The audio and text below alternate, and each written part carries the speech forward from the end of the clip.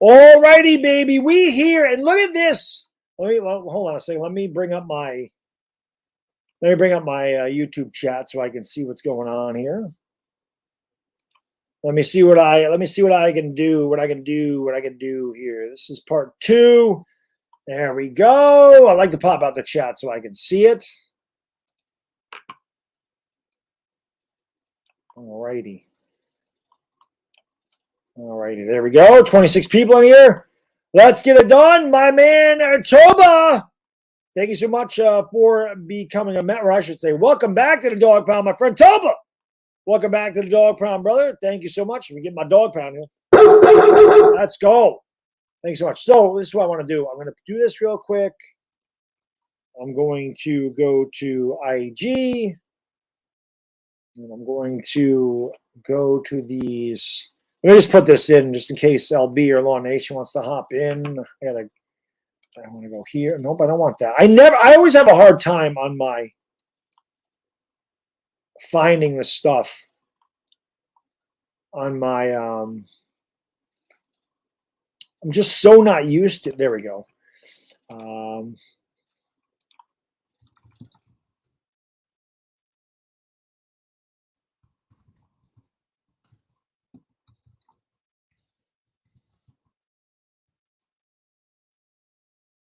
Do this.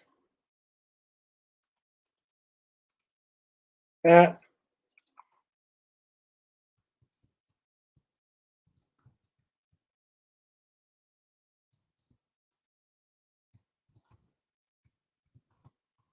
There's that. And I haven't heard from Pete, so I might not get Pete. I might not get Pete. But what's going on, everybody? Thank you. Welcome to part 2 of the 24-hour stream. We're raising awareness for Stand Up to Cancer. I did not change this. I want to change. Hold on a second. I got to change the thing here.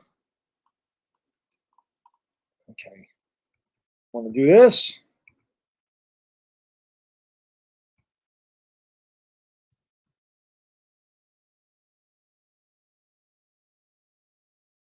Can I spell? All right, there we go. Save that. Put that up there. There we go. But yes, appreciate y'all being here. Let's go! Greg Giants, first super chat of the second part. Thank you, my man. Appreciate it. Speaking of Ric Flair, did any guests come on yet? I missed the beginning. Yes, so I had Trevor from Laker Nation. I had the two biggest one, like the biggest channel guests earlier. I had Trevor from Laker Nation for about 15, 20 minutes. We talked about the Lakers offseason. And I had Tom Grassi. I worked with Trevor a couple times last year, which was awesome. And then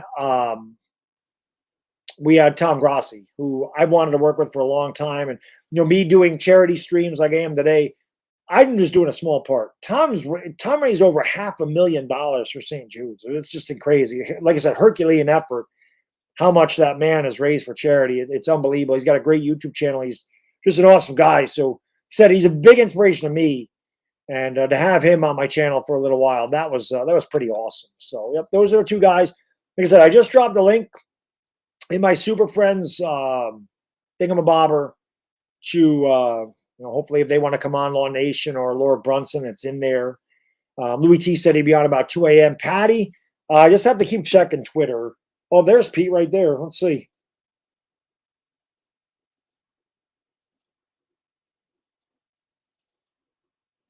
All right. Pete says, I'm on my way to the airport. My flight's at 9:30. If I can get on at the airport, I'll try. All right. I'm just going to tell him I'm going to send the link to his Twitter.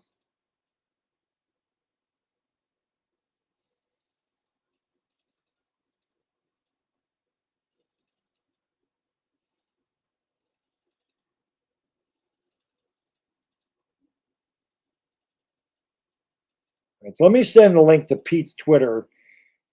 Let me do that real quick, and then I'll get to these super chats. Thank you guys so much, man. Really appreciate it very much, all the support you guys are showing me. Well, as you always show me, but today especially because, this is obviously special. These 24-hour streams, I don't do them a ton. So be down to once a year, but I really do appreciate it. So there's the link. Sent that to Pete. Let me just make sure that works. It's going to be weird seeing myself. Yep, it did. I popped up myself. You know. Okay. But thank you guys and girls so much. Appreciate it. Got to keep hitting that like button, man. We need the likes. We need the likes up there. Levine, my man, thank you so much for the super chat, brother. I appreciate you. Where did that go? We want this. We want this. Thank you for being a friend.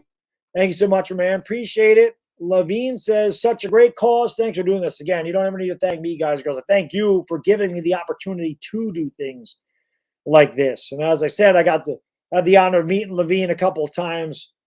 Young man, very good kid. Like I said, kids like that, you know, that are high school kids that have their priorities in order, they work, they're courteous. It gives me hope for the future.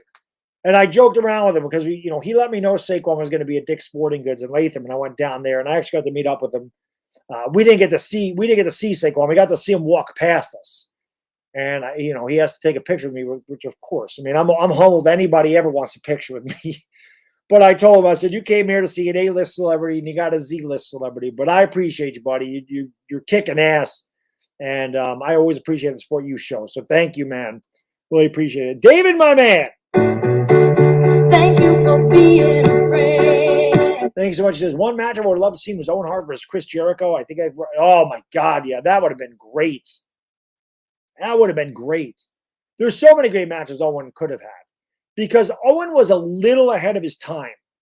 Like that ruthless aggression era, Owen would have dominated. He wasn't really an attitude era guy because that wasn't his personality. So he kind of got swept under, kind of flew under the radar. But if he could have lived to get into the early 2000s, I think Owen could have been the champion. I really do. But that would have been a great matchup. Ronald, my man. Thank you for being a friend. Yes, indeed. Ronald says Dad is battling leukemia. He just got through his first round of chemo. Sucks. Brutal diseases. Jones Hyatt, 40-plus touchdown, 40-yard touchdown 6 times this year. I hope you're right. I hope you're right. And I know your dad's going through it, but he's going to be a fighter, Ronald. You know that, baby. That's why we're doing this, raising awareness for cancer so that people can continue to beat it and can continue to live full lives with it. And then more and more people defeat this thing because of great organizations like Stand Up to Cancer, which, like I said, if I can do a small part to raise awareness and to donate some money, it is my pleasure to do so. I really, really appreciate all the support you guys and girls always show. So, like I said, man, I know like I said, it's a terrible disease. It affects so many people in so many different ways. Like I said, everybody knows somebody that is either battling it, lost somebody to it, or they know somebody that's lost somebody. Everybody knows somebody that is either battling it or has lost their battle with it. So, like I said, if I could do a little bit, that'd be awesome. Juan, my man. Give me a hell yeah. Thank you so much for the super chat, my man. I really appreciate it. Juan says, hello, Baddog. I'm a Red Sox fan, but I love your channel. Good luck on the 24-hour stream. Thank you, Juan. I really appreciate that. Listen, you whooped our ass last year. The Yankees suck. I'll tell you what, Juan. I'm a guy that I grew up in the 80s. I obviously lived through the incredible rivalry of the early 2000s. 2003, 2004, they took 10 years off my life. They're two of the greatest series of all time. One very good for me, one very good for you. I miss the rivalry. I thought maybe the ninth inning after Devers hit that home run and pimped it a little bit, and Abreu drilled the next batter, and then they threw it Stanton. I was like, ooh, maybe. Red Sox and Yankees, 4th and 5th in the division? I'm not used to that. I miss the days when it was the Red Sox and Yankees battling for that division. Big time. You guys will probably turn it around. The Yankees are going to be gutter trash for many years. Many years. Ronald, my man, thank you for the super chat, brother. I really appreciate it. He says, Z-list, you the man, at least D-list. Thank you. I appreciate it, Ronald. How can I be the man when you the man? He says, HBK for life. He was great. HBK was great. He was one of the best to ever do it. But again, hard living and injuries caught up to him. Right in the peak of his career, he's made many comebacks, but he was great. Shawn Michaels was great. He's lucky he's still alive, man. Some of these guys live a very hard life and they make it, like Hulk Hogan, Jake the Snake Roberts. How those guys lived, I have no idea. Marty Jannetty. How these guys made it through, I don't know. And then you lose guys like Rick Rude, Davey Boy Smith. Macho Man was only 58. It's crazy. Jay, my man. Whoops, I gotta pull this up here. Thank you for being a friend. Thank you so much. He says, Golden Girls for life? You're damn right. WrestleMania 17, Rock vs. Stone Cold, always be my favorite WrestleMania main event for me. That was a good one. That was a good one. You know, it's funny because I don't know if, like, the main event, I remember Hulk Hogan versus Ultimate Warrior was a big deal when that happened because they were two faces. That was a big deal when that happened. I don't know if I had like a Stone Cold versus Shawn Michaels, probably mine because Stone Cold won the title and he was my favorite wrestler.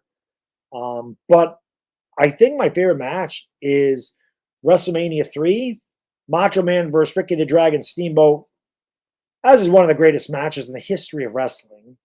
That's probably my favorite WrestleMania match. Second might be Bret Hart versus Stone Cold in WrestleMania 13. That was legendary as well. There's definitely been some good ones. There's been some real stinkers when it's come to WrestleMania as well. So definitely, but we'll have a lot of time talking about wrestling. Trust me, I love old school wrestling. I haven't watched wrestling probably since 2004. It was about the time John Cena was what's the word I'm looking for? Transitioning from the Doctor of Thugonomics to the You Can't See Me, the loyal, hustly, respect guy. I love Cena as the Doctor of Thugonomics. That's about the time I started to get away from it. Once he started to kind of transition and The Rock and Stone Cold are gone, I still watched it, but not as religiously. I started to kind of fade away from it. I used to get every pay-per-view from like 1997 through 2001. And like I said, 2002 maybe some. And I just kind of started to move away from it. No doubt about it. My guy, Irish Rover.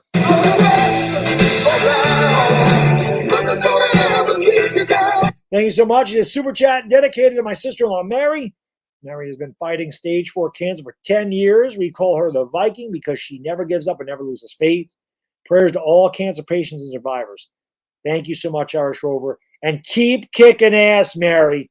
10 years?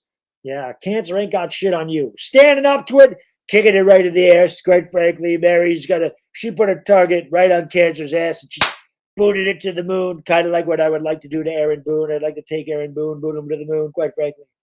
Aaron Boone, the Yankee equivalent of Joe Judge. I know a guy who knows a guy. We're going to get some cement shoes for Boone.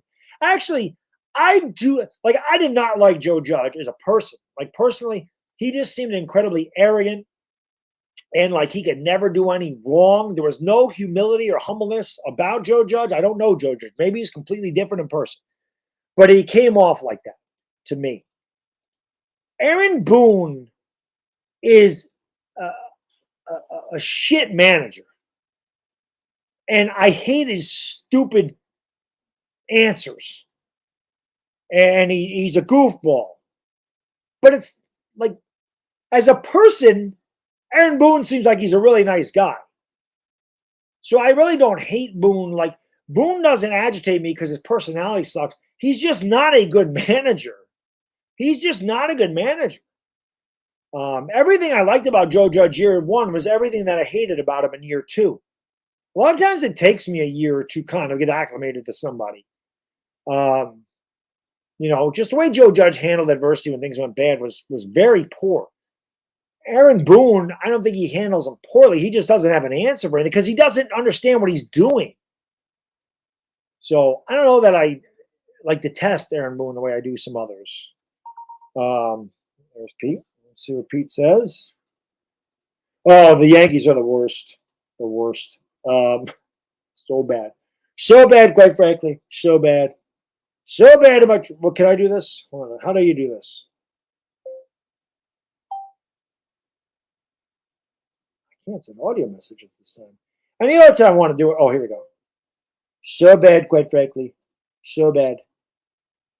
No, that's not what I want to do. I want the voice thing. Let me do my voice. Why can't I send audio? Any other time my audio works and I don't want it to. Why can't I send audio to Pete? It must be something he's doing. I can do it. I can send it to my wife. I was going to do it so bad, quite frankly. So bad. So bad, quite frankly. Terrible. My guy, L.A. Lou, the legendary L.A. Lou. Thank you for being a friend. Hey, being a friend. Appreciate it. My guy, Lou. Get this out of the way. Thank you so much, Lou. He says, how to share this. Dodgers were down 1-0 in the 8th. The runners on first and third. They laid down a suicide squeeze to tie the game 1-3-1. Beautiful. That's the way you play baseball. That's the way you play baseball. And what do you know? The Dodgers understand analytics and understand situations in the game, execution, fundamentals, all that good stuff. And they win. Who would have thought? Who would have thought? Unbelievable. David, my man, thank you for the super chat. David, you watch wrestling? You Stone Cold fan? Give me a hell yeah. Thank you, man. I appreciate it. He says, hey, dog, I don't know the details. It's on Duke Baller's video on Mosh. Our brother Campbell passed away last night. I'm so shocked. Yes, we talked about it. The last part of last stream, Mets came in, Duke came in, Darth Lucian came in. I didn't know if they were trolling me. I mean, I don't think they would. I mean, I don't think anybody would troll me anymore. I know we did that years ago, but I can't. I'm same thing, in shock. I don't know what happened to him. Way too young. Way too young. I mean, listen, I mentioned it. I know Bobby dealt with some stuff. I think we all knew that, but that sucks, man. I don't know what happened, but he's way too young, and you hate to hear that about anybody. He used to crack me up, man. He was one of the better trash talkers there was. In his quiet, southern twang, hippie voice. Hard to believe, man. We've lost a lot of guys from that TTC, man. It's crazy. I mentioned Preston, and I talk about depression because that's no joke. Bobby dealt with it, we lost Halen. We lost King Tyke. I mean, there's a lot of guys that from TTC that are gone. They were way younger than you and I. So it makes you think, So that sucks. It's too bad. I don't know what happened.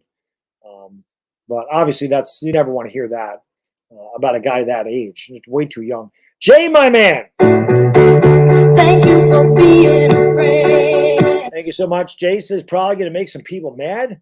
But if you want to watch a phenomenal Kenny Omega versus Kazuchika Okada 2018 Dominican 6'9", Dave Meltzer gave it 7 out of 5 stars. Well, I don't think that's going to make anybody mad.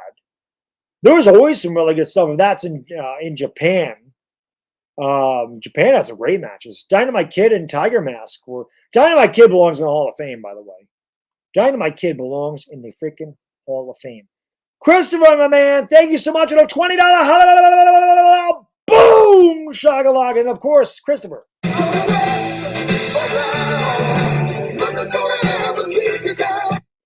Appreciate that, my man. Thank you so much. Appreciate it very much. So, yeah, that's crazy. Freaking Tiger Mask. It was the bomb. Even Hulk Hogan wrestled over there. Yeah, Japanese wrestling is great. Yeah, I can't believe it either. Again, I don't know how people found that out, but I didn't. That sucks. Another guy that not in the TTC, but a college video maker, Golden Blue Dude. He was only like late 30s, early 40s. I know he passed away in the spring. He was a West Virginia Mountaineers fan. He had a great channel. I know he worked with Uncle Lou a lot. He passed away. Like it's crazy. Because again, all these guys that are passing away are younger than me. All of them. All those guys, except for Halen. Halen was a couple of years older than me, but he was younger than I am now when he passed away. It's said you can't take any day for granted. Ever. Because I mentioned it earlier, man. I lost my dad like that. No sign, no warning, no nothing. One night here, next morning, gone. So, It does. Anytime someone passes away, it sucks. Fitness is life, and that is a great name because I get it. It is my life. He says, I just want to let you know how much your fitness channel helped me. Not that I was ever out of shape, but ever since I've had a kid, I've been lazy as hell. Your channel, I appreciate that, man. It's things like that that really make me happy. You know, like I said, I'll never be a massive fitness influencer. I'm not trying to sell you test boosters or fat burners or pre-workout or I'm not trying to sell anything. When I hear things like that I inspire anybody to get in shape and do their thing, that means the world to me. That's what I do it for. That's what I do it for. Because that happened to me. Same thing. I always was in shape. Not in shape. My diet sucked. I was always a guy that worked out a lot. My diet sucked. When I had my son, the same thing. 2017, I got away from the gym. I started to put on weight again. I got all the way up to 232 pounds. My waist was like a 36, 37. And I said, I can't do this. I have to get my ass in shape. And then I went to the extreme where I'm like, I want to be 7% body fat and I want to be single-digit body fat and I want to have shredded abs. And I bust my ass. So that's why I tell people, unless you want that, unless you want to deal with what I deal with, having single-digit body fat, which is, there's a lot of drawbacks. You're hungry constantly, which I do deal with hunger, which is why you see me drink so much caffeine, because it suppresses my appetite. You are tired. I deal with fatigue, which is why doing a 24-hour stream is difficult for me. There's definitely days that I get angry because of the ghrelin, which is you want to eat food. It's much less than it was when I started because I think my body's gotten used to what I do. But I don't ever recommend anybody eat like unless you do want to be 7% body fat, which is what I want. I want that because again, I'm a little bit crazy. But like I said, man, at this age, I'm in the best shape of my life, and I love what I do. I feel great most of the time. Like I said, I'm cold. That's the other thing I deal with. Having no body fat, you're cold a lot. It's 58 degrees in the morning. I put the heat on in my car. I never would do that before. Never would do it. I'm cold. Like I get cold. At the office, maybe 90 degrees out. The air conditioner's on for 3 hours. My hands are freezing. Like I'm cold, and I have to turn it off. I'm like, all right, I've cooled off enough. It's crazy. It's crazy. But again, if I can help anybody just lose weight and feel better about themselves or inspire them to get in shape and diet and feel better, that's why I do it. That's why I talk about it, because I'm passionate about it. I love it. And I know how good I feel. And I know what it feels like to have people notice when you have lost weight or you are in shape or you just don't look like everybody else. It makes you feel good. Now there's drawbacks to it, which I'll talk back in a second. We're talking about Ronald, my man. Thank you for being a friend. Thank you so much, brother. I appreciate that. Golden Girls song request from my wife. Shout out to Marcy. What's up, Marcy? All right, we'll even play it again. We'll play it again from Super Chat and from Marcy. Let's go. Thank you for being a friend. Big Moo hasn't made me that offer yet, so we're going to keep on pumping out the Golden Girls. The other thing I'm going to say, this is a drawback, and this doesn't happen frequently. But if any of you guys and girls in there, again, I don't know your fitness level. I don't know if you're as insane as I am. I don't know. There's two things that happen. 90% of people that see you when you lose weight or get in shape, they're happy for you. They compliment you. They make you feel good, which gives you the hit of dopamine, which makes you want to do it more. Because people like hearing compliments. We do. We're humans. We like to hear that. It makes us feel good about ourselves. Okay? But there's 10% that do this. When they can't lose the weight and they see you are, sometimes they get a little jealous. And they will try to throw you off your diet. Oh, why don't you have a piece of pie? Have some pizza. Why don't you just, a couple cookies won't hurt you. No, a couple cookies might not, but it forms bad habits. But they don't want you to succeed. So they try to make you eat poorly so they feel better about themselves. That's not what friends do. Friends should support you no matter what you're doing. If they're a real friend to you, no matter what you want to do, unless you're trying to sell drugs or something illegal. But if you're trying to get in shape, or you're trying to get a better job, or you're trying to better your education, they should support you. And when you're trying to do things for yourself that make you a better person or make you feel better, people should always support that about you. Some people can't. The other thing that I found, and again, this might sound arrogant or douchey, and I don't want it to come off like that, okay? Because I'm not a guy that I don't like bragging about. I do things for me, but I'm going to be honest. For me to carry 7% body fat in my late 40s, it's really unheard of, especially to do it naturally. There are not guys that walk around with shredded abs and veins in their delts, veins in their quad. It's rare because it takes an incredible amount of time, dedication, and willpower to do that. It just does. What happens sometimes when you are at a barbecue or you're swimming and people notice your physique, it's noticeable because it's just not common. Single-digit body fat is incredibly 99% of the guys on the face of the planet do not have single-digit body fat. It's tough to achieve it. It is achievable, but it takes so much. I cannot understand how much work and drive and sacrifice it takes to be that. It's hard, and it's even harder to maintain. But what people will do to you, at least I found this, and again, it's rare, but it happens.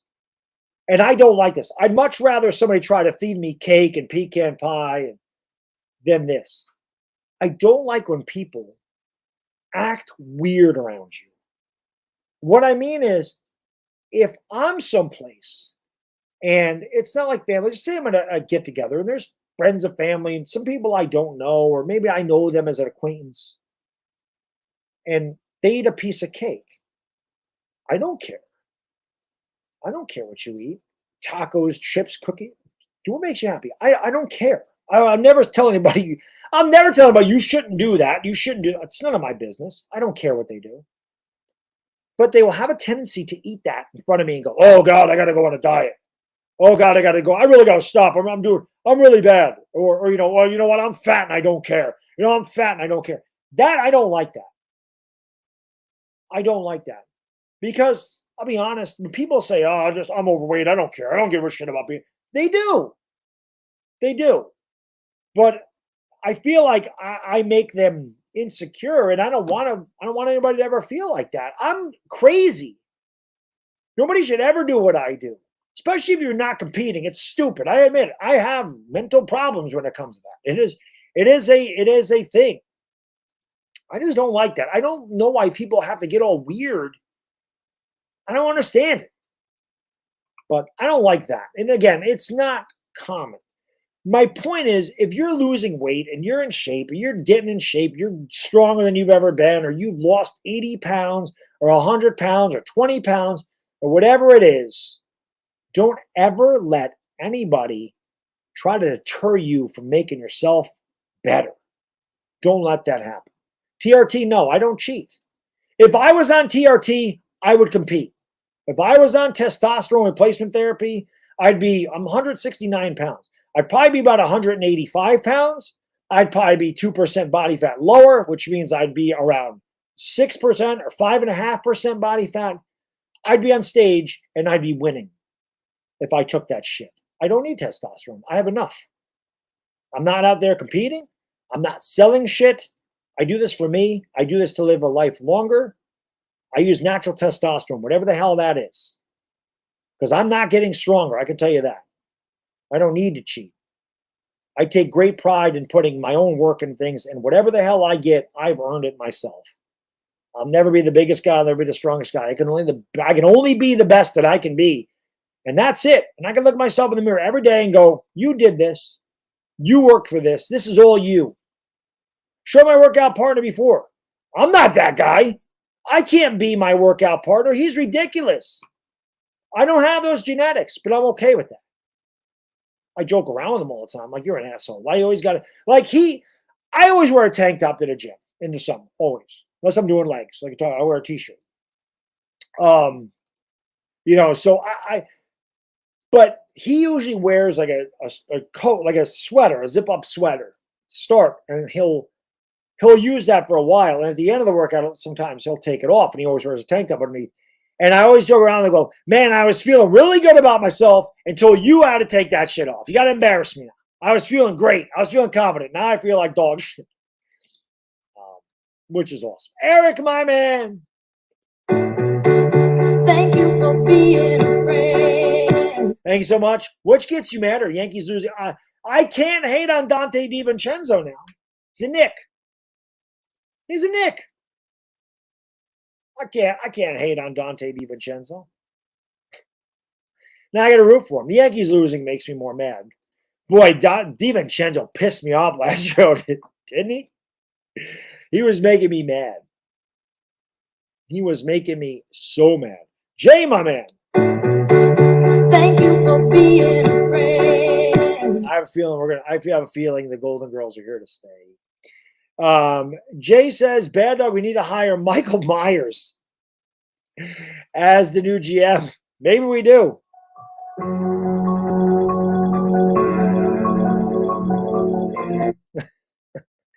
We could use him.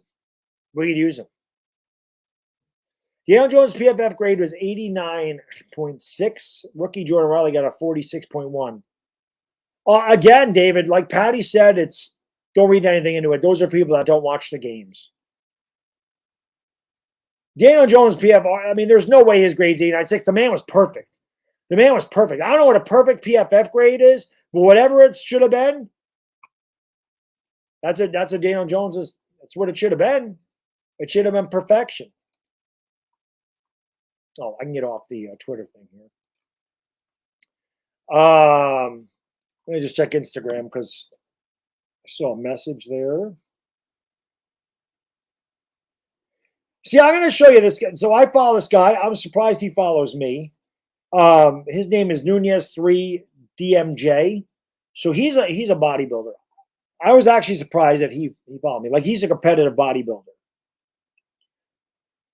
Now, he claims to be natural. Maybe he is, maybe he isn't. I don't know. I don't really care. But I want to show you this. Oh, I can't do it. Maybe you can see. I'm nowhere as close to this. So people are like, oh, you're on this, you're on that. Dude, look at this. Look at this guy. Look at that guy. Dude, I'm not close to that. And that dude's in his 40s. I'm not close to that. I can't do that. But I can tell you, if I was on stuff that enhanced my appearance, I would be that. That's exactly what I would look like. That. I don't care to be that. I don't care. I know that my workout partner said the same thing. I can't believe that guy is natty. He says he is. I'm not going to say he's not. All I can say is it's a backhanded compliment, but I've always said if people accuse me of taking any of that stuff, you're on trend, you're on roids, you're on TRT. It's a compliment in a backhanded way. It's backhanded because people think that you're cheating, which I hate cheaters. Hate them. I don't cheat. It's kind of diminishing your hard work. But there's two things about that. People that take PED, you don't just inject yourself with steroids and you're a monster. You still have to work and you still have to eat right. It's easier and you're going to go past your genetic level, your genetic potential. That's what that stuff's for. But you can't just take it and think you're going to be jacked. It doesn't happen. It doesn't happen. But at the same time, if you're out of shape, nobody's asking you that question. Like when I was 70 pounds heavier, actually, it might have happened then too. I don't know. If you're just a normal guy, normal girl, no one asks you that question. Nobody. You'll never be asked that question unless you're in shape. And that's why I said it's obviously people notice. So if they're going to accuse you of it, it's because you're doing something correctly. So you should never take that shit. And that's one thing I can say, Fitness for Life, is that I see kids in the gym. I expect not so much in my gym, like on social media. It's awful to watch these kids, and there are a couple in my gym that are probably in their late teens. I know they're on SARMs or whatever. they don't work hard. They work, but not really hard, and they still see results and all this other shit. And I just, especially the ones on Instagram, I feel bad because I say to myself, you're 19, you're on all this gear, and for what? For what? You're going to be famous on Instagram for a year, and then everybody's going to forget about you. And then when you become 30 and you can't have children, you can't do certain things because you've taken that. It's sad to me because they don't understand. And I get it. I was 20. I felt invincible. I did a lot of stupid things when it came to partying because I was invincible. But when you get older, you start to realize I shouldn't have done that. I shouldn't have done that. So I try to teach people, don't, enjoy your youth, but think about your future too. It's rough. So, but that's the era we live in. Social media makes people do a lot of really bad things. That's why I try to do a good thing here. That's why I try to do good things like this 24-hour stream, which we got some super chats got to get to, and I really appreciate it. My man E. Capone, thank you so much for the super chat, brother. Thank you for being a friend. Appreciate you, brother. Says, I'm a cancer survivor, bad dog. Let's go, Buffalo. I'm rooting for you. I'm rooting for you to kick cancer's ass, E. Capone. Great to hear you're a cancer survivor. Keep kicking ass. That's why we're doing this stream, baby. And listen, I'm with you 16 of the 17 weeks as far as Buffalo goes. But I think it's week 6, week 5 or week 6. I forgot when we played Buffalo. Can't root for you then. Can't root for you then. But it's going to be I think it's week 6 that we play because it's a primetime game. But I'm looking forward to the game. It should be awesome. Captain Trips, my man. Thank you so much for the super sticker, brother. Appreciate it.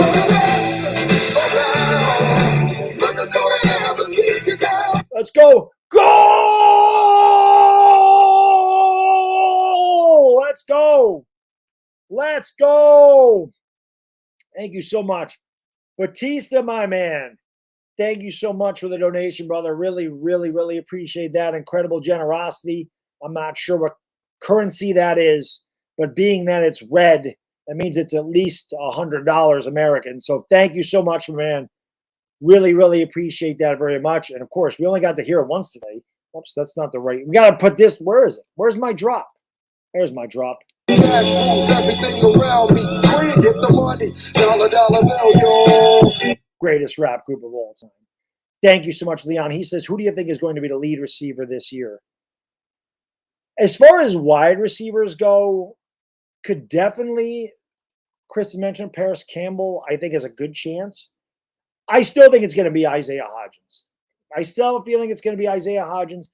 He came on out of nowhere last year. I think him and Jones have a really good rapport. And I think having guys like Darren Waller and Jalen Hyatt and Paris Campbell only make Hodgins that much more effective.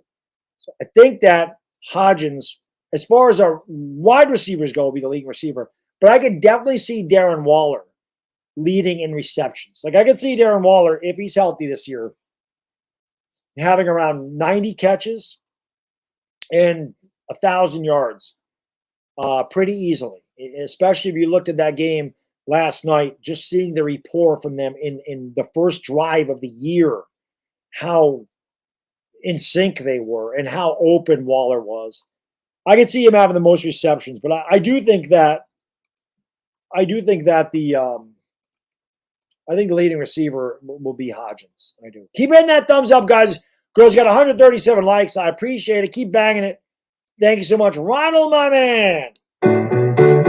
Thank you for being a friend. Thank you, buddy. I really appreciate that. He says, if you're on test when you're 60 plus to get back to neutral levels or a tad more, that's one thing. Gear gives you a boost now and steals years later. You're exactly right. Exactly right.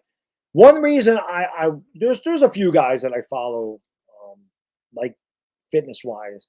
Jeff Cavalier's one. He claims to be natty. The guy has 4%, 5% body fat all the time. He's my age. And he's bigger than me. So maybe he is, maybe he's not. He's definitely a guy I listen to because his workout advice, the exercises, the things that I learned from him certainly worked. Jim Stepani was a big inspiration for me. going from gripping things like this to like this, where it's a neutral grip. How it engages your muscle immediately, especially in a lat pull down. When you're pulling down your lats, if you have your hands like hooks, it immediately engages your lats. Where if you hold the bar like this, the first thing it engages is your brachioradialis. So it takes a little range of motion away. It's the same thing with your bicep. Never realized that little tweak, instead of gripping the bar like this, gripping it like this, it's harder. You're not going to lift as much like this, but it engages the muscle a lot better. The other thing I learned, when people do dips, they have a tendency to put their hands like this behind them and dip. Well, that's a good way to do it, but it hurts your shoulders. So Jim Stepani taught me, turn your arms like this, your hands at the side, like that. So when you dip, it still works your tricep like crazy, but it takes all the pressure off your shoulder. And Pre-Gym X is the best pre-workout I've ever had in my life. I swear by that. It's amazing. Greg Doucette is another one. Greg is funny. Greg cracks me up. He's 5'6". He talks like this. He's jacked. He's won contest. Completely open about his PED use. Doesn't lie. Doesn't lie about it, which I respect that because a lot of guys do. Oh, Matty, when you know they're not. You think Mike O'Hearn's natural? Come on. Michael Trent is his nickname. Come on, man. We all know better. We're not stupid. Us guys that work our ass off, we know. And then Sean Nalwani's the other one. Sean Nalwani's got a great physique. It's a physique I would like to have. That's like my dream physique where he is. I can't because I don't have the genetics, but great advice, and his sarcasm cracks me up. Those are the guys that I really look up to. Great stuffs. The currency is Argentine. Yeah, I did not know. I did not know what that is. I've never seen that currency before, but I really appreciate it, Bautista. Thank you, my man. Peter Lee, my friend north of the border. What is going on? Thank you for being here. Appreciate it. Yeah, the Liver King Natty. And then he has to come out and admit he's not. Listen, nobody's ever really said that to me in the gym, but I've always had a bet.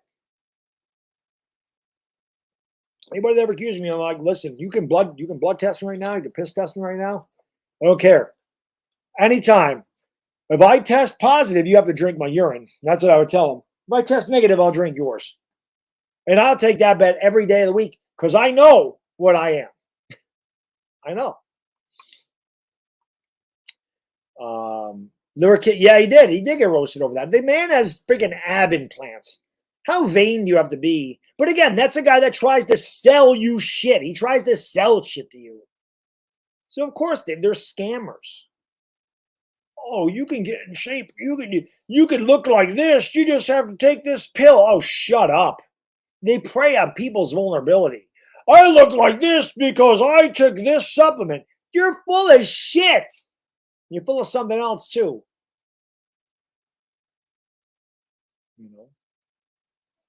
I do. I always say Captain Trips, like I said, it's a backhanded comment in a way because people think you're taking shortcuts, which I don't believe in taking shortcuts. I never have. Number one, I'm in my late 40s. I have nothing to prove to anybody. Why would I do that? And number two, like I said, if I was out of shape, nobody's saying that to me. You know what I mean? Or not even if I wasn't vascular, nobody's saying, hey, nobody's doing that. Nobody said that to me when I was 19. I can tell you that much. Liver Queen, there you go. Yeah, they were implanted. That's what I'm saying. He has ab implants. It is stupid. Genetics definitely help. Like I said, my workout partner's got ridiculously stupid genetics. They're unbelievable. They're unbelievable. Greg and John, what's going on, man? Thank you for being here. Thank you for everybody being here. We have been live for almost 9 hours. We still got a long ways to go. This is kicking ass. We are on a record-setting pace, which is also unbelievable. So really, really appreciate that. If my guy wants me to get rid of this Golden Girls thing, he's gonna have to come through with that offer. If that happens, well, then we have a chance. My man Ronald, thank you so much for the super chat. Whoops, go back to that. Thank you for being a friend. Thank you so much. He said Jeff Cavalier has the same shoulder, neck, chest scale as you. He's bigger, but very similar shape. Hard to tell with the shirt versus shirtless. Yeah, so his arms are definitely fuller than mine are. Jeff Cavalier's about my size, which is why I really like him. I think he's a couple inches shorter than me, but he's about 175 pounds. He's my age. He's in his late 40s. Same thing. He's lean. He's got hollow cheeks. He's got black hair. He just has all of his hair. I don't have my hair anymore. But that's one reason I can really, really relate to him, because he has similar genetics to me. So that is why. But he's definitely leaner than me, and his arms are bigger. His biceps are bigger than mine. I don't know about his triceps. My triceps are pretty good size. But it's one reason I can really relate to Jeff, because I do have similar build. I have similar traits. I can't relate to Greg Doucette. I'm a half foot taller, and I don't have his genetics. Jim Stepani's a big guy. I can't relate to Jim Stepani as far as size goes. I can't do that. I don't have those genetics. But Jeff, definitely, we're very similar. Like I said, he's a little more vascular and a little more muscular than I am. But that is really the type of goal that I hope to achieve. Is that? That's really what I try to do. Door Gunner, my man.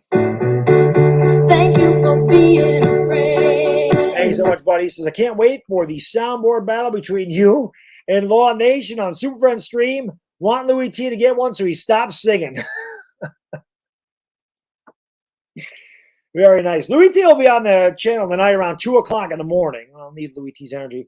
I dropped a link in the Instagram for LB and Law Nation, so if they want to come on at any time, it's there. I'm hoping I get them today. Hoping Pete can come by as well. I dropped him the link. Chris will be on at some point, hopefully. Patty Traina, Philly 500. I got a bunch of people lined up. I did have Trevor from Laker Nation on today and Tom Grossi, so that was obviously an honor to have those guys. They're huge YouTube content creators, so the fact that they took time out of their day to come and hang out with me for a little while means the world to me. Peter, my man! Thank you for being a friend. Thank you so much. The support for your charity. Thank you, man. I really appreciate that very much. He says, sorry, but your Yankees are awful. You don't need to be sorry. They are terrible. They're terrible, Peter. They're terrible. They absolutely suck, quite frankly. It's embarrassing at this point. The Yankees, they're a little embarrassing, quite frankly. They're pretty bad. They're terrible. They're awful. They make me a little sad, quite frankly. They make me sad. But I really appreciate that, Peter. Ronald, my man. Where'd my soundboard go? There it is. Thank you, my man. Jeff has superhuman bicep. Yes, that is the bicep peak is genetics. Your abs, also genetics. Most guys can get a six-pack. Most of us do. That's a minus. Some guys can have an eight-pack. Very, very few guys can have a 10-pack. Some guys can only maintain a 4-pack or achieve a 4-pack. That is because, and this is something that I learned, your abdomen is one big muscle. Like you see a 6-pack, you're thinking it's 6 different muscle groups. No, it's one big muscle. The grooves that cause the 4-pack, 6-pack, 8-pack, 10-pack, those are tendons that run through your abdominal muscle. So depending on how your tendons are linked through your abdomen muscle, that's what achieves the packs. Like I said, most guys are 6-pack. I think it's like 88% of guys can achieve a 6-pack. But it's like 2% getting a 10-pack, and it's like, I think 6 can get a 4-pack, and 5% or 4% can get an 8-pack. But it does not matter how you eat, how many crunches or sit-ups or anything you do, you can only achieve what you can achieve. Same thing in the bicep peak. Guys talk about how when you do this, you see this space right there? That's genetics. There's guys that are like, oh, you can do this to get your bicep. No, you can't. This space is genetics, right? It's genetics. My bicep peak sucks. Like, I don't like my biceps. I like my tricep. But that's genetics. This is my right arm. See this space? Watch my left arm. This space is not there. See that space is not there in my left arm? It's not nearly as much space. See how much closer that is? And that's my weaker arm. It's genetics. Genetics. Irish Rover. Thank you so much, man. I really, really appreciate it. Thank you so much, brother. $100. Cash rules everything around me. Green, get the money. Dollar bill, yo. Thank you so much. He said, Baddog, here's my contribution to keep the Golden Girls music track. Well, I mean, you didn't have to do that. We might end up keeping it anyway. We haven't seen our guy come through. But trust me, it's all up here. It's all up here. It's all up here. It's, like you said, it's got to be an offer I can't refuse. That's it. It's got to be an offer I can't refuse. That's it. That's what he said. He said he's going to make me an offer I can't refuse. I haven't seen him today. So we'll see. We'll see. We still have a long ways to go. A long ways. But I really, really appreciate that, Irish Rover. Thank you so much, man. I really do appreciate that very much, my good man. Thank you. R Square. What's up, buddy, my man R Square? My genetics suck. I dream of food and gain weight. Yeah, well, that's a fact. I mean, I get that. I understand that. I say it all the time. I watch my son eat. Listen, when I was young, in my teens, I could not gain weight. I was what they call the hard gainer.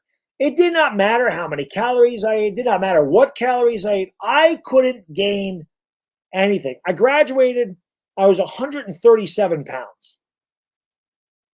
Now, think about, I'm going to tell you, you listen to the body comments. I was 137 pounds, 6 foot tall, 137. My waist was a 31. Now, I'm 6 foot tall. I'm 169 pounds. My waist is a 29 and a half. So I'm 32 pounds heavier and my waist is smaller. That tells you how much muscle weighs.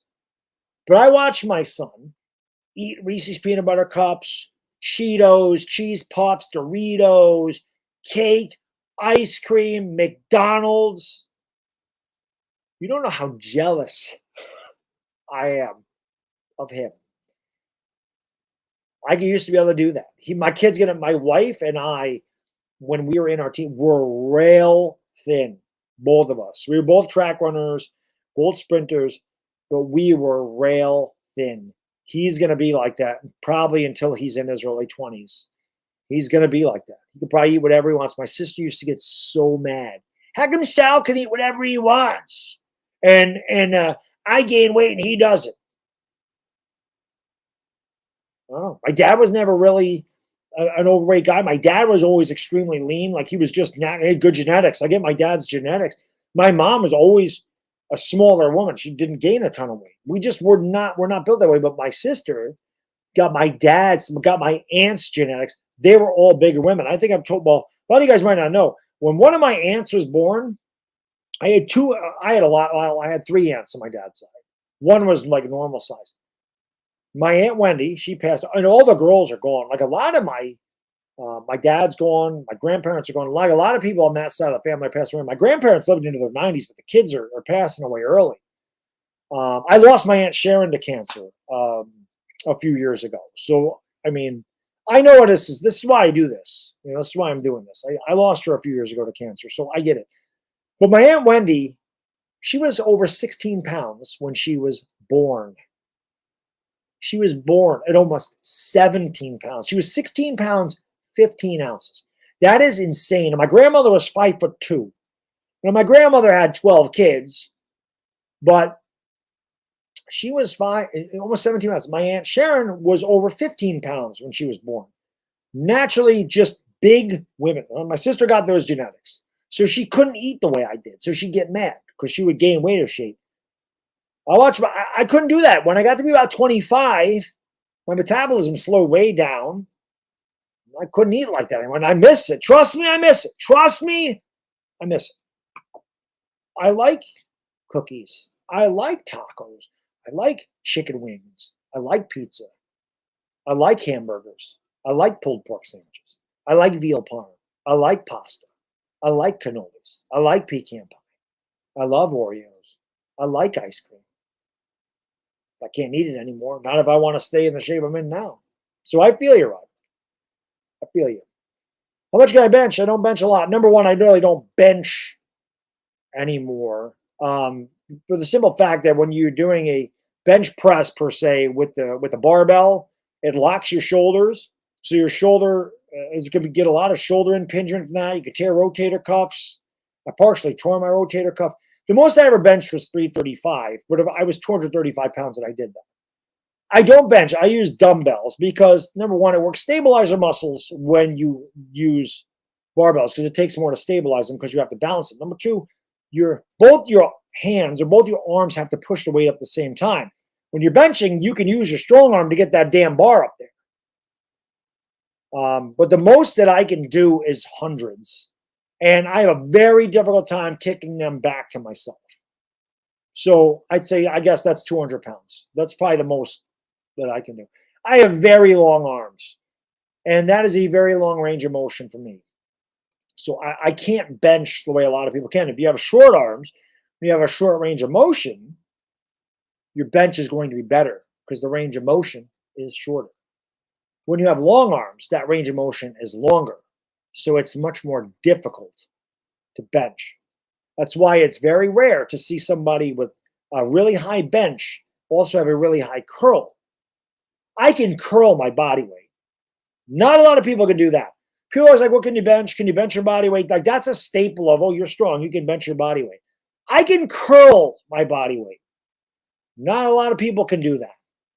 And why can I do that? Because I have very long arms, which gives me leverage. I use it as an example. You're breaking open a manhole cover. If you have a crowbar, where do you stick the crowbar when you want to open a manhole cover? Right at the very bottom, and you go all the way to the top. The leverage pops it open. Now, if you took the crowbar and you stuck it halfway down into the manhole cover and tried to prop it up there with not as much leverage, going to be much more difficult. Deadlifts, I can't do them anymore because of my back, but I was always a good deadlifter because, again, having long arms, short range of motion. So I don't bench a lot, never have, never will, just because I have such long arms, but I can curl a lot for the same reason that I can't bench a lot. It's very weird. The gym is very weird. Everybody has strengths and weaknesses. Everybody wants something more. It's just, it is what it is. It's hard to explain unless you do it. It's hard to maybe understand, but trust me, you figure it out. But Roderick, man, you lost 160 pounds, brother. You got nothing to be ashamed of. Yeah, there's a ton of hard work. My man, Terrabelly, thank you for the $1. Boom, shakalaka, let's go. My guy, TB, let's go Giants, baby. Let's go Giants. Let's go G-Man. Where'd my chat go? Oh, there it is. There it is. There it is. I can talk about fitness all freaking day and night. I freaking love it. Booze, my man. Thank you so much for the super chat, brother. I appreciate you. Really. The best sports content creator. Hey, man, I appreciate that. Thank you so much for the compliment, man. I really appreciate that. Thank you so much. Means a lot to me, so I appreciate it. It means a lot to me that all you guys and girls are here for the 24-hour stream. We're sponsoring, we're not sponsoring, but we are raising awareness to stand up to cancer. Today is Stand Up to Cancer Day. So half of all proceeds that I get during this 24-hour stream, whether it be through donations, whether it be through ad revenue, people buying the merch, people becoming members, whatever I get during this 24 hours, I'm going to donate half to Stand Up to Cancer. It's the 10th time that I have done one of these 24-hour streams. I love doing them. They're grueling. But as you guys and girls know, I love a challenge. And I certainly will go all the way through with it. You know that. I don't quit. I've done 9 of these previously. I've never ended it early. Have there been times that I've wanted to? Absolutely. But when I'm doing things for a good cause, ain't no way in hell. These people don't give up. These people are fighting, kicking cancer's ass, surviving more than ever before because of, foundations like Stand Up to Cancer. If they're going to fight their ass off every day of their life and battle a horrible disease, there is zero reason for me to give up or quit because I'm a little tired. That shit ain't happening. Not on my watch. That ain't happening. Not happening. Dave, what's going on? Johnny, what's up, buddy? Thank you, Rena. Broderick says, I ate 3 strawberry cream donuts with my children today. Got to enjoy. Oh, absolutely. Listen, my cheat day will probably be tomorrow. I probably not gonna do it today. It's 6:00, so I don't know if I'm gonna order a pizza. I'll probably just do it tomorrow. I'm not really. This is the weirdest thing, guys. I don't know. It's maybe because I'm distracted. I can tell you, if you want to eat, a lot of times maybe it's just me, but I'm sure that I can speak to a lot of you. When I'm bored, I want to eat. If I'm not doing anything, my brain's telling me I'm hungry. When I do the 24-hour stream, this is my cheat day. Normally on Saturday, my brain's like, eat, eat, eat, eat. Today's your day. Eat, eat, eat, eat. Enjoy, enjoy. Get some cookies, get some donuts. And I love donuts. I love them. Eat, eat, eat, eat. But so far today, not hungry. I ate that chicken because I knew I had to eat something. All I've had today was that plate of chicken. I've had a little bit of this. I barely touched this. And I had 3 Kodiak pancakes and a banana. That's it. And I'm not hungry. So it's weird because my brain is distracted and it's not sending, I don't have the Krellin. The brain's not sending the Krellin to my body saying eat something. It's weird. Your brain does everything. As my guy Simon Miller says, and I love Simon Miller. He's another guy. He's not really a fitness guy. He's a British guy just acting. He's a wrestler. He's funny as hell. But he said one of the greatest things ever, and he's right. He's like, always remember, your brain is an asshole. It really is. Your brain sends a lot of signals to you that you do not need.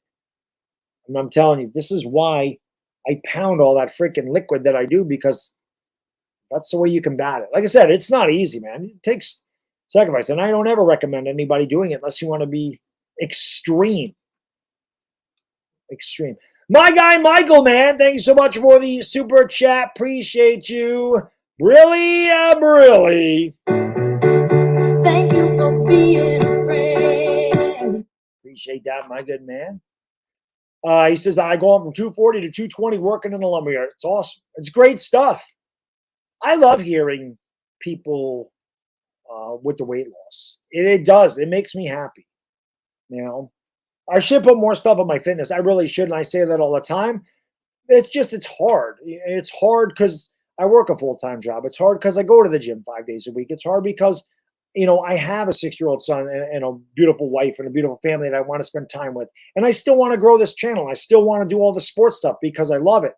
So it's hard to try to do all of that and put consistent content on the fitness. It's hard. It's hard to do the 2-channel thing. But you can tell, I can talk about this forever because I love it. But I started that channel and I talk about it because that makes me feel good. As I said, I'm not trying to sell you stuff. I'm not trying to sell you pre-workout or testosterone burners or turkesterone or whatever, protein. I'm not selling you supplements. I'm not selling you a dream. I'm not telling you, oh, you just take a pill before you go to bed and it melts fat. You don't melt fat. Fat does not melt. In a nutshell, calories. It's a unit of energy. That's all a calorie is. 3,500 calories is 1 pound. Okay? You burn a certain amount of calories every day, just sleeping, just existing. And then obviously you burn more depending on what you do through the day. If you eat more calories than you burn, your body stores those calories as energy, and excess calories, they store the energy as fat. That is what fat is. It is just stored energy because you've eaten too many calories. When you lose weight, it is not because you take some chemical that burns the fat out of your body. It's because you're burning more calories than you consume. So your body must use something to use that energy, and it uses the fat, the stored energy in your body for those extra calories that you have lost. So if you burn 2,800 calories and you eat 1,700, well, that stored 1,100 calories needs to come from someplace, and it comes from the fat stored in your body. It's really that easy. It's hard to do, but the concept is simple. You can't eat 3,500 calories, burn 2,000, take a pill before you go to bed, or some magic drink with tea and lemon peel and black pepper and cayenne pepper and mix it together and, oh, you're going to lose weight. No. I hate that shit. I hate that. Oh, this ice hack. Oh, put this stupid thing that pulses your stomach and you're going to get a six-pack. No, you're not. It makes me so mad. So many gimmicks, so many fads. Do this, do that. Why do you think these diets continue to come around? I've seen this for 40 years. Dexatrim pills, Slim Fast diet, Calogel, Sleepaway, or whatever the hell it was. Atkins diet, keto diet, cabbage diet, this diet, that diet. It's bullshit. If it worked, it would stay around for years. At the end of the day, the best diet is the one that you can sustain for the rest of your life. And it's simply put, eat healthy, maintain calories. Don't eat in excess of calories every day of your life. It just makes me mad if you can't tell. I just hate when people get taken advantage of. I can't stand it. It pisses me off because I know people don't have time. I know people are busy. And I know a lot of people want to get in shape. And I know it's tough. And I just get mad when somebody tries to sell them a $60 bottle of bullshit and just say, you don't have to change anything in your life. You can just take this and you can lose weight. It's not true. It's not true. I don't like that. It makes me mad if you can't tell. If you can't tell I'm passionate, I'm just as passionate about fitness as I am my sports teams. I don't like that. I like when it's organic. I like when people actually lose weight and they do it the right way. They do it healthily, which is a little at a time. Not 20 pounds. Like I said, you want to lose 20 pounds for a wedding? You want to lose 20 pounds for a class reunion? Keto is great. But you cannot live the rest of your life without carbohydrates. And there's nobody on the face of the planet that's going to tell me a hamburger is better than you for an apple because the apple has carbs and the hamburger doesn't. No, not convincing me of that. Michael, thank you for the super chat, brother. Appreciate it. Sorry. That's probably a rant you did not expect to get from me today. He says, what do you think about my Saints this year? I don't know. It should be very interesting. You got Derek Carr. I think you're the best team in the South. I think I'll be honest, I think the South winner does not reach 500. I could see the Saints winning that division at 8 and 9. I really do, because I think you have the best quarterback in the division. Now, Bryce Young could become the best quarterback, but he's a rookie. I don't expect much from Carolina. I certainly don't expect much from Atlanta. And I don't expect much from Tampa. So, again, I don't think the Saints are a great team, but I think they're good enough to win that division. I think you're the best team in your division. Robert,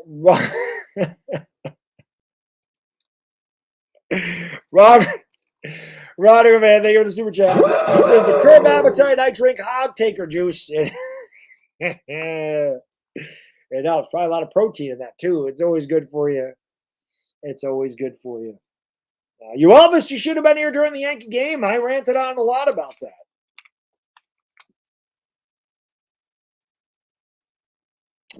And Mackie NYG is right. Protein and fiber will curb your appetite because fiber fills up your stomach, especially when you drink water. You eat fiber. What fiber does in your stomach, it expands. So especially when you add water to it, when the fiber expands, it obviously pushes on the lining of your stomach, telling your brain, I'm full, I don't need to eat. Protein, what I live on. Protein, again, this is not some miracle. You're not going to eat protein and burn an extra 600 calories a day because you ate protein. But your body will naturally burn more calories. Again, it's not noticeable. You might burn an extra 15 to 20 calories a day because it is tougher for your body to break down protein. Because it takes a longer time for it to digest, you're not hungry as much, so it does curb your appetite. That is why when people ask me how to lose weight, I always tell them, I am high protein, low fat. I fill out the rest in carbs. I'm not going to avoid a banana. I'm not going to avoid mango. I love mango. I'm not going to avoid strawberries. I'm not going to avoid fruit or broccoli or cauliflower or jalapenos or olives or whatever. Olives are a little fatty. I try not to eat a lot of olives. But I'm not going to avoid fruits and vegetables because they're high in carbohydrates. I avoid fat. But protein will. Protein and fiber will fill you up. He's absolutely right. That is a big key to it. Caffeine is also an appetite suppressant. Caffeine will do it too because it's an appetite suppressant. Ronald, my man, thank you for the super chat. You're the man, brother. Thank you for being a friend. And he's absolutely right. Fat burners are 90% caffeine. Knows this shit. He's absolutely right. They stubble your hunger, suppress ghrelin, cause dehydration. You lose water weight and eat less. Ronald, thank you. Thank you.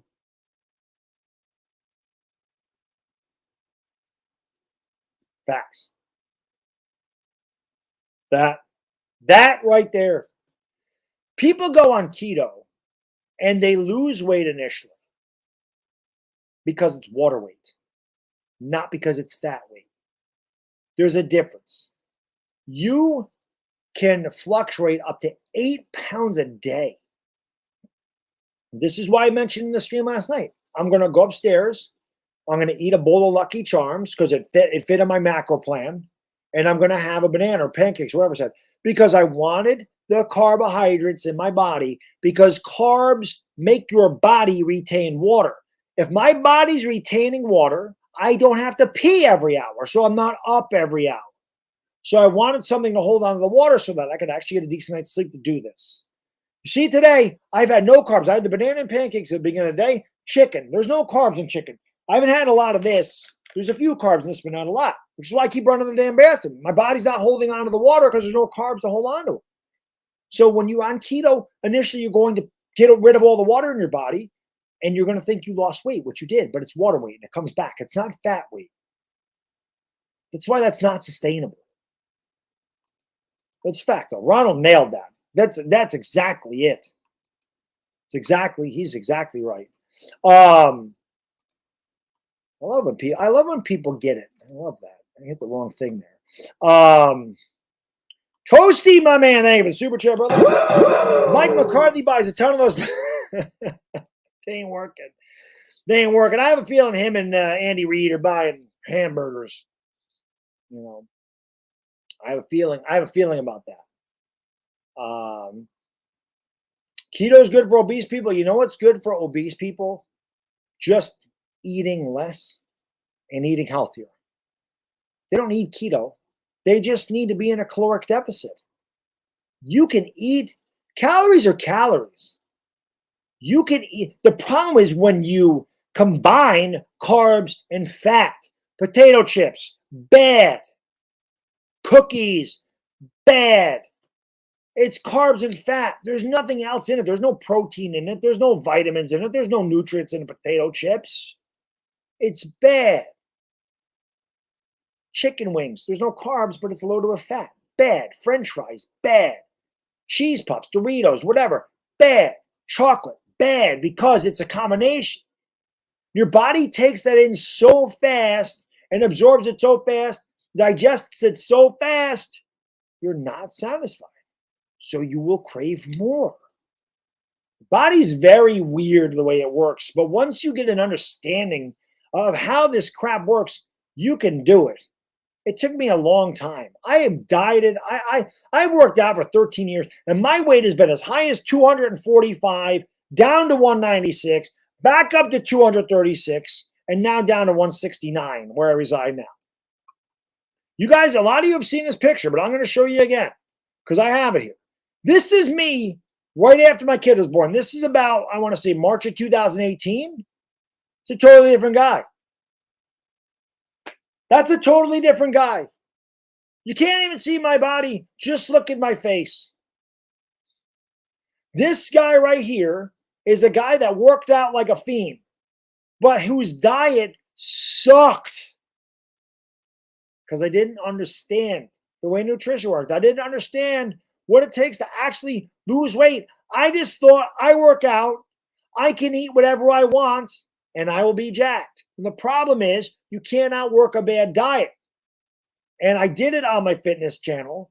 So many people, their problem with losing weight is simply this. They think they burn more calories than they actually do when they're in the gym. You do not burn a lot of calories lifting weights. You'll burn more doing cardio.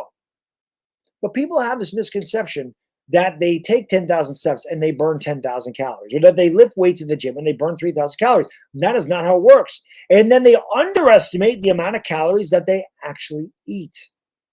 Oh, I'm drinking iced tea. It's not soda. Well, it don't matter. Iced tea has a ton of sugar in it. Orange juice, well, it's got vitamin C. It also has a ton of sugar.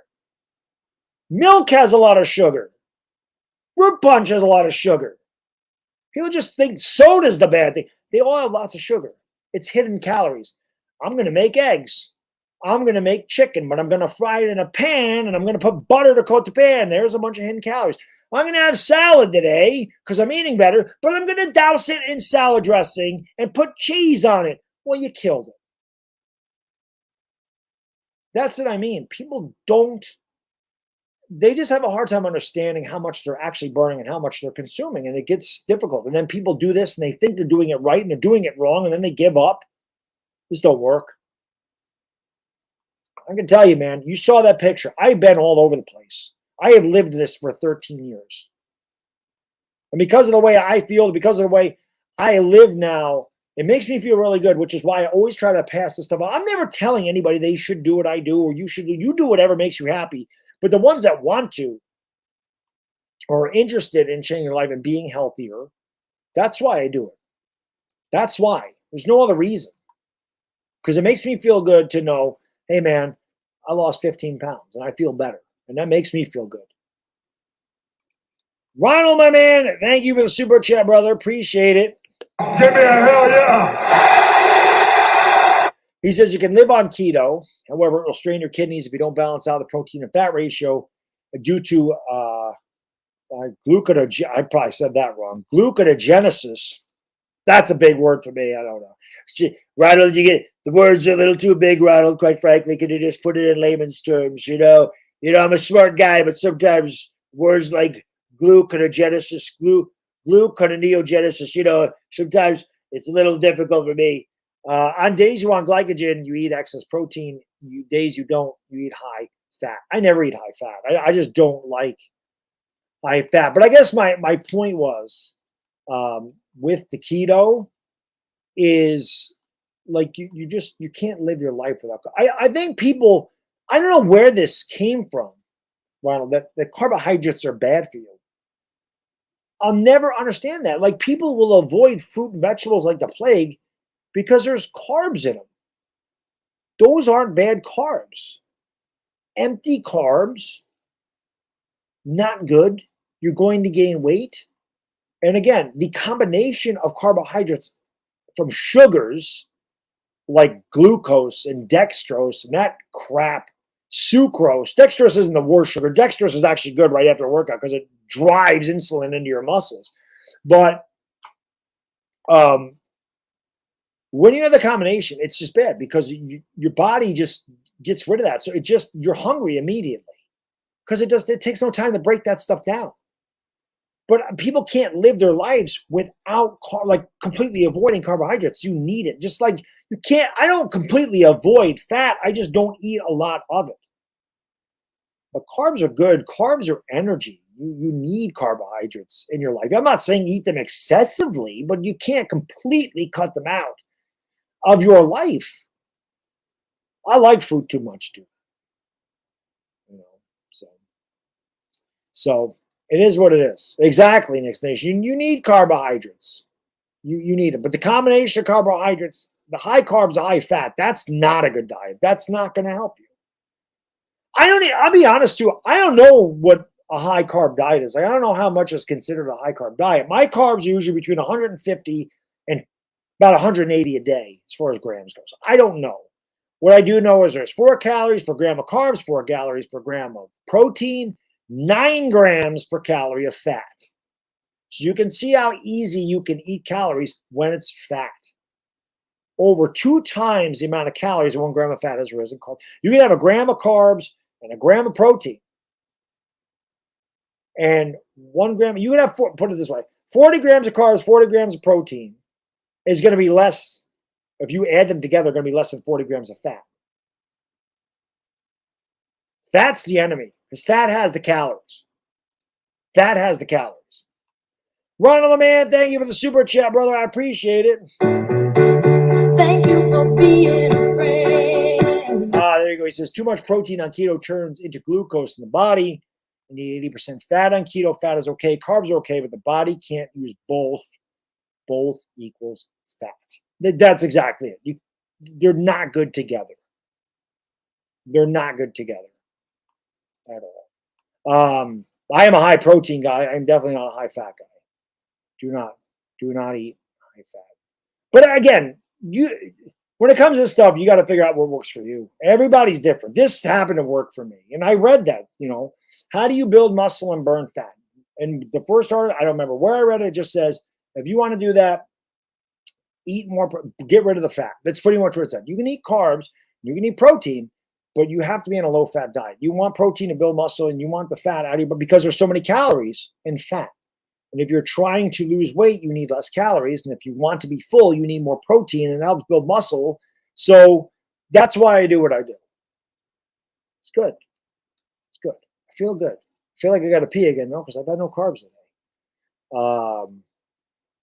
But appreciate y'all being here. Let's go. How far into the 24-hour stream am I? I am 9 hours and 21 minutes into it. 9 hours and 21 minutes into it. And today's laundry day for LA Lou, I noticed. LA Lou. Yeah, Pete, the Yankees suck. You ain't lying. I don't think I'm going to get Pete from NYY News on here today. Hit that thumbs up, guys and girls. Let's go. We got 185. We got to keep banging those likes. I got to keep banging the likes, man. Let's go. Let's go. Let's go. Let's go. 185. We need more than that. We need more than that. Well, I do have to pee. I forgot what number we are. The over-under was 15, but I do have to go to the bathroom. So you guys and girls hit that thumbs up. Thank you for being here. Appreciate it. We're doing 24 hours straight, and we're doing it for Stand Up to Cancer today. Appreciate all the support you guys and girls are showing, and it's been an amazing stream so far. We still got a long ways to go. I'm going to be here for the duration, and hopefully you guys and girls will stick around for a while. Hopefully I can get some of these guests on here tonight. If not, I'll just hang out with all you guys and girls. It's all good. Let me go potty, and thank you for being here. And, of course, I'll be back.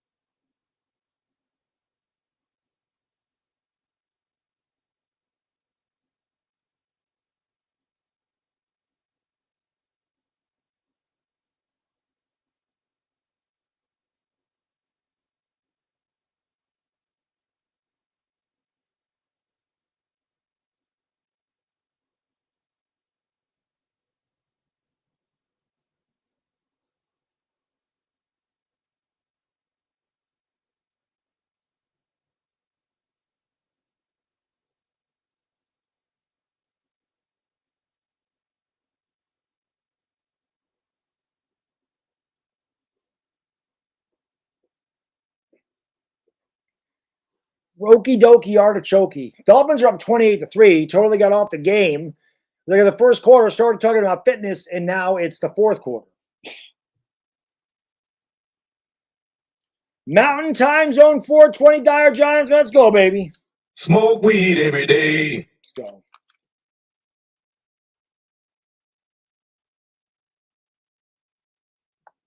Let's go. Irish Overthing, I'm going to drop a link to my 420 merch. That is the best-selling merch in my store.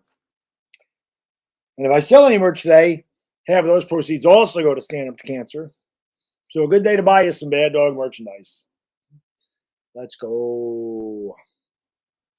Dallas game's at 10 o'clock. Dallas game's at 10 o'clock. Lakers, I do take creatine. That's one of the few things that I do take. Creatine. I do have protein. I don't take it all the time, but some days when I need extra, I might have one today. Well, it takes me a while to make it. I don't want to, because I put scoop of casein because casein's slower digesting. Whey.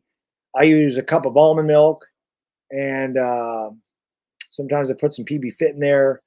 Or I put a couple tablespoons of sugar-free maple syrup and some artificial sweetener, and I mix it up together so I make it nice and sweet. But yeah, that's really it. Creatine and protein. That's really all. Creatine all the time. Creatine's good. Pre-workout. I take pre-workout sometimes too. I don't eat it all the time, but some days if I need a boost, I've kind of weaned myself off of pre-workout, but I do love the pre-gym X stuff, man. And if you've never taken pre-workout, don't take that because it will mess you up for real. It is really strong. Ronald, my man, thank you again for the super chat, brother. You the man. I do not partake. I do not partake in the 420. I just always love to show love to the 420 crew. I do not. I never have. It is not my cup of tea. It's just funny. One day, Ronald, there was 4 minutes and 20 seconds to go in a Laker game or something, and I said 420 crew, smoke them because you got them. And that became one of the most popular things on my channel. That was a couple of years ago. So much so that I made merchandise, and it's like I said, it's the best selling merchandise in my store. But no, I do not. I've never smoked anything. Never tried a cigarette. Never tried cannabis. Never nothing. Alcohol. I mean that's about it. Alcohol. Roderick, thank you for the super chat. R square, baby. Let's go. Appreciate you, my man. He says, a stuffed beaver covered in liquid burns fat. I've never tried that, but if it burns fat, I'm all for it. I'm all for it. I can tell I can always tell when I get near 7% body fat. I can tell because I get hungry, although I'm not hungry today, which is weird. But I can see my face start to hollow out, which I'm getting low on body fat, and I start to get hungry. Like I'm starting to feel those hunger pains about Thursday night, which is what happened to this time last year. And I don't try to be under 7% because it can be dangerous. So I don't want to maintain that. But I know once I get to 7%, I can eat more. That's a big thing for me. But there's always a goal for me to be had, and that is by Labor Day, I always try to be under 7%. That's become my goal. I'm getting close. I haven't been tested all year, so I need to see where the hell I am because I don't want to get too lean. Because again, it's not good to be too lean. You can be unhealthy when you're too lean. Benjamin, my man. Thank you for being a friend. Thank you so much. I mentioned that joke earlier. And I love it. The reason why you never see pregnant Barbie is because Ken came in another box. I love that one. Also heard Dom and Dash, were gargling. You're gargling the smug. And of course, FKP. He always has to finish it with an FKP. Dashy's still in the chat. We always have Dash here. Dashy's the man. We never see Dom anymore, though. I don't know where Dom went. I think the drop is staying too. I don't think we're losing the drop. I don't think so. I don't think so. My favorite flavor chips, probably barbecue. I mean, I like the hot potato chips. I like those. But like just your basic potato chips, barbecue. I mean, I like tortilla chips, like the salsa verde, but the tortilla chips are really good. But just barbecue, like I like barbecue, like the rigid ones, the ones with the ridges. I like those. I like barbecue chips a lot. I like barbecue a lot. Barbecue's good. One of my favorite things is pulled pork sandwich. Damn good stuff. Ronald, thank you again, my man. Really appreciate you, brother. Thank you for being a friend. I don't smoke, drink THC, but I have a friend of mine who has an edibles company. He might advise if you do that. he might advertise if you do that. Yeah, I probably wouldn't. It's not my thing. It's not my thing. I appreciate that, but it's not me. You know what I mean? Like I can't get behind a product that I don't endorse. You know what I mean? Like it'd be awesome for other people, but it's just not my thing. Do I still eat Knicks? My wife loves it. So because I've been leaning out, like trying to get really lean, I've cut that out of my diet completely. Because I did a video on this too. One thing you have to be careful of with things like Knicks ice cream and Halo Top ice cream and these other things that say low carb stuff. I've said this before. We're going to do some math. Remember this, guys. I do eat it, but on my cheat day. It's definitely, Knicks is still a way better alternative to regular ice cream. Way better. But remember what I said. Let me see. I'm going to show this to you right now, okay? Let me see if I can bring this up. Which I never even paid attention to this until recently. I noticed it when I looked at the nutrition label. Oops. So I want to show you this. And this isn't the only label that does this. Halo Top does it too. Can I find the nutritional value of Knicks? Here you go. Bring this up. Let me bring this up here. All right, let me share this. I'm going to show this with you. I'm going to show you why. Okay. This is something I want you to pay attention, not just for Knicks, but for everything that says like it's healthier or whatever. I want to show you something. This is why measuring your macros is very important. All right. Now, I love Knicks ice cream, and it's way better than a lot of things. Okay, way better. 1 gram of carbs is 4 calories. 1 gram of protein is 4 calories. 1 gram of fat is 9 calories. This says the pint of ice cream has 320 calories, right? It says 320. You're thinking, I can eat a whole pint of ice cream. It's 320 calories. See, I noticed I started to gain a little weight, and this is what made me wonder what the hell was going on. So I want to do this right. So where's my calculator on this damn phone? Here it is. 22, or what's that say? 21 grams of fat. 21 times 9, 189. So it's 189 calories. Remember, 189 in fat calories. There are 74 grams of carbs in that ice cream. 74 times 4 is 296. Add 189 to 296. You're at 485 calories. 485. That's before you add the 14 grams of protein, which is another 56 calories. That pint of ice cream, guys and girls, is 541 calories.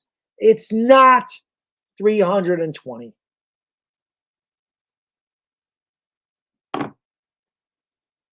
That's misleading. Like I said, that type of stuff is misleading. So always look at that.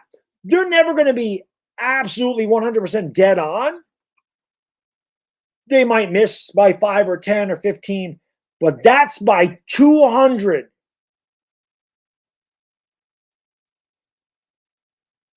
200. So just remember that. Pay attention to those. Pay attention to that. Because I didn't notice it. I do now. So I said, I still love Knicks ice cream. It's fantastic. I eat it on my cheat day because I'd much rather have an ice cream that's 540 calories a pint than 1,500 calories a pint or 1,100 calories a pint. And it's lower fat. I'd much rather do that. But that's not close. That's not close. And I did not realize that until recently. And I started looking at the back of labels because of that. Like I get these wraps and it says they're 90 calories, and they're not. They're like 150. It's like 150 calories. I think I did a video on that. It's still good, but not what it says. That adds up. 200 calories is a lot of calories. It's my breakfast. I get 3 Kodiak pancakes. It's 190 calories. That's my breakfast. So I'm just like, I'm always here to educate when it comes to this type of stuff, the best that I can. I'm no biochemist. I'm no nutritionist. I'm none of that stuff.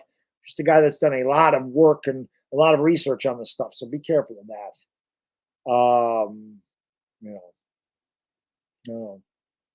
I ball with AC. I just don't have time to, man. I wish I did, but I just don't.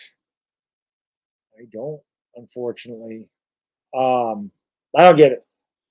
I don't know. Quite frankly, I don't know. You got to look at it. You got to make sure you're looking at the labels. You got to make sure you're looking at the labels. Frankly, sometimes the labels are fake news. The fake news media.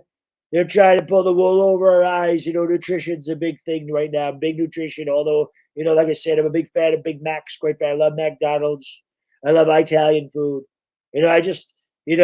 If I had a body like Baddog, I would have been president for the last 10 terms. 40 years in a row, I would have been the president. But unfortunately for me, I get a little bit older. I'm slipping a little bit.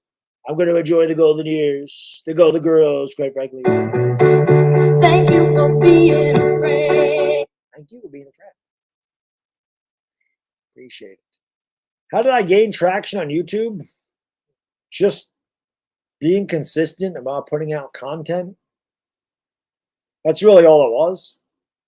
Just consistently putting out content. That's really what I did. I mean, and luckily people found the channel and people enjoy the channel and they came back. That's really all it is. It's like anything else. It's like anything else. Just consistency will always pay off. Always pay off.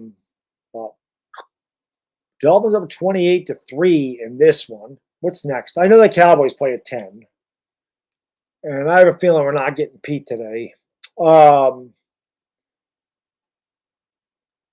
go down here.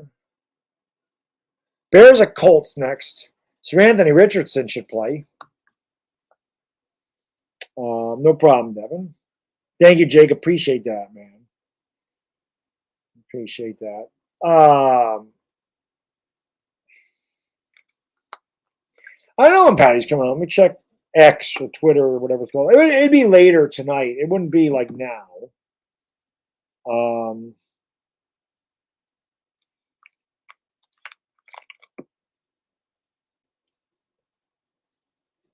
don't have any messages. So nothing yet. But yeah, Pete was flying out at like 9:30, so I doubt I'm getting him.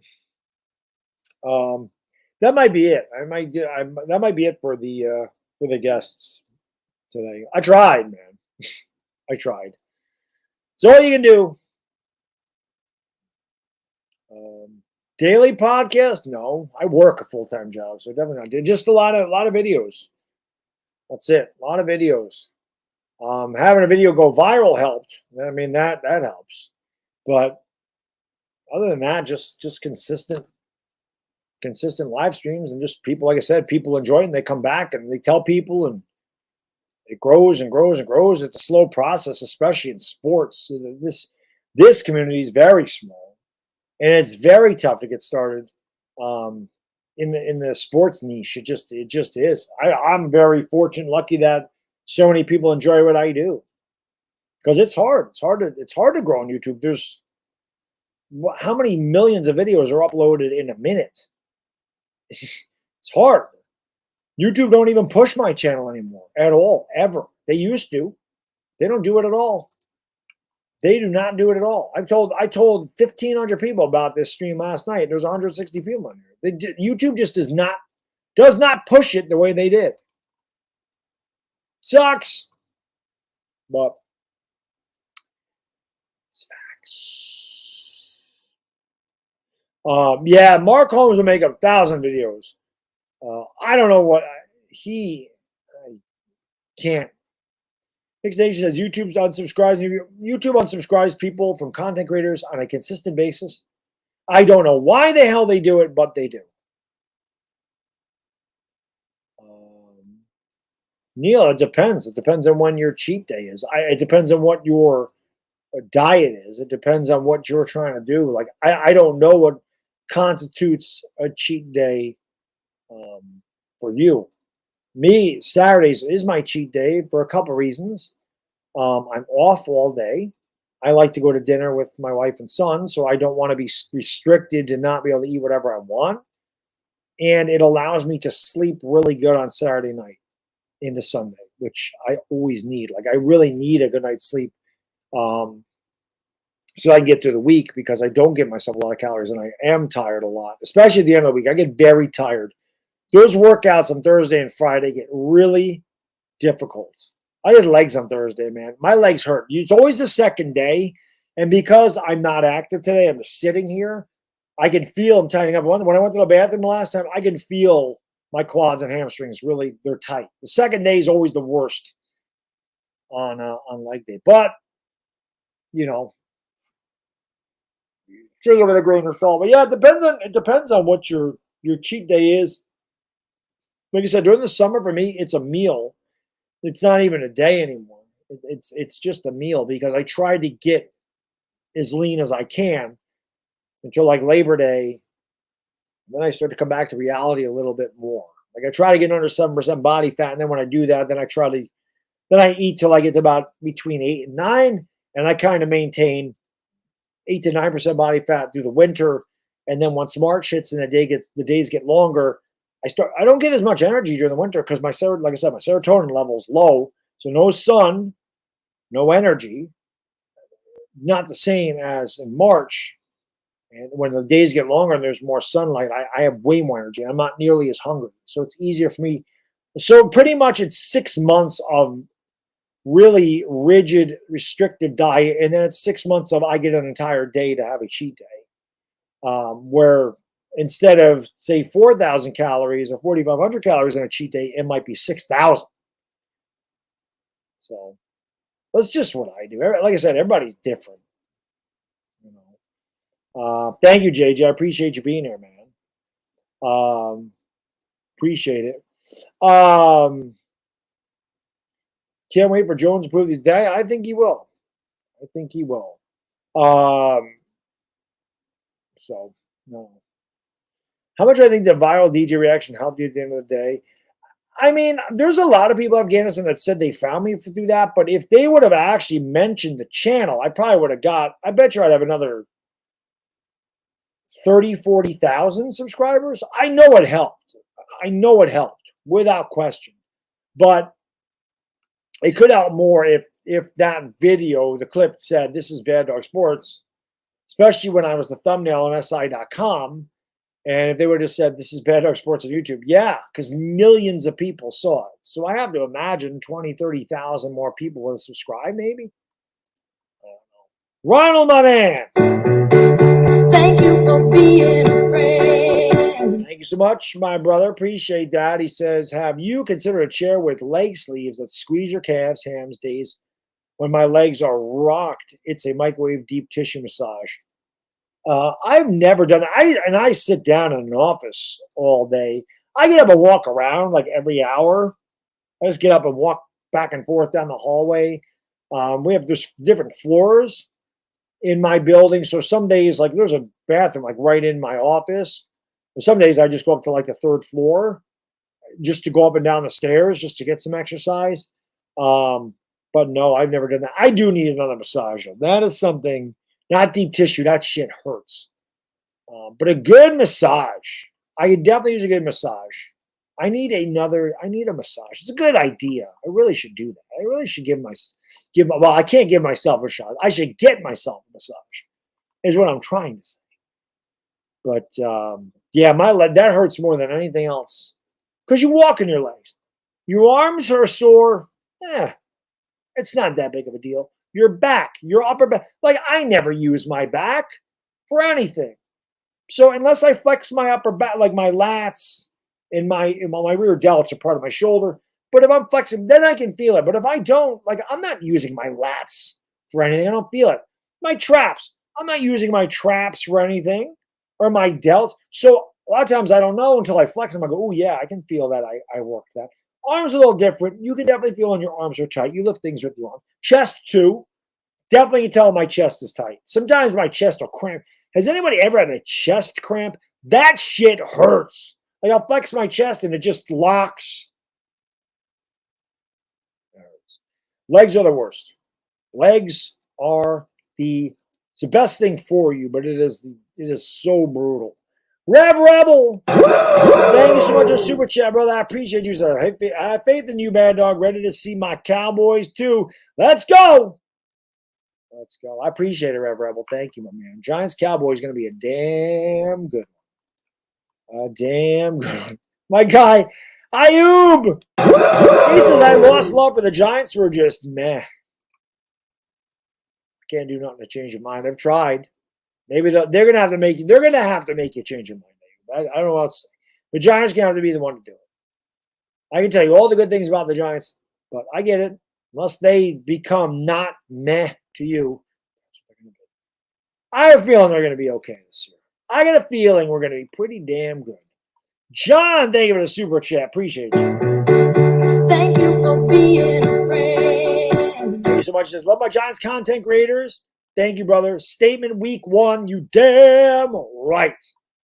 You're damn right, baby. Let's go. Hit that thumbs up and subscribe. We're not even halfway through. We're not even close to halfway through this 24-hour stream. We've been live for about 10 hours. Yeah, a long ways to go. Hit the thumbs up, hit the subscribe, ring the bell, share this stream out. Let's get her done. We're doing this for Stand Up to Cancer. It's a great organization, a great charity. We all know somebody that is battling cancer or lost somebody to cancer. It's a shitty disease. And that's why I do these 24-hour streams, because I want to raise awareness for a really good cause. Half of all proceeds are going to Stand Up to Cancer. So I appreciate you being here very much. It means the world to me. And I got a long ways to go. I got a long freaking ways to go. Thirsty. Okay. I don't want to see this is the other thing that happens too. Speaking of diet, I get to this level where I know how lean I am. And I know today's my cheat day. And I still am having an issue making myself eat that food. It's stupid. Like, I really should just order a damn pizza. I really should. I really should just order a pizza. But there's a part of me that's like, I don't crave a pizza. I don't want to eat the pizza. I don't know. I don't know.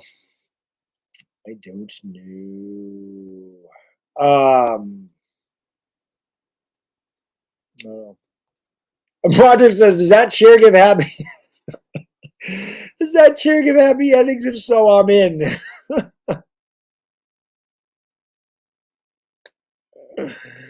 Oh, that's pretty funny. Bowman AC, I really don't have any NFL playoff prediction. That's too early. I don't know what the teams look like. I don't know what the final rosters are. I don't know who's healthy, who's not. And I'll be honest, I don't pay much attention to teams outside of this division. I just don't. Like, I pay attention to my fantasy football players, but I couldn't tell you who's on the Texans. Now, I couldn't tell you anything about, the Atlanta Falcons roster. I know it's not good. I mean, I think 3 teams are coming out of this division. I mean, if I was to look at this, would we get how many wild cards are 3? I think 3 teams coming out of this division.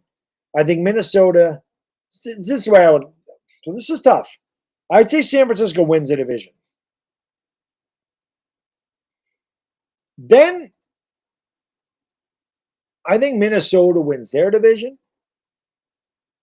I think New Orleans wins their division. I'd love to say I think the Giants are going to win this division. They got to prove to me they can beat the teams in this division. They have a chance, an outside chance. But if I'm being realistic, I think the Eagles have the best chance. I think the Cowboys and Giants get in as wild cards. And then I'm torn between the Lions and the Seahawks. That's the way I would look at the NFC. In the AFC, I could see 3 teams coming out of the AFC East, or I could see 3 teams coming out of the AFC North. But if I looked at that, I would say I give the Bills a division. I think the Jets and Dolphins could be playoff teams, unless the Jets jet, which they have a tendency to do. I definitely think that Cincinnati wins that division, but I could definitely see Pittsburgh sneaking up. Baltimore is going to be a playoff team. In the West, I mean, you have Kansas City without question. I don't really know what the hell Vegas is going to do. Los Angeles, the Chargers, they could be in the postseason. AFC South, I'm going to give the division of Jacksonville. I don't think anybody else makes it out of the South. So, I mean, I guess that's the best I can do right now. It's still going to be tough. It's still going to be tough. Jets going to, I mean, they do. The Jets make all these moves every year, and it just never seems to pan out for them. I know.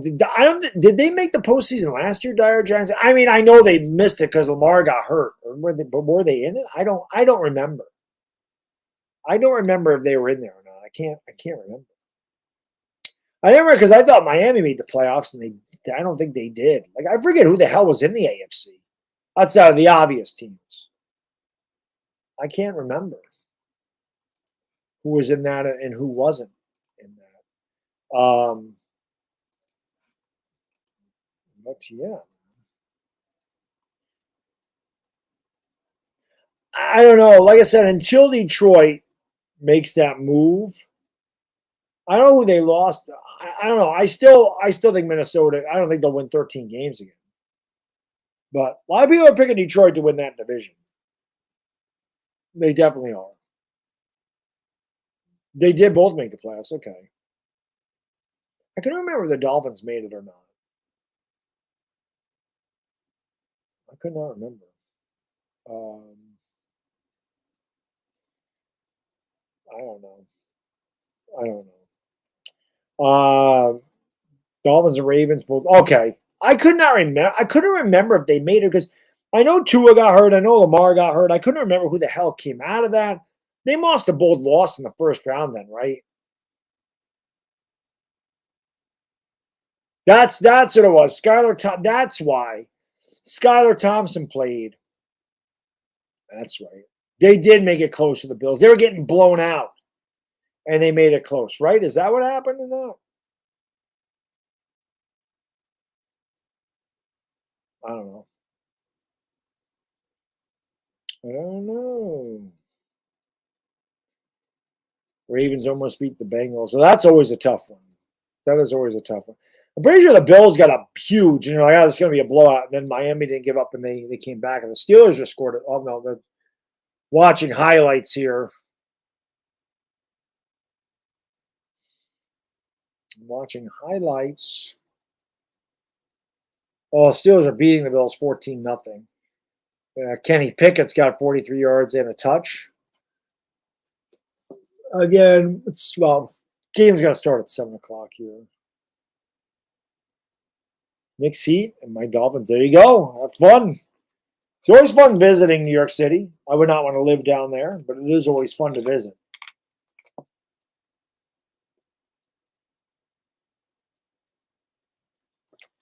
Question. I don't think Atlanta. They don't have a quarterback. Their offensive line. I don't think their offensive line is. Like if they have no quarterback, I don't know what Bijan's going to be. I do like Kyle Pitts and Drake London. I think stinks, honestly, but I do like Kyle Pitts.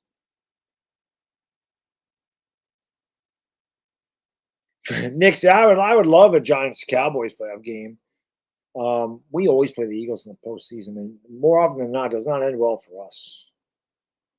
Yo, my guy, Johnny from Hot Take Hockey, my man. There's a legend right there. How can I be a legend when you're a legend?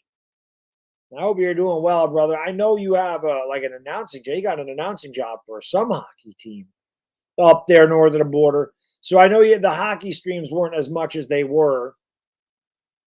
But no, I'm not close to Terrytown. I'm upstate, so I'm a long ways away from the city. But good to see you, brother. Always good to see you. Hope you're doing well, my good man. The stupid Maple Leafs. They won a playoff series, though, so that was good, right? Didn't they win a playoff series? I had a really weird ass spring this year. What's going on, Chris? How you doing, buddy? Good to have you in the house. The Rangers are a massive disappointment. That I can tell you. They go out and they make all these trades, and they get eliminated in the first round. So dumb. So stupid. Got their coach fired, all that shit, man. But because I was looking forward to it, doing the Laker playoffs, I was like, if the Rangers beat the Devils, I'll start doing Ranger playoff streams again. And nope, couldn't do it. Yeah, they won a series, so you had that going for you. After many, I guess baby steps, bro. Right? You win a series, then you win two, then you get to the finals, then you hoist that cup. And even being a Ranger fan, I've got to see it once, but the Rangers have only won the cup one time in 83 years, so it's not like we have a glorious history either. You know what I mean? It's not like we have a glorious history. I mean, I got to see a title, but God, it's one title since 1940. It's been a long trek for the Rangers. Still feel like they should have beat the Kings in 2014. We had both of those games in Los Angeles won. We were up by 2 goals. We were up by 2 goals twice in game 2. And if they would have just won those games, I feel like they had the cup that year. I mean, then they had a magical run, the year before last. But it is what it is. Traveling, I figured that's what's going on in Chicago and Atlanta. There you go. There you go, man. That's awesome. It's good shit. You deserve it, bro. You are. I've always said you are amazing when it comes to that, and I've tried to do it, and I can't. I don't know how the hell you do that at all. It's incredible because it's not just your team. Like you do a ton.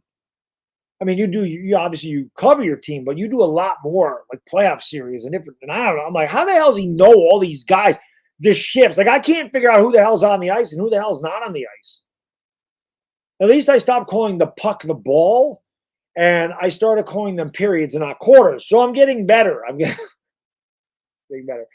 I've been live for about 10 hours. What is going on here? What the hell is this? We got this in here again? What is the hell is going on here? The hell is going on out here? Yeah, JMS definitely would be the guy that I want to be the best out of all the rookies. Well, Deontay Banks, obviously, it's a very important position. But JMS would definitely solidify the line. There's no question about that. Yeah, I mean, I can tell you what YouTube did to me. Like, I had 209 people in here. And now I have 146, and now 136. I'll never figure out why YouTube does what it does and just boots people out of my.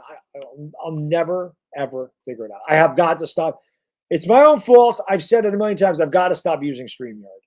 I think there is a big issue with StreamYard and YouTube. I really do. I think it has become a major problem. And I think I have to stop doing that. So, I don't know. Yo, Hyatt can run like nobody's business. Nobody's business. They definitely did a kick job before. It doesn't surprise me. YouTube does that shit to me on a consistent basis. A consistent basis. What's going on, Mike? Good to still have you here, my man. Always good to still have you here. Nope, no more Skype calls. I don't do that anymore. I rarely even have guests. I only had guests on today because it's the 10th one of these. And I think those are the only 2 that I'm going to get. So, I don't know. But they were 2 really good ones. I can tell you that. I was just glad I got to work with Tom Grassi. That was something I wanted to do for a while. So that was cool to have him on the channel for a little while. Yeah, Johnny, I've never understood the YouTube algorithm. I don't get it at all. I've never figured it out. I know they like the like button. That's it. But I just don't understand it. I don't get it. I'll never get it. Now we're down to 111 people. So thanks a lot, YouTube. Doing a freaking stream for charity, and they just kick people out of the chat. Just stupid. I will never figure it out. Never figure it out.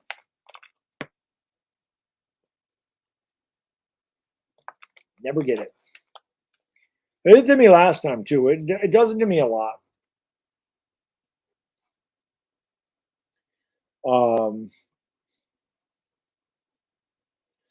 Afghanistan, there's all these things like, tube buddy, which I have tube buddy. There's all these things about do this, do this, do this. None of that shit works. YouTube pushes what it wants to when it wants to. That's it. There is no formula to what this thing does. None. I have had videos get 25,000 views with no tags, no hashtags, no description. And then I have had a ton of tags and hashtags and a long description and gotten 4,000 views for pretty much the same thing. So it does not make it easy for content creators at all. It makes it very, this is why when people say, would you ever consider doing YouTube full time? Absolutely not. I would never, ever be at the mercy of their algorithm. That would never happen. Never. The guys that can do YouTube full time, God bless them. I can't. I can't. Yep. That's exactly it, Johnny. Sometimes videos get pushed, sometimes they don't. And I don't understand it. I've had really good videos that I'm like, wow, this is a really, really good video. And it gets 5,200 views. And then there's other videos I do, and I'm thinking, that's not my best video, and it gets 16,000. No, I'll never get it. Never get it. There you go. So he says TikTok is a lot consistent and spread out. YouTube's very selective with the. I'm sure it is. I don't go on TikTok, but I'm sure it is. I'm sure it is. I get to 100,000. I mean, my live streams, when I do sports live streams, they still do well. But like these hangouts, there literally used to be 300 and 400 people on these things all the time. We get half that now. And I have more subscribers, and I still get half. And YouTube unsubscribes people to me, and YouTube kicks people out of my streams. I don't know. No, I'm not going to stream on Twitch. That's a video game. I built my brand on YouTube. I'm going to stay on YouTube. It's just the way it is. I don't know. YouTube won't let you super chat. Sometimes, Sean, when that happens, there's a couple reasons. If you have like caricatures or emojis, sometimes it doesn't let you do it. Sometimes you just have to get out of the chat and come back, and it'll do it. I don't know. That's happened to people before too. So I don't know. That sometimes logging off and getting back on will let you do it, but I don't know. I can't figure it out because that happens to some people. Some people have no problem with it. So I don't know. It's all strange. You're right. Full-time YouTube would definitely take the fun out of it. That's why I wouldn't do it. They would. Feeling like the need to come down and create content when it's not there to be created, I wouldn't like that. That's true, Beavis. If I was doing something negative, it probably would promote it. That is the way the world is right now. What's going on, Amir? Thank you for being here, buddy. Appreciate it. Favorite players on other NFC East teams? I don't have favorite players. I hate the teams in the NFC East. I have no love for any players in the NFC East. Hate them all. Sean, my man, there you go. Thank you for the super chat, brother. I appreciate you. Let's go. Traina, I don't know. He'll be on when he can, if he can. He'll let me know. Like I said, Louis T said he'd be on here at about 2 a.m. See this? Just looking here. Nothing yet. So, nope. I'm guessing Pete's not going to be here. I'm guessing that was the end of the. Like I said, I had 2 guests. I'm guessing that's the end of it. It depends, Bodo. Sometimes you can get away with swearing. Benjamin does. Benjamin gets away with swearing all the time. Sometimes you can do it, sometimes you can't. I think if you're a mod, you can swear. I don't know. Trubisky's in the game for the Steelers. The game is lost. There you go. Ronald, man, thank you, brother. He says, guys, what the mother F? Click the like button. Damn right. That's the only thing I know that YouTube likes is the like button. Oh, the other thing it says that, that helps is when people comment. My Daniel Jones video has like 9,300 views. It's got like 500 comments. It didn't get pushed. Because I have another one. It might be the Giants post game. It's got like 12,000 views. And it's got half the comments. If that, might have 150. So your guess is as good as mine. The Daniel Jones video has like 1,000 likes. The post game has like 750 or 800.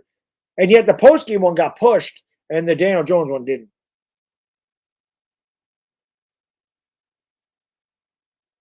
I don't get it.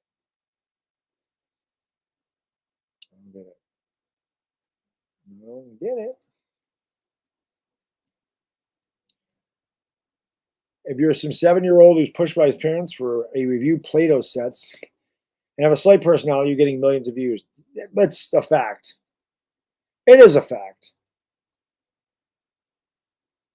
I think what happened, I'll be honest, I think the national, we need Philly 500 on here for conspiracy theories. I think the fact that YouTube content creators, the sports content creators, have become really popular. And YouTube does not like the fact that they become popular. And now things like ESPN and all these other gigantic media conglomerates come on YouTube, and YouTube shoves them down your throat and they bury us. Because I have a feeling that things like ESPN and NFL Network and all that, they'll pay YouTube. YouTube pays us. But they'll give YouTube money to try to bury us because, let's face it, the ESPNs and the NFL networks, they don't want guys like me. They don't want guys like Chris. They don't want guys like Law Nation or Fly 500. They don't want those guys to succeed because it takes away from their viewers. They don't like that. Because when somebody sits there and goes, wow, I can watch a guy that just knows his stuff and loves his team, or I can pay for cable and watch this. That's why they went to YouTube. I'm telling you right now. That's what that's all about. Because this started happening a couple of years ago. It didn't do this before. Maybe not even a couple of years ago. Maybe like a year ago, I noticed this stuff. I don't know. I don't know. Outlaw makes it too, but I don't think they're going to because I put that link there. And let's see. Well, LB liked the message. I mean, I don't know. I put, here's the link if you guys want to hop on. So LB liked it. I mean, he saw it. He can come on anytime. But I know Louis told me last night, he said, I'll be on around 2. I'm like, it's fine. That's because I'll be here. But I told Louis, I said, it's going to be there'll be another link at 2 o'clock. It won't be this one because this one will end at 1 today. Again, it's just my theory. I may be way off on it, but it's just weird to me. It's just strange. Start a Patreon? I don't want a Patreon. I don't want a Patreon. I have YouTube memberships. It's the same thing, but I don't want a Patreon. So I don't have Cash App. I do have PayPal, but I never use it. I'm thankful for anybody that donates to my channel, no matter if it's $1 or $500. I'm thankful for anybody, but I would never expect anybody to do that. And I don't ever sit there and go, oh, the super chat's below. Having a Patreon or a PayPal, I would have to point that out. And I don't ever want anybody to feel obligated to give me anything. So if I'm like, yo, my PayPal's here, somebody might feel obligated. Oh, he's got a PayPal. He's trying to tell me something. Or, oh, he's got a Patreon. He's trying to tell me something. I let people make their own decisions on becoming members or donating. I don't ever bring that to anybody's attention. That's why I don't have Patreon. That's why I don't put my PayPal. That's why I don't have Cash App. I don't know. I enjoy doing this a lot. I love talking sports. It just makes me mad that YouTube takes my viewers away. I don't like that. The more people, the better. Like, that's the way I want. Obviously, the whole reason people do these is because they want people to watch. They want to have good discussions. So it frustrates me that they don't allow people to see the fact that I'm live. That's what frustrates me.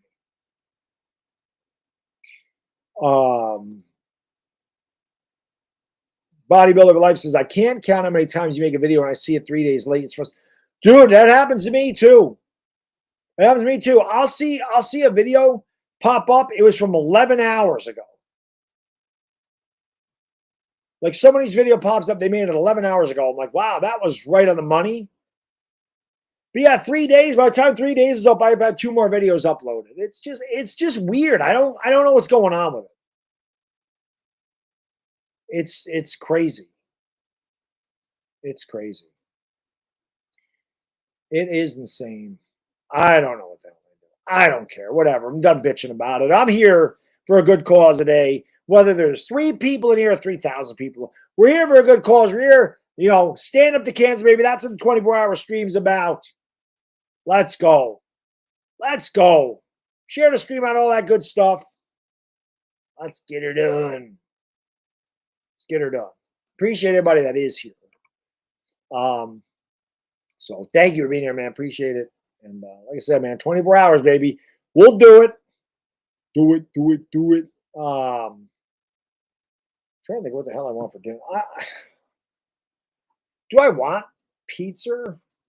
I feel like if I eat pizza, I'm not going to eat enough protein. Although if I eat that and I've had chicken, I want to see what the hell. I wonder if Mrs. is home. Let's see. Chris, my man, thank you so much for the super chat, brother. Thank you for being a friend. Thank you, brother. I appreciate it. Thank you so much for the cause. Thank you. Thank you, man. I appreciate that very much. Tired Giants fan. Thank you for the super chat, brother. Fuck cancer, he says. That's right. I'm telling you, I think if you're a mod, you can swear. I think that's what it is. I think if you're a moderator, it lets you do it. I think if you're not a mod, you can't. I think so, because when I've been a mod on other people's channels, it also depends on your settings. Like I should get rid of the settings. I think I have whatever the default is about the curse words. I should get rid of it. I don't really care if people swear on my channel. I don't really care. I swear. But there's definitely some channels, like if I swear and I'm not a moderator, it immediately hides my comment. It immediately. Yo, my God. Big Moo, there he is. There he is. There he is. There he is. Big Moo.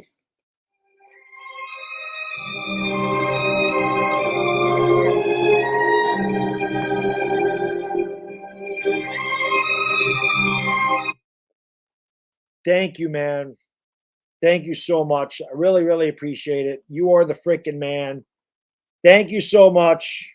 We gotta get them all in here though now. Cash rules everything around me. Green, get the money. Dollar bill, yo. Thank you very much. That's really nice. Thank you. No Golden Girls, though. Hey, Baddog, a very good cause to raise money for. I have a compromise for you. After this 24-hour stream is over, no Golden Girls until the Giants win 2 divisional games or 5 regular season wins. How much have you raised already? Well, I don't think you mean 5 regular, maybe in the division. I know that's not what you meant. I know you did not mean 5 regular season wins, because they're going to win more than 5 games this year, unless you mean this year. But deal. The only thing I can say is this. If it's a basketball stream, I know you're not there. Can I use it then, or you want me to just take it out completely? No Golden Girls in the winter. All right, so if they get to the NFC Championship game this year, I can bring it back. I can do that. So how much have I raised so far? I don't know, because it depends after, like, YouTube obviously takes its fees. I would say so far, and again, man, thank you so much. It's incredibly generous of you. I really do appreciate that very much. This is a really good cause, so I really do appreciate it. I think we're at around, before YouTube takes its cut, whatever that may be, I think we're around $16.50, I want to say, which is really good, especially at this time of the day. That's actually really good. Pete got 14,000. Like, that was insane. But yeah, we're like, I want to say 16.50, somewhere in there. I didn't see exactly what it was at the very end of the first stream. Oh, he says, don't care about basketball. Okay. Good deal then. You got a deal. I won't play it during football until they win 2 divisional games, and I can play it during basketball. Perfect. You got a deal. You got a deal. You got it. I appreciate it, Big Mo. I appreciate that. So, but it's, he also said after this, when the stream is over. So, when it's over, So you know what? I still won't do it with him here. But we still can do it. When this is over, I can't do it anymore. So, Ronald, thank you for the super chat. We have to change it up though. We have to put something else in there because he is in here. He just gave me $400. He did say after the 24-hour stream, but I won't bang him with it immediately. We get to like 3 o'clock in the morning, and I know the man's sleeping, which most people should be. Maybe a different story. Ronald, man, thank you so much for the super chat. What can I use here? I need to find something. I gotta find something here. I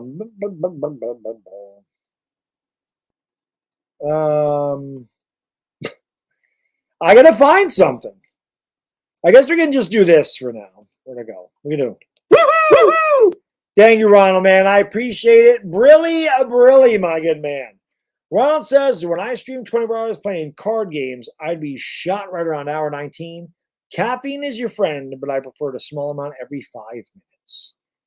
Hour 19 is probably when it does hit me hardest here. Hour 19 is about 4 o'clock in the morning.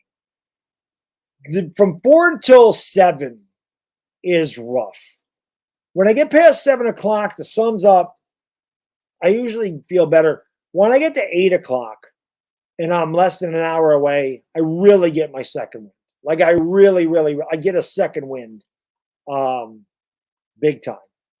So that usually is, but that's what I have these for. These really help me a ton. A ton. Do I have a Cheers theme? Let me see if I can find it. Let me see if I can find it. Hold on a second. Cheers.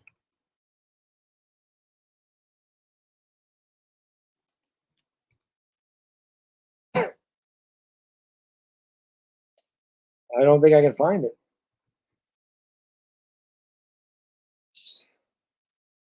I'll have to figure something out. I'll have to figure something out. I will have to. See what Pete says. Oh, he says, I'm still sitting in this airport. No problem, man. No problemo.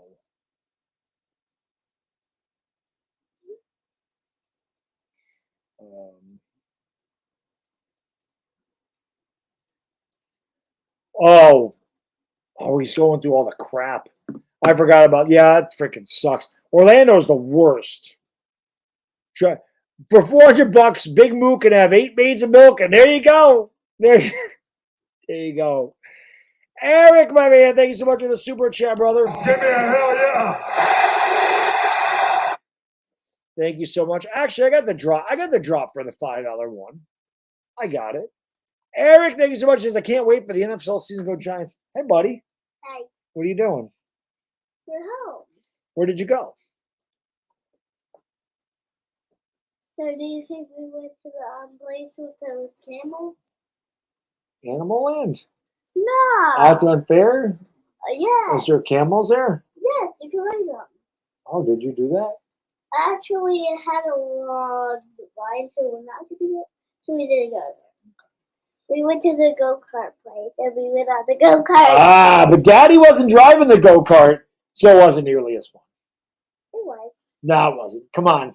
Daddy drives like a maniac in the go-karts. I know. Right, But, did you get ice cream? yep, it was vanilla. Vanilla, lucky. And you know who was driving the go-kart? Uncle Herbie? No, it was Oh, Mommy? No. Who? It was Timmy. Oh, Kimmy's a Leadfoot, so I can see why you'd have fun. Yeah, she can drive. She's a fast She driver. even beat her husband. Yeah, I'm sure she did. Kimmy can drive. She's a Leadfoot, so I can see why you'd have fun there. See, I told you I had fun. Ah, good. That's awesome. But I wonder if you had a match with Timmy. Oh, that'd be interesting, wouldn't it? Yes. Ronald, my man, thank you so much for the super chat, brother. C4, carnosine, delay lactic acid on uptake and fatigue.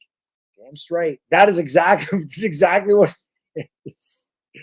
It's my favorite energy drink. C4, I love C4. I love C4. Big Moo! And thank you, man. I really appreciate that.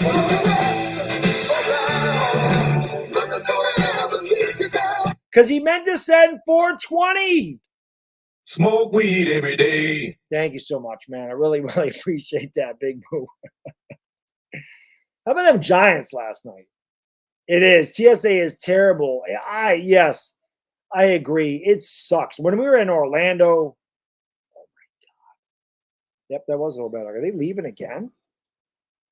He came in to say hello. He came in to tell me he ride the go-karts. He came in to tell me that, no, listen, my sister-in-law, she is pedal to the metal. Because I can tell you, when we go to the go-karts, he don't want to drive with his mom. He wants dad. Who do you want to drive with, daddy or mommy? Daddy. Daddy. Because daddy, there is no brake pedal on the go-kart. There is, but I don't use it. You should see me. I weave in and out of traffic like it's ridiculous. The way I dime into the turns, and I come off the corner, I have weaved around. So last time we were there was an accident in front of me. I didn't slow down. I went right through that with no problem. It was incredible. I loved it. That's why he loves it. The last time we went to that place, it rained, so the go-karts were closed. He does. He loves the go-karts. I love the go-karts too. I told you I'm a big kid, so when I can go there and I can get a nice milkshake or an ice cream sundae, because we usually do it on Saturday and have a cheat day, and I can play in the go-karts and get ice cream, it makes this almost 50-year-old guy very happy. Very, very happy. Kudo, tired yet? No, Peter. God, it's only 7 o'clock at night. Ask me 12 hours from now. I'll give you a different story. It was like Days of Thunder shit. It was like Days of Thunder, right? Days of Thunder, like the Yankees, baby. We end up looking like a monkey fucking a football out there. That's the Yankees.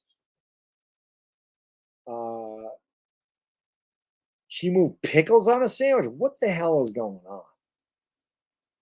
Dominic is in the house. What's up, buddy? Good to see you, man. Glad you made it. Don't forget the Fritos. That is correct. All right. Actually, before our guy Big Moo came in, and once again, Big Moo, thank you so much, man. I really, really, really appreciate that. It made me an offer I can't refuse. So I still can't use the Golden Girls for the 24-hour stream. And when the Giants win 2 divisional games, I can bring it back. And I can use it for basketball. So there's no way I can refuse that offer. There's no way. And he gave 420. I mean, it's the best thing. 420. I mean, it's amazing. I appreciate you being here, Eric. He says, appreciate what you're doing to raise funds. I just lost my mother. I lost my mother 17 years ago to cancer. I can't read the rest of it because I have these little things there. But once this goes up, let me push it up a little bit with a couple of 7s. Big up to you for doing a 24-hour fund. I appreciate that, Eric. I'm sorry about your mom, man. Appreciate that very much. I'm sorry about that, but appreciate you being here. And like I said, man, that's why I do it. That's why I do things. Just being able to use my format for something good once in a while. I say it all the time. I could never do this without you guys and girls. It means a lot to me to be able to use this for something good. I like being able to do it. You know what I mean? Because it's much better. I like doing these. I mean, listen, I love streaming games. I love doing videos. But as you know, I get very pissed off doing those things. Except for the Yankees. And I really wasn't even really mad at the Yankees today.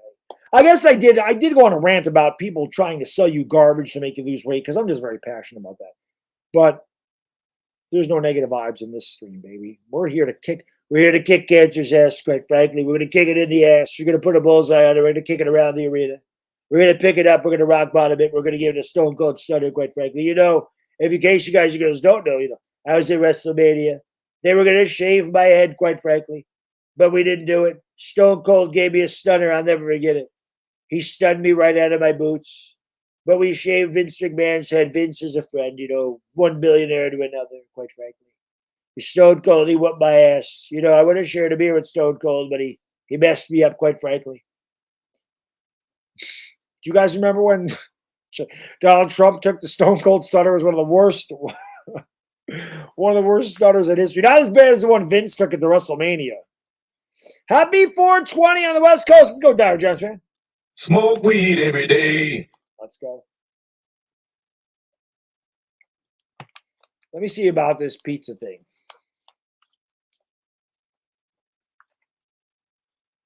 Do I really want to do that though? Like I don't have a craving for it at all. I don't think I want to do it. And I've always had a hard time getting pizza.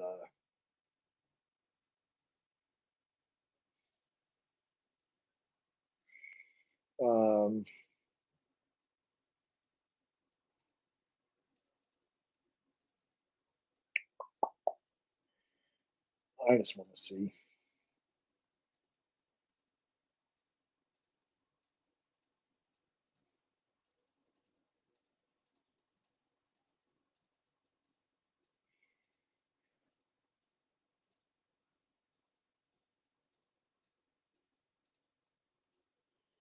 Where the hell is it?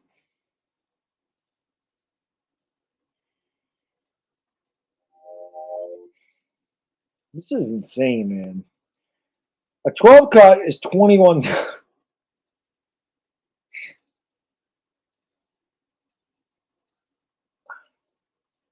You know what? I think I'm going to skip that. I think I'm going to skip that. The reason being, it's not because it's so much because I don't want to eat it. But if I get like an 8 cut, I'm not going to eat all 8 pieces. I'm going to end up throwing half of it away because my wife's not going to eat it because she's eating healthier. And my kid's only going to eat cheese pizza, and it has to be the right cheese pizza. It has to be from Blaze, and I'm not ordering Blaze pizza. So I think what I'll do is live on beef jerky and pancakes. I think that's what's going to happen. But I don't know, man. Let's go. But again, appreciate you guys being here. Well, that's right. That's my point, though, Big Mo. Yeah, I wouldn't eat the whole pizza. It's just, I don't know. Like I don't want to eat bad. I just want to eat my beef jerky. I don't know. So I do like sausage and mushrooms. I'm not a big onion guy. I can now. Like I've acquired a taste for onions. I never had it before. I think it's because of this diet. My palate has changed a lot. I would not eat like sushi rolls. I'll eat them now. I don't like fish though. Still, so I eat rolls. Not technically sushi, but like onions. Yeah, I eat that. Yeah, I'm not a big fan. I'm not a big fan of Blaze. My kid is though. He's 6. So when you're 6, Domino's, Pizza Hut, Chuck E. Cheese, like they like that. As an adult, you're like, that's disgusting. Same thing with Blaze. I don't know. I like this. My kid wants to go to Hibachi tomorrow. I'll get my cheat there. We're gonna do it. And yeah, the cost of pizza is crazy. I said I hate eating on camera because I don't like talking with a mouthful, which I'm doing right now, and I don't like doing that. But when I'm eating, I feel like I'm ignoring you guys, and I don't want to do that either. So, might have to refill this though soon.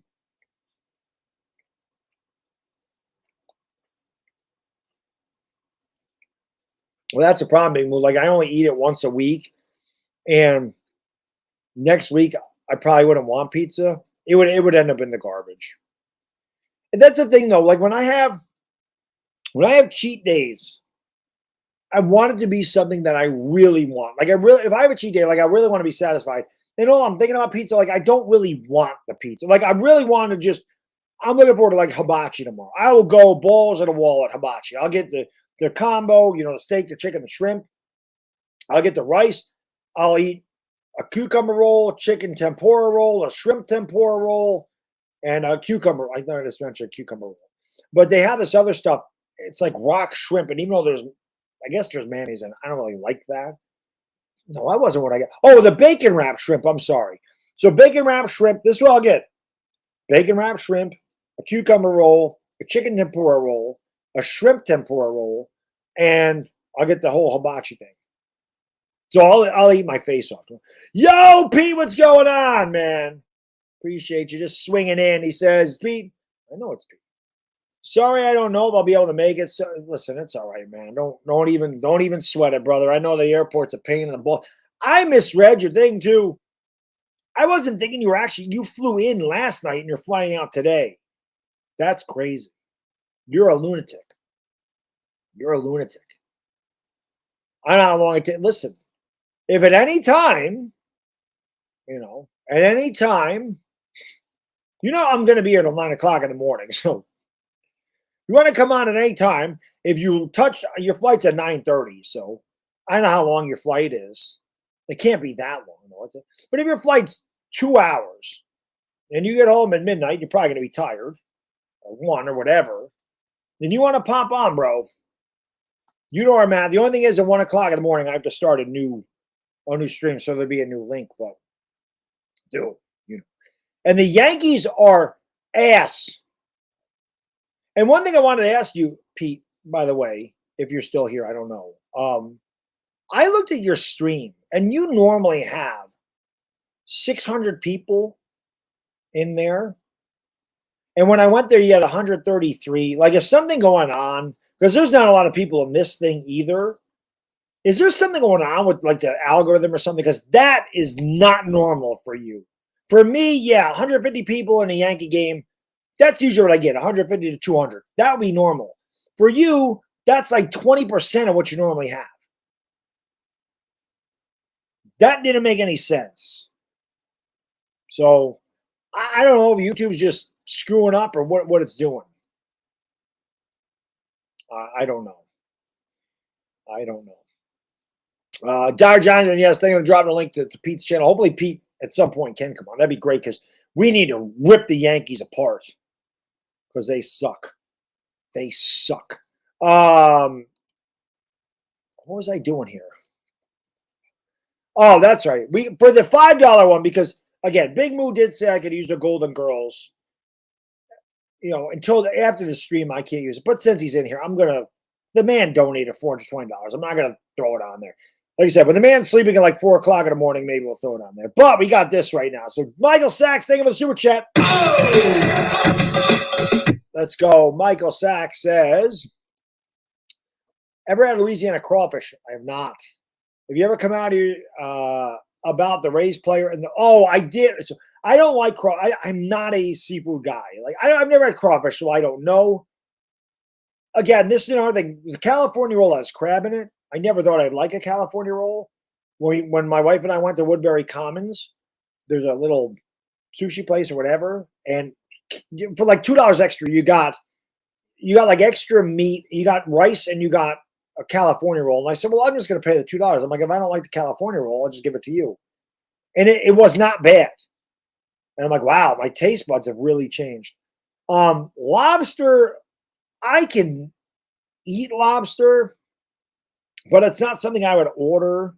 I don't think I would order crab. So I've never had crawfish. I don't know what it tastes like. If it's not really fish, like I just don't like fish. I might be able to eat crawfish. I don't know what that tastes like.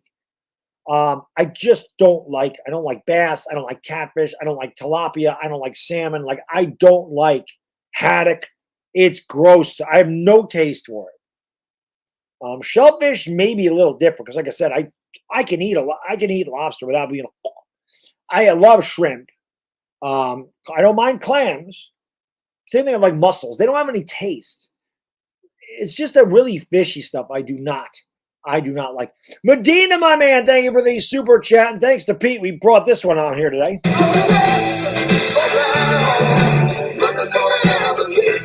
My God, Medina, thank you so much. He says, hey, Baddog, much respect to you for what you're doing and keep it up. You're the man. How can I be the man when you're the man?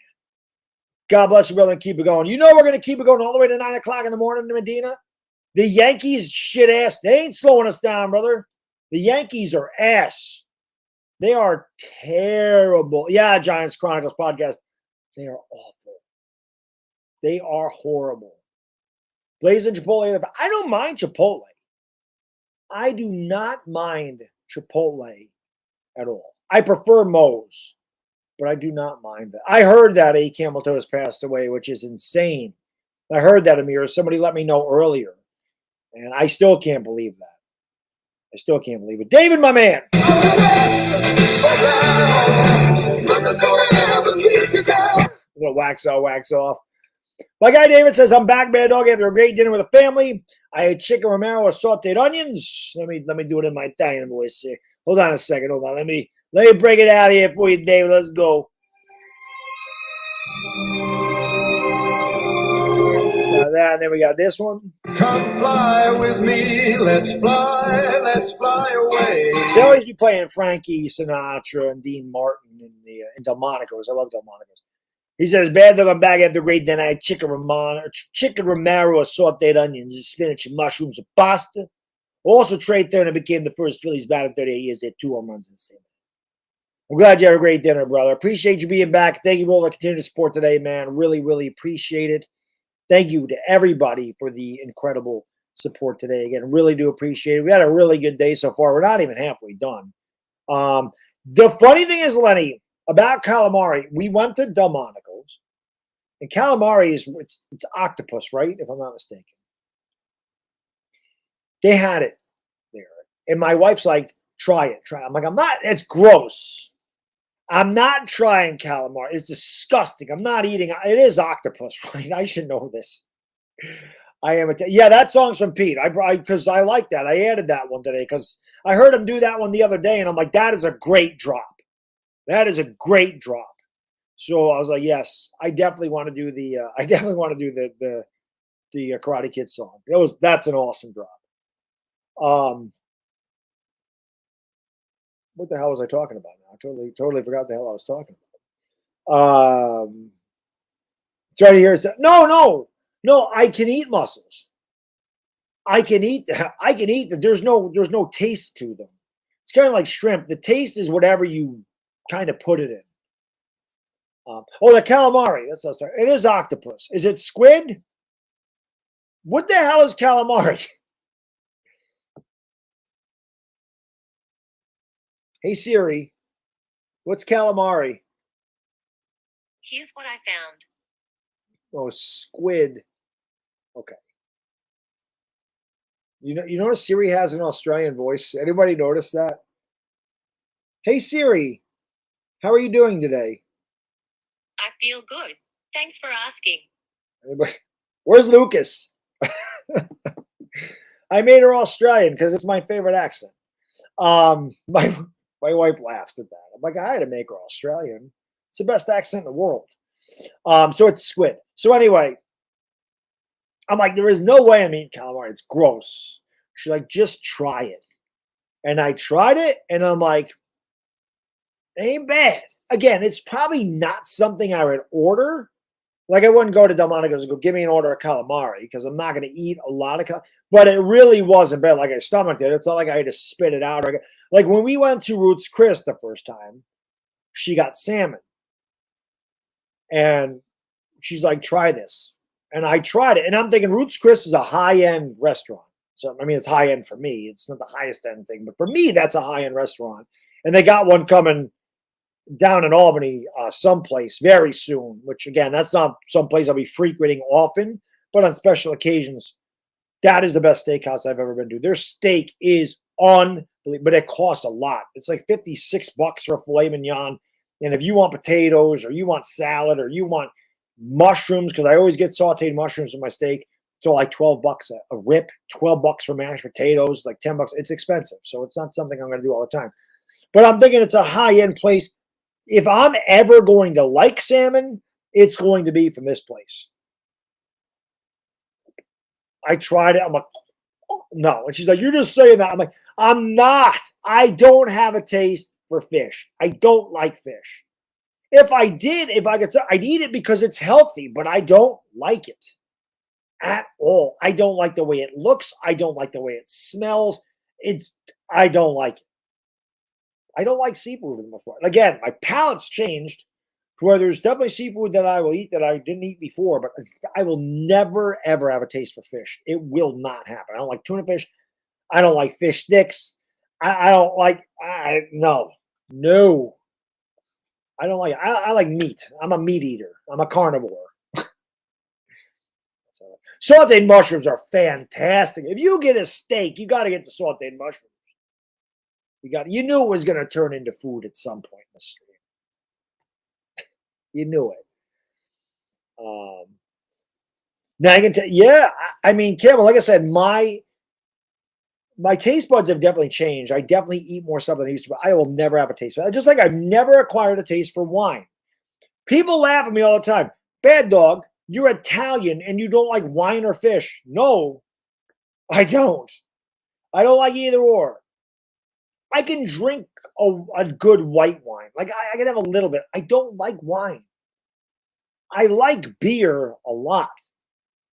There's really, outside of just the cheap shit beer like your Budweisers and your Bud Lights and your Molson Goldens and anything with ice in it, Bud Ice, Natty Ice, your cheap shit beer, I will not drink that.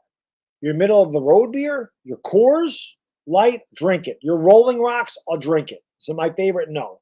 I like Foster's. That's a little cheaper. Foster's a good beer. The cheapest beer I'll drink, anybody that's up here, Pabst Blue Ribbon, it's probably the cheapest beer I'll drink that I actually don't mind. But I've told you before, I'm a beer snob. I like good beer. But I will drink a ton of different beer. I'll drink a good IPA. I'll drink a stout. I'll drink a porter. I will drink a Hefeweizen. I love white wheats. Those are my favorites. I love a good amber. I love a good amber ale. I love a good ale. I like beer. I don't drink it the way I used to because of my diet, but I do like beer. Many, many different kinds of beer. I acquired a taste. I did not like beer when I was younger. I liked like 3 beers. I liked Corona, Sam Adams, and Heineken. And over the course of my years, I have grown to like a variety of different beers. English toffee pudding beer made by Wells, banana bread beer, Whitakerky. I mean, you name it. Chimay is my favorite. Stella, Leinenkugel, Murphy's Irish Stout. Like Brown's oat. I love a good oatmeal stout in the winter. Like I like Sapporo. Like every time I go to Matcha, I get Sapporo. I like Sapporo. But that's, like I said, I've never acquired a taste for wine, but I did acquire a taste for beer. So I don't know. Toasty, it's funny because I would think I remember Sylvester Stallone for Rocky 3 got so shredded, and you could see he was shredded, like he had no body fat. But I think he said he ate like a lot of tuna or a lot of something, and he did get some kind of mercury poisoning from that. I thought I remember him saying something. Now, again, that could have just been because the dude was so low body fat. That's not healthy. So I say I slim down to a certain point in the summer, but when I'm under 7%, that stops. I do not want to be under 7%. And these guys that compete in bodybuilding, they don't stay like that. They don't stay at 6% all year long, or 5%. As soon as they get done with it, man, they eat for like 3 weeks. Because you just get down to that level to get to a stage. And once you're off the stage, you get your body fat back. Because people look at heavier people and go, you're not healthy. But there's very lean people that are also not healthy. You can be too lean. It messes up your organs. It messes up your hormones. It messes up a lot of stuff when you get too lean. So for me, like I said, I get to a point, and because I did it last year, and I unknowingly did it last year, when I got down to 6%, which anybody that saw my picture or my pictures for Muscle and Fitness when I was in that contest, that was me at 6%. I might even have it on here. I'll show you. Somebody mentioned Jeff Cavalier. Here, we'll show you. These aren't nudes. These are upper body nudes. My torso. I'll show you real quick. So that's me, right? This is 6% body fat. That's where I was. That's where I was last August. That's 6% body fat. Okay. Now I don't keep that, and I didn't realize that. I mean, look, you can tell here too. You can see the veins in my lower abs here. You can see all the veins in my chest. Like you can see, there's no fat on my body. I didn't mean to get that low. I just was trying to get lean. And when I got tested and that woman told me I was 6.1% body fat, I got scared because under 7% is not healthy. And that's when I decided to go for, not to mention, I would binge. See, this is what happens, man. You get some of these eating disorders, which I kind of did. I got so thin or lean there that I had excessive hunger. Ghrelin was going insane. And when I would get to my cheat meal, I would binge so hard just to get every bit that I could in my stomach because I knew I didn't have a lot of time to eat that kind of food. And the day before the opening season, the opening day in football last year, I threw up because I ate so much. And I remember saying, I'm like, I threw up the night before because I ate too much food. I'm not going to throw, if the Giants win, I'm not going to throw up every game before. And I didn't, but they did win that game. And I wasn't throwing up every night. But then I said, I have to start having a cheat day. So I know what I felt like at that point. I'm not there yet. But when I get to that level, I know I have to increase my body fat. So again, there's a lot that goes into this. A lot that goes into fitness if you're really serious about it. There really is. And I don't know half the shit I probably could know.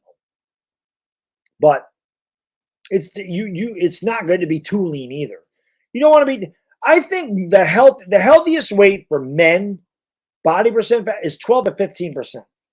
That is what is like optimal health for a man. For a woman, I want to say it's like between 22 or 20, maybe it's 21 and 24% body fat for them, because a woman usually carries about 9% more body fat naturally than a guy does. They need to carry that because they don't have the lean muscle, the testosterone we do. We're naturally leaner than women. So I think it's 21 to 24% for them. And that may seem like a lot of body fat. It is not. A woman that's 21% body fat is like a bikini model. So there's a lot of stuff that goes, I told you, I really should do shit on my fitness page because I love to talk about this stuff. This is the second part of the 24-hour stream, Real Deal Prime. So I had an 8-hour stream already. We split it up into 3 parts. We split it up into 3 parts. So I'll do another one at 1 o'clock. I do that so I can get the ad revenue from YouTube so I can donate that to Stand Up to Cancer. Michael, thank you for super chat. Hate any kind of beans. Family thinks weird from LA.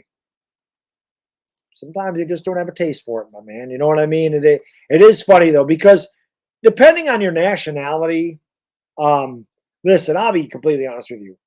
I think stereotypes are hilarious. Now, I come from a different era. So I know today there's a lot of sensitive people. They get offended by everything. Whatever. I'm not that guy.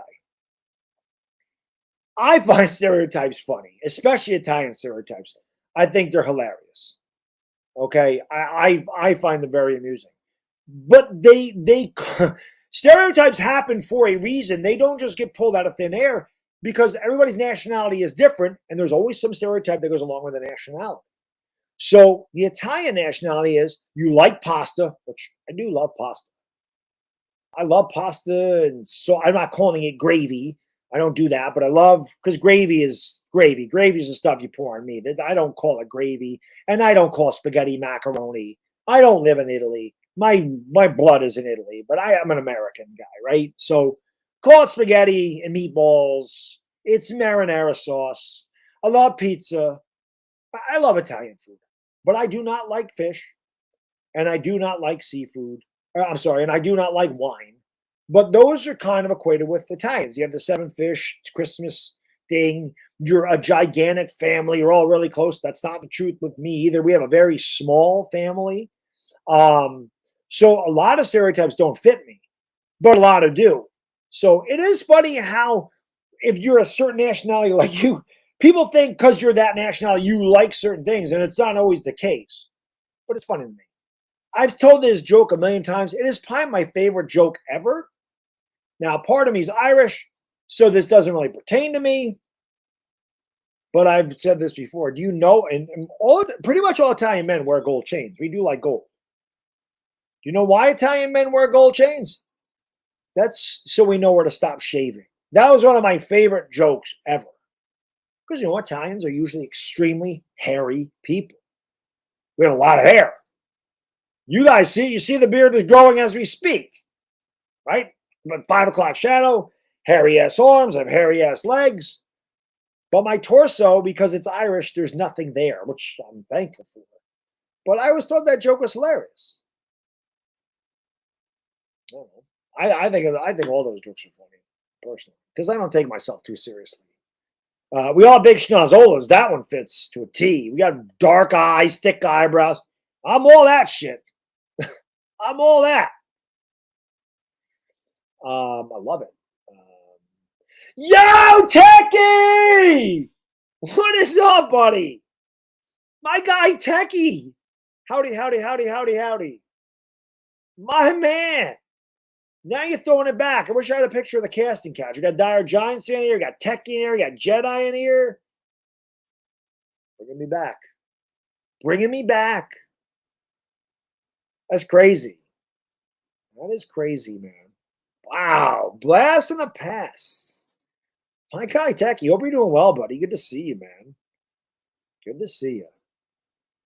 Good to see you. Max and the Beat, what's going on? Again, appreciate you guys, girls, being here. Yeah, the roll gold pretzels. Baddog don't do the roll gold pretzel anymore. Baddog really doesn't eat. My Baddog. Listen to me talking to myself in third person. I really don't eat a lot of junk food anymore. It's done. Like I don't like the junk. Well, I like it, but I don't eat it. We're almost 300 likes. We gotta get 300 likes. We gotta get 500. We got 500 the last time. We gotta get 500 this time. We're 291. Come on, baby. We can get it done. LA Lou, right? I still got Bert here. Bert on Baddog's casting couch. One of the funniest things I ever read in my life. But still got Bert here. Still got him. Bert's still hanging out. Who's your nephew? Nicking around. After birds, you damn straight. Damn straight. Thank you, Techie. I appreciate that. Yeah, man. The channel it took off, man. The Lakers had a lot to do with that. The Giants being good. It is it's amazing what this channel has become. And again, I couldn't have done it without each and every person that watches the videos, shares the stream out, hangs out in the live streams. I never thought I was going to get a silver play button when I started doing this. This is a really hard thing to do. I never thought I would be here. You know, it started out as, it's still fun. I mean, I still do it for fun, but it's amazing to me that there's that many people that actually like, what I do on here enough to say I'm subscribing to that guy, and it's 125,000. It's pretty awesome. I don't know if I'd ever get to 1 million. I would love to. I would need YouTube's help. I would need YouTube to help me out a little bit. But I don't know. How much of it, again, I don't know, because I don't have ad revenue added in there. And YouTube always takes a percentage of your ad revenue. They take a percentage of your donations. But right now, I would say we are at about 1,700 for the day, which is awesome. So the most I ever raised, the most I ever donated was 1125. I'd love to beat that, but again, I'm never going to make people feel obligated to do that. I'm appreciative just for people being here and doing this, because I couldn't do it without you. So appreciate it. It's pretty awesome. You don't need to be sorry, John Letourneau. I mean, you're an Eagles fan. You're not supposed to like the Giants. I hate the Eagles. But that was the thing, Johnny. I said, I thought about this. Listen, I don't ever set goals for these things. Like I don't sit there and say, hey, if we reach $4,000 today, I'll do this. Like I never do. But there was a part of me that thought to myself, I wonder if I said something like, hey, if we get to $4,000 today, I will put that I'll put that Eagles jersey on. But I didn't do it. Yep, Taylor. I remember Taylor played. Goose comes in once in a while. You know who I was thinking about yesterday, I think? Whatever happened to Batgirl? Remember Batgirl from Russia? I never see Batgirl anymore. Batgirl used to be in the chat. Batgirl. I forgot all about Taylor and Playboy. I forgot all about them. My guy Cool Drummer's been here since the beginning. I saw him in the chat earlier. He's like the first, him or Goose. I forgot, but both of those guys are like, one of those guys is the first member ever on my channel. The 1125 was for Wounded Warriors. The V Foundation was the first one I ever did. 1125 was for Wounded Warriors. His name is Christian Trahan. He tight end. Hope he makes it. I hope so too, man. That's pretty awesome. That is pretty awesome. That's not the real Johnny Letourneau. We got a fake Johnny Letourneau. That's interesting. Interesting. Yeah, LA Lou, remember Batgirl? William Watson, that's right. So William, I remember seeing him on Instagram. He's grown now, but he's a very religious guy. But yeah, William Watson was like my son. I remember that. Sperm Cell. He's Gavin now, but Sperm Cell used to come in the chat. That sounded dirty. Benjamin, where are you at? Boda, where are you at? You let that one slide? Remember him? Remember Gavin, Sperm Cell? Once in a while, he shows up. Did I have a react? No. So back in 07, there was no reactions to stuff. You just did videos after the fact. And a lot of people didn't really talk. I guess we did talk about the game, but it was more trash talking aspect in 07, but there was no live streams and there was no Twitter and there was no Instagram and there was no collabs. They had something called Stickam, where I guess that was, I never went in one of those, but they had, I guess that was like a chat where some of the guys on YouTube ended up. I mean, when I got on YouTube, I think Facebook was just starting. MySpace was the big thing when I started on YouTube. Also on YouTube, they had two different things. Well, there's a lot of different things. But two different things. My elbow just cracked. That's always good. One thing I really miss was there was a reply button. So if you made a video, there was like a video reply button underneath the video, and if you clicked it, it was automatically linked to the person's video, and that way they saw it.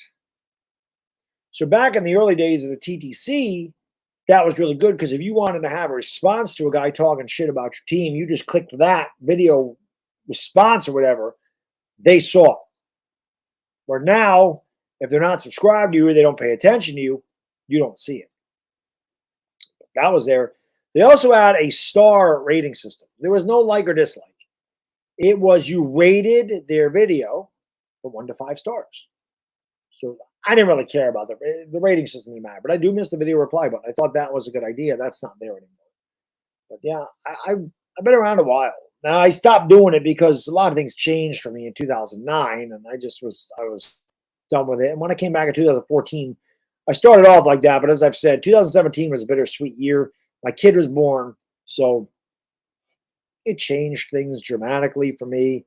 And when most of my trash talk was based on destroying Philadelphia and making fun of the Eagles, and they won a Super Bowl, it really became hard. And the Giants are 3-13. When I'm sitting back and thinking to myself, I'm like, how can I legitimately sit here and talk shit and tell an Eagles fan that my team is going to beat theirs? So I kind of shifted gears. Number one, I feel like Rocky and Rocky 2. Remember when Rocky's down in the dumps? Not that I'm down in the dumps. Remember when Rocky, he can't fight anymore and he gets laid off from the meatpacking plant. And he goes and works for Mickey. He's just cleaning up the ring, and he's carrying spit buckets. And Gazzo comes in. Rocky's a collector. And everything goes back to Rocky when you're Italian, by the way. So there's an Italian stereotype. So he's a collector for Gazzo. He goes on a docks. He collects them, the delinquent gamblers and all this stuff. He's a collector. So he's sweeping the thing. Gazzo comes in and says, Rocky, what the hell are you doing? And he says, sweeping up, making a couple bucks. And Gazzo says to him, he goes, Rocky, he goes, why don't you come back and work for me and get out of this place, get some fresh air. It stinks in here. Then Rocky goes, what would I be doing? Like collecting? And Gazzo says, what else? And Rocky says, hey, man, I appreciate the offer, but I can't do that stuff no more. Because he had a kid, he had a family. That's kind of the way I felt about the TTC. I'm like, man, I have a kid. I can't do that anymore. Like, I have to grow. I felt like I was like, I have to move on. Like, I have to evolve a little bit. I don't want my kid to see some of them videos. We all know, anybody that watched my TTC video, I was fucking brutal to people. Brutal. One of the greatest to ever do this. And again, I don't toot my own horn, but you can ask anybody tied to that that's still around. They will tell you I was one of the greatest ever trash talkers. By far. So, but having a kid, man, it changes things. It changed things for me a lot. I looked at things differently. I had a much different perspective on life. Priorities changed. 2017, the Eagles winning the Super Bowl could be one of the best things that ever happened. It's probably the best thing that happened to my channel. It is a strange twist of fate how that worked.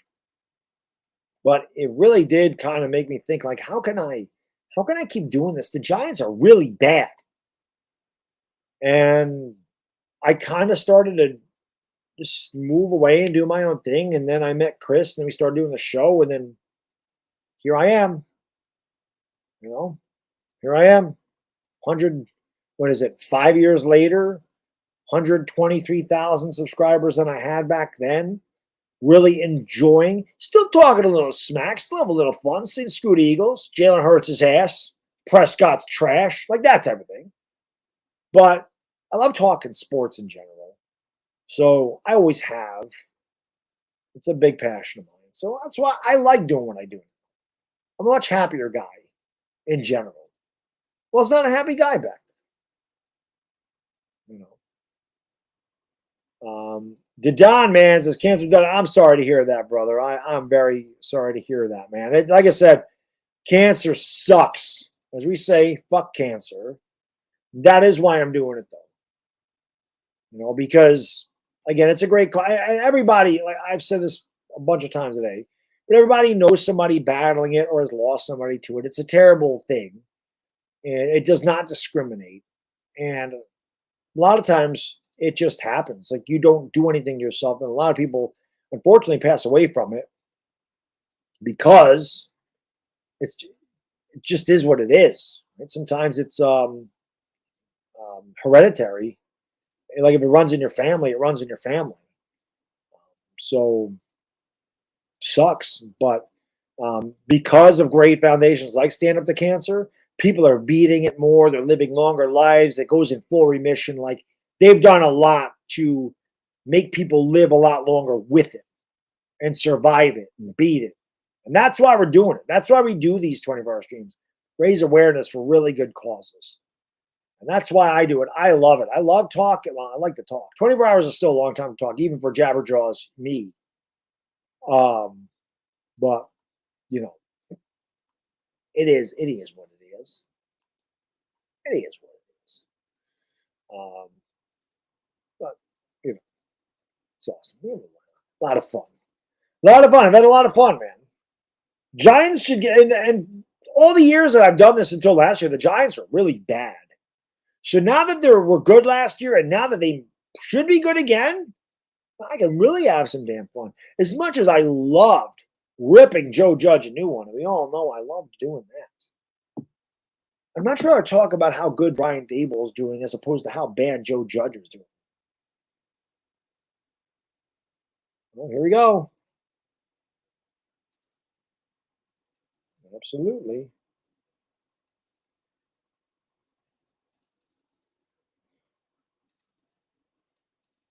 So Patty reached out to me. Let me see if I have this. Hopefully it's the same thing. No! I got to give her the link. Hold on one second. Let me give her the link to this. I don't know why the hell I thought I had it on my phone. This. There we go. So maybe Patty will be here soon. Michael, my man, thank you for the super chat, brother. He says top 5 Yankee managers of all time. Last one tonight. Top 5 Yankee managers of all time. Well, Stengel's got to be up there. McCarthy, Billy Martin, Joe Torre.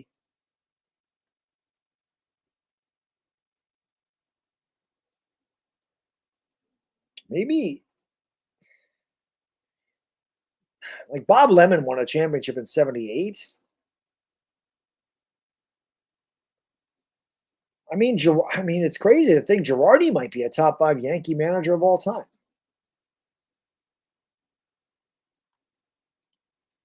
That's insane to think that, but he really could be. Lou Piniella was really good, but didn't win anything. Yankees kind of were disappointing under Piniella. That's tough. I don't know about the 5th one, but Stengel, McCarthy, Torre, Billy Martin. Those 4 easily. Definitely not Aaron Boone. What is Pete with Dave with the super chat? He says Trump Dog thinks that the Yankees are an absolute disgrace, quite frankly. They're a terrible disgrace, utterly pitiful, not doing wonderful things. They're like fake news. They're like a fake baseball team. They don't know what they're doing. They can't run the bases. They're completely clueless. They got a clueless manager. He's got no idea. He's weak. He's weak people, quite frankly. He's terrible. Aaron Boone not getting it done. Brian Cashman, he's soft. He's soft as baby Dookie. What can I say? He's softer than hot butter. You know, he's just not doing good things. He doesn't know what he's doing. It's a complete disaster. It's a disaster. It's horrible. You know, it's just not doing. It's not watertight. It's no good. It's terrible. It's not doing big things. The Yankees. Trump Dog, Bad Dog, all the dogs. I don't like the Yankees are really bad. The Yankees are really, really bad.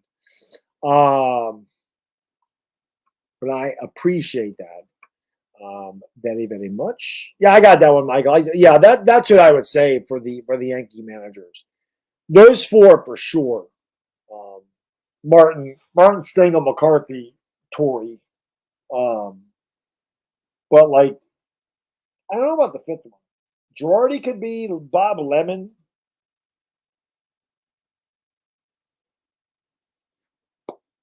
Yogi wasn't a good manager for the Yankees. Bigly, that's right, Afghanistan. The Yankees are not doing things bigly, quite frankly. Bigly. It's a word I made up.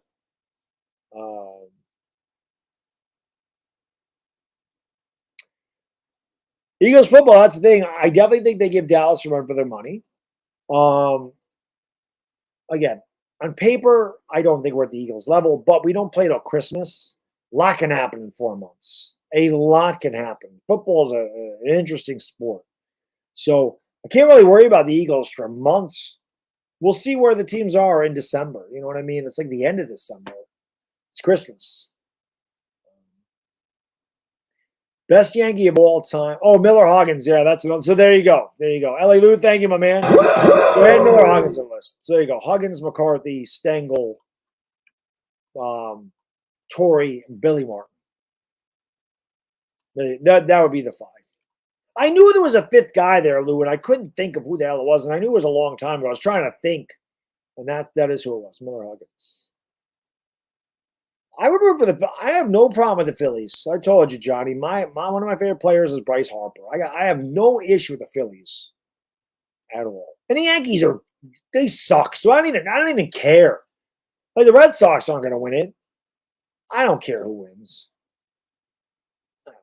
It's not important. It's not important. 809. What up, everybody? Hit the thumbs up, subscribe, ring a ding, ding, ding, the bell. We're only 11 hours into this thing. We got a long ways to go. Long ways to go. Appreciate y'all being here. I'm going to go get another one of these. You guys, girls, hit that thumbs up and ring a ding, ding, ding, that bell. I'm going to come back with a new flavor of C4. I'll be right back. Appreciate you being here. I'll be right back.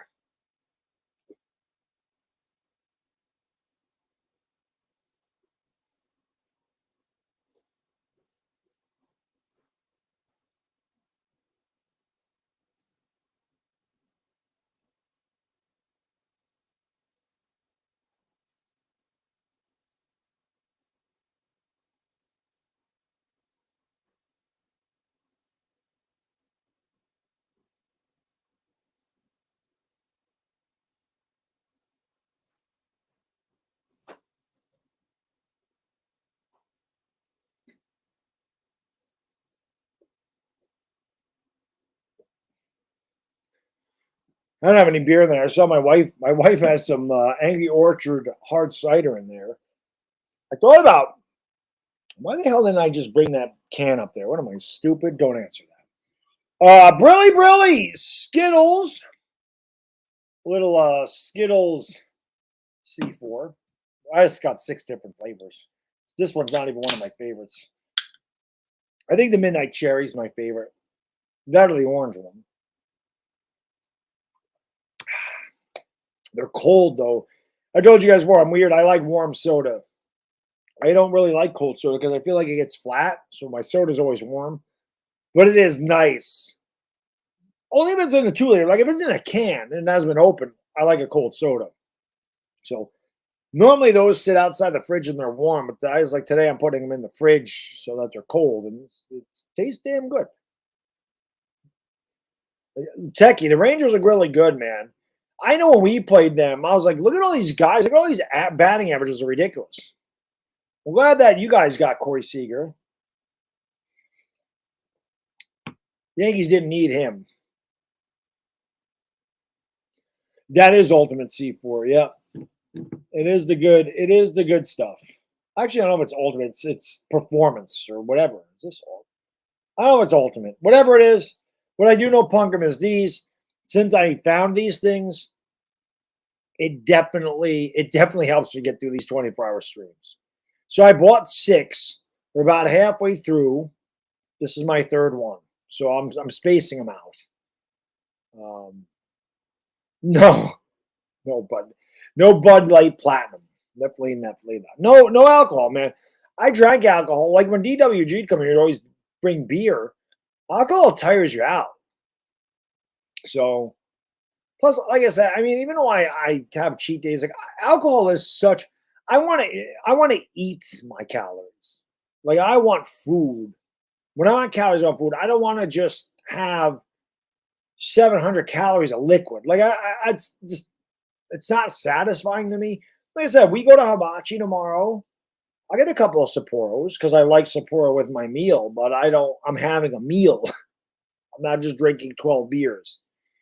It's part of the reason I was heavier back in the day because I did. Not that I drank 12, but you guys know I drink 3 or 4 beers in a stream easily.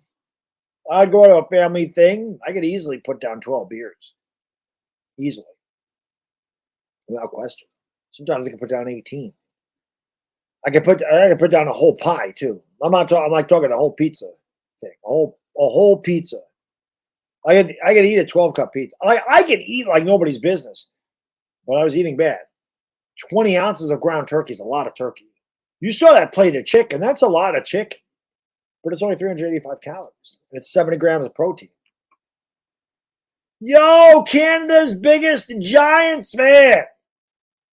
Thank you so much for the 279. I appreciate that. Thank you so much for your first ever super chat. Let's go. I think I got a special guest. I heard a pop up here. Let me move the chat. Look at my girl. Look at guys, girls. We got Patty Traina in the house. Patty, what's going on? Welcome. Hey, how are you, dog? I'm doing good. It gets a little crazy over here, so don't mind. That's fine. That's we fine. We get a little juvenile over here, so I hope every guy and girl behaves himself. Yeah, Patty, how great was that game last night? How great was the starters? Oh my God. Pinch me. Do we really have a team here? God, Do we have a team finally after 10 plus years of absolute dreck? We have a creative coaching staff. I mean, did you see some of the blocking schemes last night? We have a quarterback who I don't care what anybody says. I think this guy's going to have a great year. Weapons, the defense look good. I mean, the naysayers will say, "Oh, it's just exhibition. Oh, yes. it's just the Carolina Panthers. They stink and everything." Yep. Folks, this team is on the upswing. It's not perfect, but it's on the upswing. And how great is that?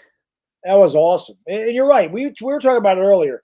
People are going to move the goalposts when they want to, if they want to defend him or they want to knock Daniel Jones. So, yes, I talked about this before. Last year, he only had 15 touchdowns. He only did this. I'm like, he destroyed Minnesota. Oh, well, Minnesota's got a bad defense. It's like they won't give him any credit.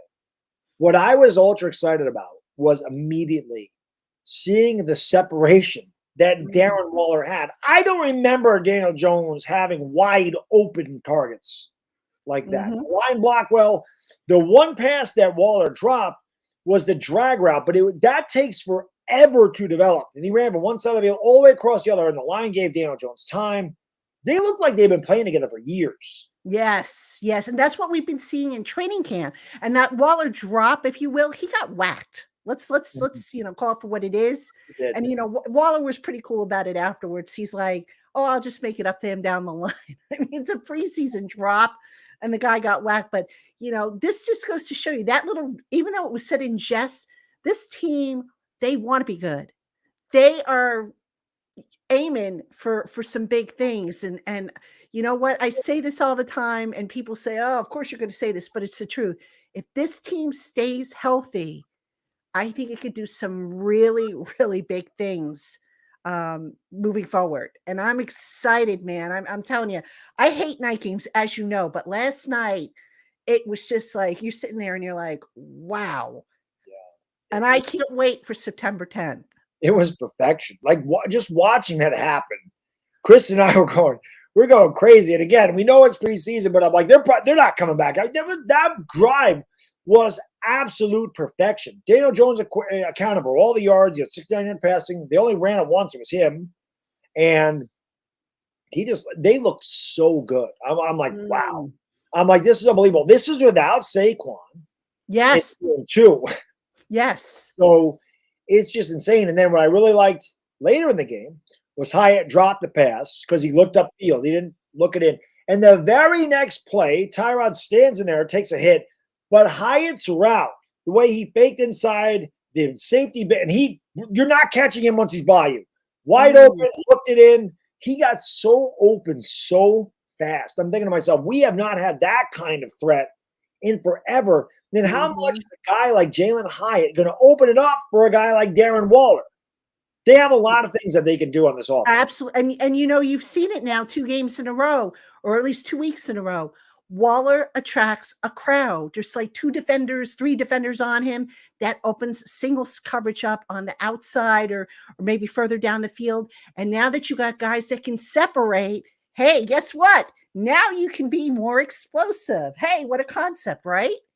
Yeah, and that's the thing. Like they definitely will have bigger plays. I mean, this is just a vanilla playbook. That Absolutely. First, and again, the defense played well. Okereke looked really good. The corners were good again. Dexter Lawrence was getting pressure. Thibodeau had the sack. Yeah, it's preseason and it's Carolina, but I'd much rather see them go down the field like that and play good defense as opposed to not play good and then go, oh, well, it's just preseason. I'd much rather them do what they did last night. That really, Giants fans should be excited for what the future is. Yeah, definitely. I mean, they still need a few tweaks here and there. I mean, the offensive line depth, they've got to sort that out. Still got to figure out what you're going to do at receiver. There's, inside linebacker, are they going to go with a committee there at ILB2? The little things that have to be, tweaked and whatnot. But this team, I think we can all agree, is on the right track. Certainly a huge, huge turnaround than the group that they inherited, a year or so ago. Yeah, without question. I mean, if there was one negative that I saw, and again, it might have been the guys later in the game, the tackling was bad. Yeah. They had a problem with that last year. They're not they don't practice it. They don't really practice it. It's weird, It's like you want, even with the pads on, there, you have contact, but they don't want you bringing guys down to the ground. So how are you supposed to practice tackling if you can't do it all the way? Now, in the past, what they used to do is they used to have this huge donut, and they used to practice, leading with your shoulder and tackling into this huge donut, which was like a pad.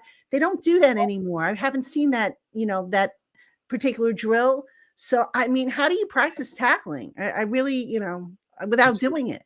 That's a good point, because they don't do it the way they used to do it. They don't do, they don't do 2-a-days anymore. They don't really have a lot of contact practice and all that other stuff. So, yeah, it is, because when you're going against each other and they're not walloping each other, they're certainly not tackling each other.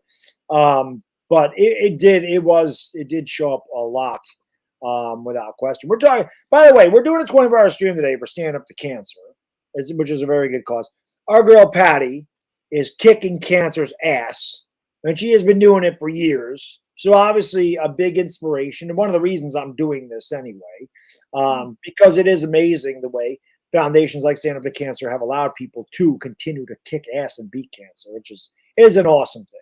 So Patty's a fighter. Don't mess with Patty. Okay. She may look sweet, but trust me when I tell you, she ain't taking no. She works with these big ass guys, these giants, and they are giants in every sense of the word. Because I may look big, but I'm a child next to these guys. Okay. If she's in there, she don't care. She'll let them know. She'll let the media. She don't care. She ain't taking your shit. We love her.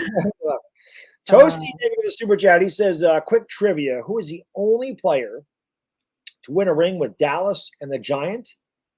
The hint is he's old Dallas, hasn't won a ring in forever. You're the man. How can I be the man when you're the man? Dallas and the Giants. Dallas and the it's not Everson Wall. Is it Everson Walls? It's not somebody recent, obviously. No, Everson Walls won with the Giants in '90, but I don't think he won with Dallas. I know he got beat on the Dwight Clark catch. All right. Let me think. Who? The Giants won. Wait. I think I know one. He has really good trivia questions. Oh gosh, that's a good one too. It's not Ron Stone. I'm trying to think who else have they had. That is a good one. It is a good one. Because jeez. So receiver, like I'm trying to. Oh, that is tough. It's not somebody recently. It would have to be like in the '90s. I would imagine. It would have to be the only one could. It's not Everson Walls. You're saying, right? That would be the only one that would come to mind. Everson Walls. I think. No, Dave Durson didn't play for Dallas, did they? He played for the Bears. I remember. He played for the Bears. Maybe he did play for Dallas after that. That's a really good question. Giants won in '90. Dallas won '92, '93, '95. So it's got to be somewhere in there. That's a really good question. Tosi's that's a stumper. That's a stumper. Oh, that is tough. Dire Giants fan, thank you for the super chat. He says, "Hey Patty, I just wanted to say you have great questions during the pressers, and keep fighting. You are great." Thank you. That's very sweet of you to say, and thank you for the donation. Yeah, he's the man. Dire Giants fan is the man. He's the man. You know, so they have super stickers, right? There's these animated donations. Yeah. A quick joke. We don't have over on my podcast, but that's okay. So I try to act them all. Right. There's a $10 one where it's like a hippo, I think. He spins around in a chair. For years, I just had a hard kitchen chair down here. Did not actually have a computer chair. So I literally have to, for $10, the thing spins around. And I literally had to pick my chair up and spin. Well, Dire Giants fan said enough of that. He bought me this chair. So when I get that donation, I can just do this. That's awesome. Well, a lot of stuff. And he also says it's 420 in Alaska. So the drop for Chargers. Smoke weed every day. Yeah, I have a lot of sound effects. I'm a kid. I'm a big kid. I got a ton of There ain't nothing wrong with that. You're having fun. There ain't nothing wrong with that. There you go. So we do this for the $2 one. Toasty. Elvis Patterson. We have an answer. Elvis Patterson. Toast. Wow. Toasty. So I would have never. I can't believe Elvis Patterson lasted that long in the NFL. I know. Wow. So, like Patty said, toast. He had to read. It's not because he likes it. Well, I saw it pop up on the group chat. Yeah, Toast. That was his nickname. Yeah, Elvis Toast Patterson. Yeah. All the time. Interesting. I would have never. Yeah, I'm sitting here and I'm like trying to rack my brains, and that was a stumper.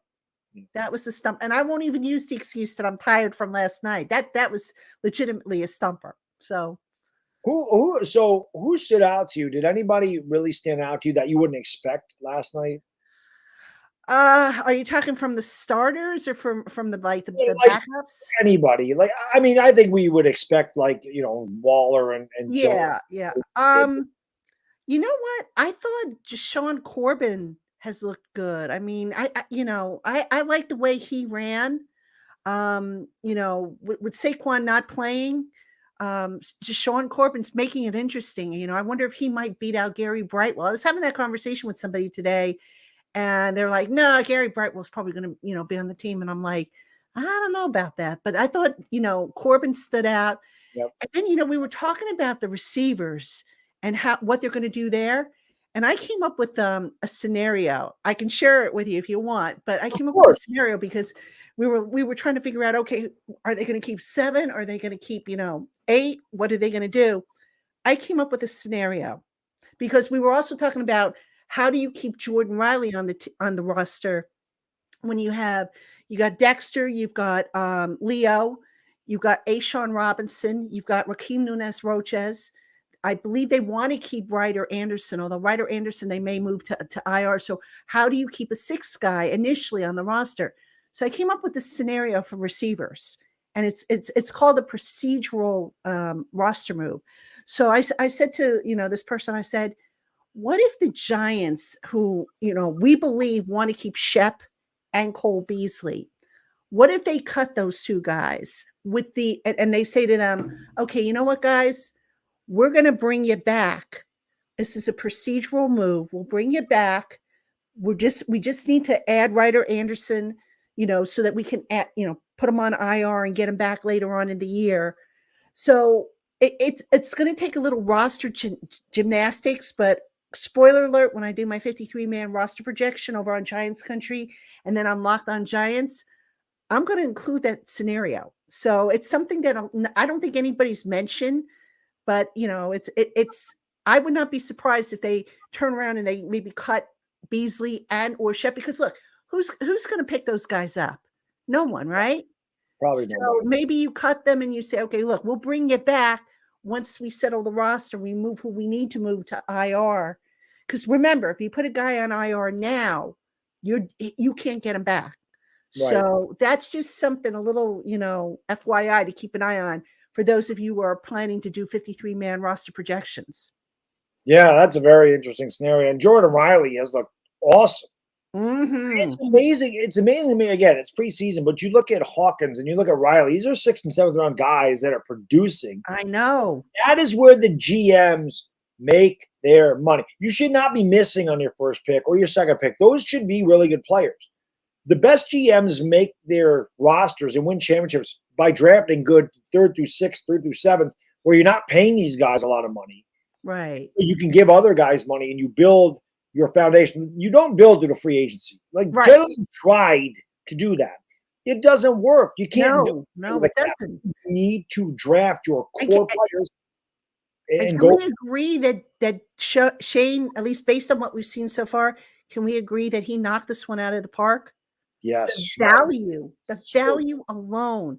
And if these guys carry over into the regular season doing what they've been doing, my goodness, what an upgrade. Oh, my God, without a doubt. Salvatore, thank you for super chat. Here's your drop.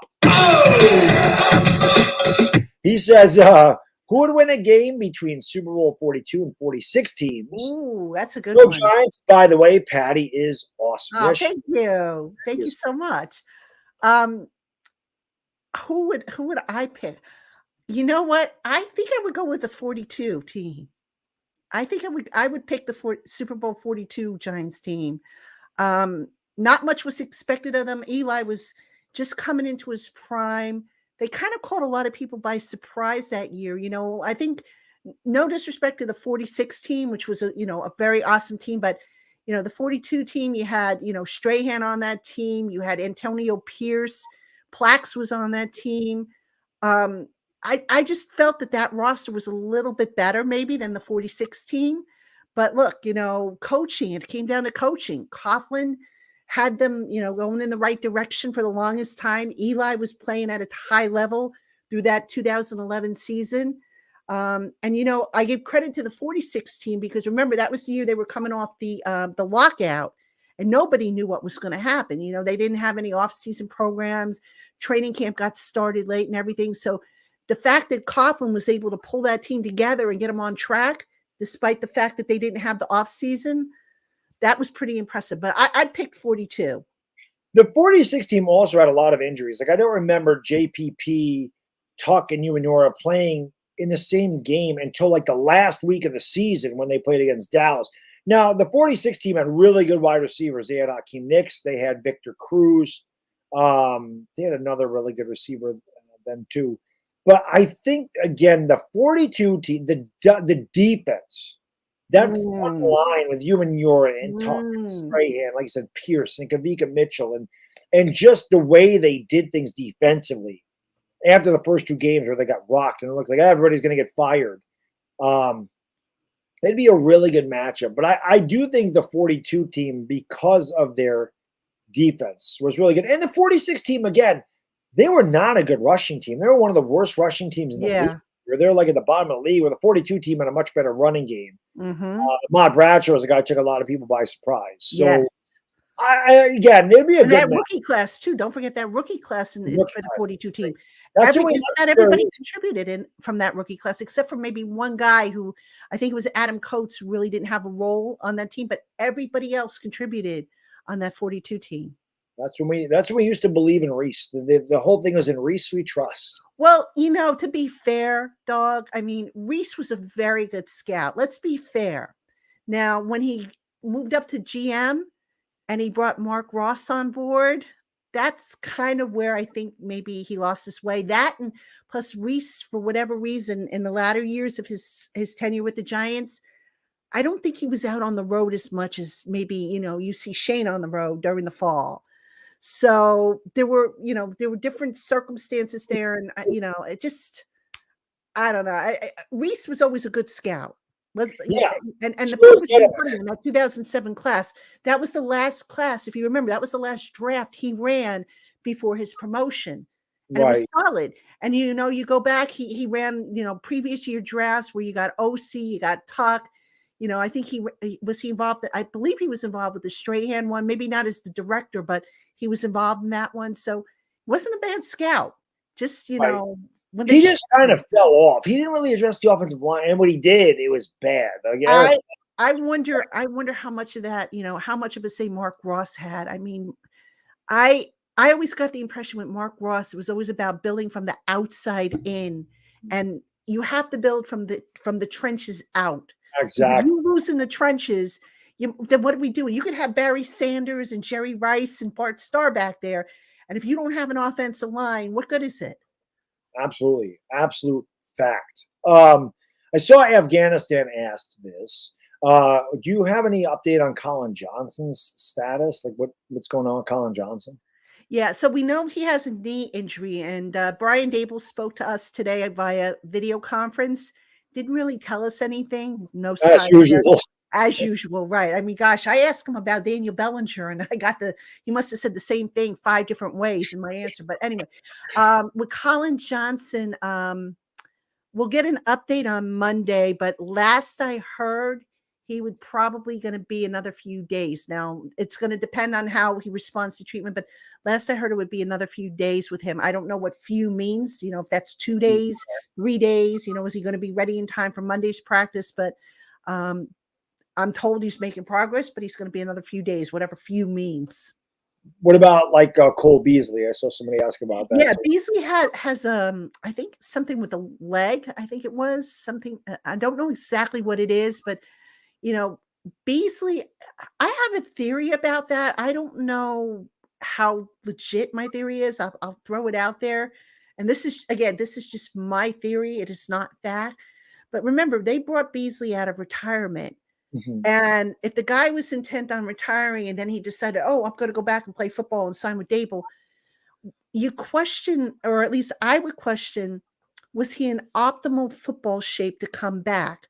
Mm-hmm. Or is he getting caught up now with his conditioning? So I'm wondering if maybe that's playing into some of these issues that he's having.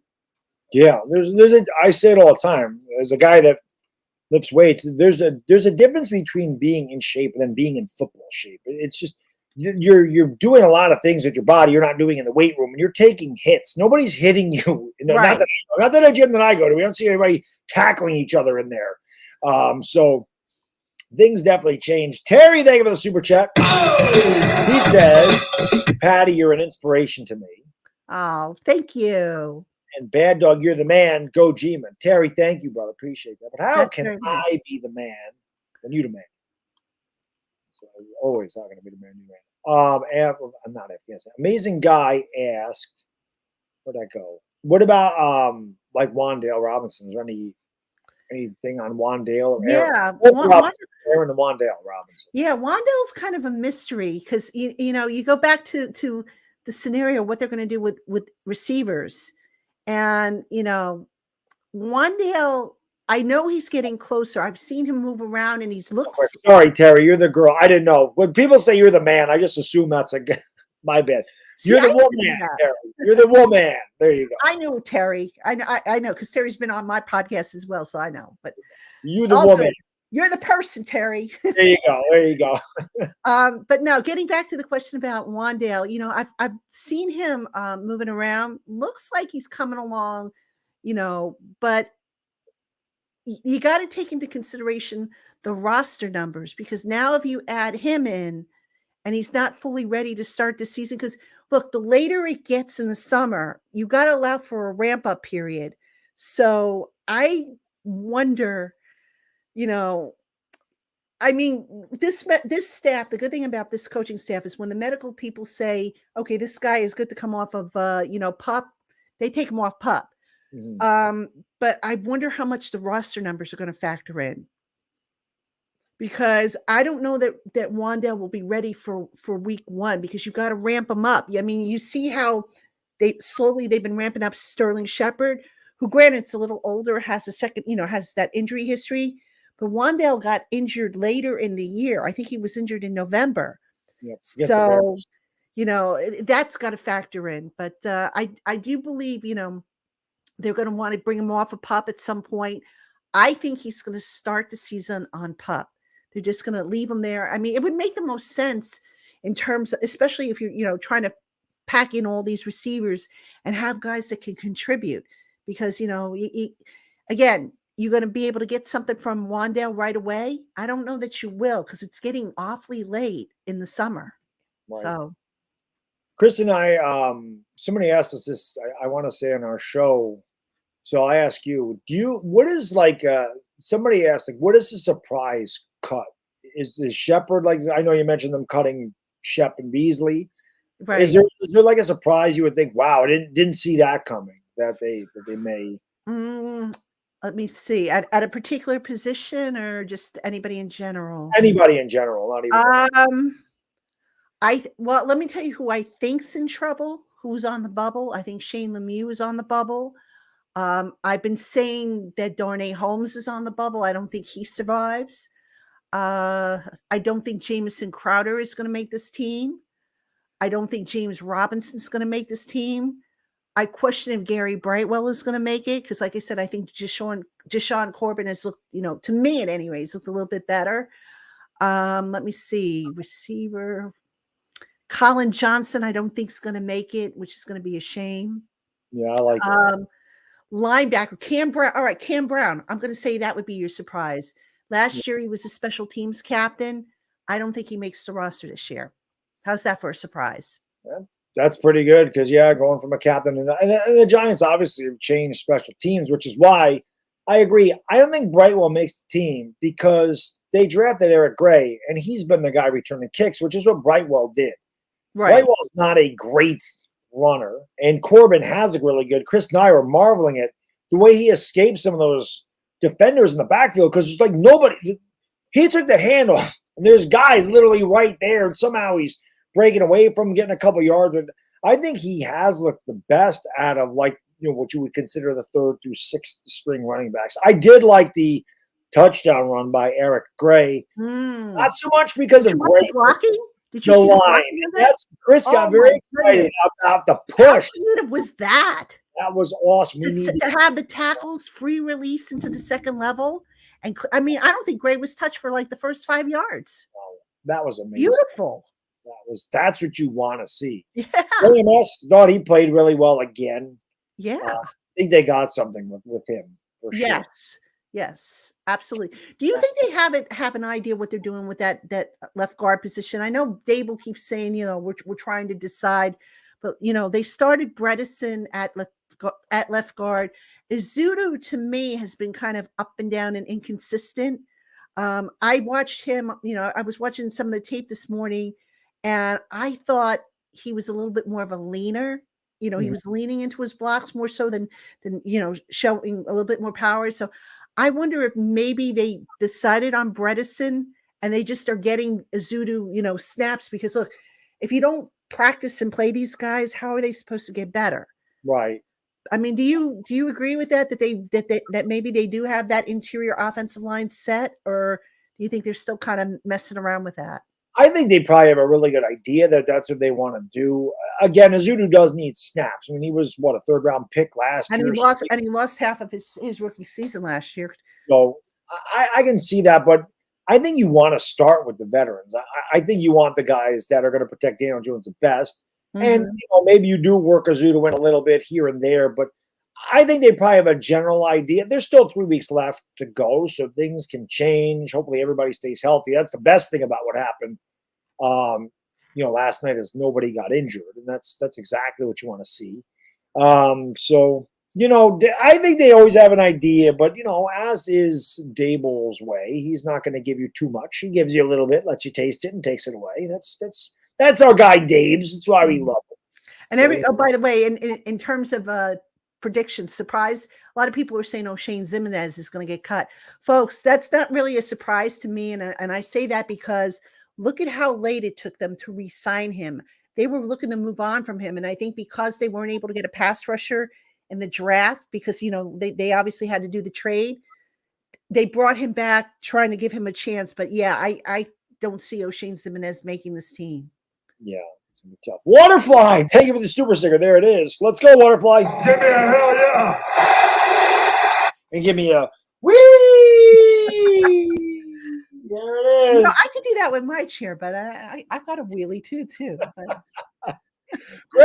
Chris tried it once, and I think he ran over something.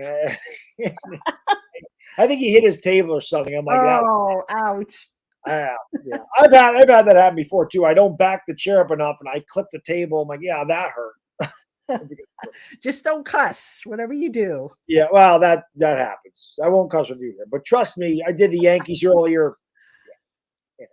I don't blame you. I think the Yankees would make anybody cuss. They would probably me cuss if I were a Yankee fan.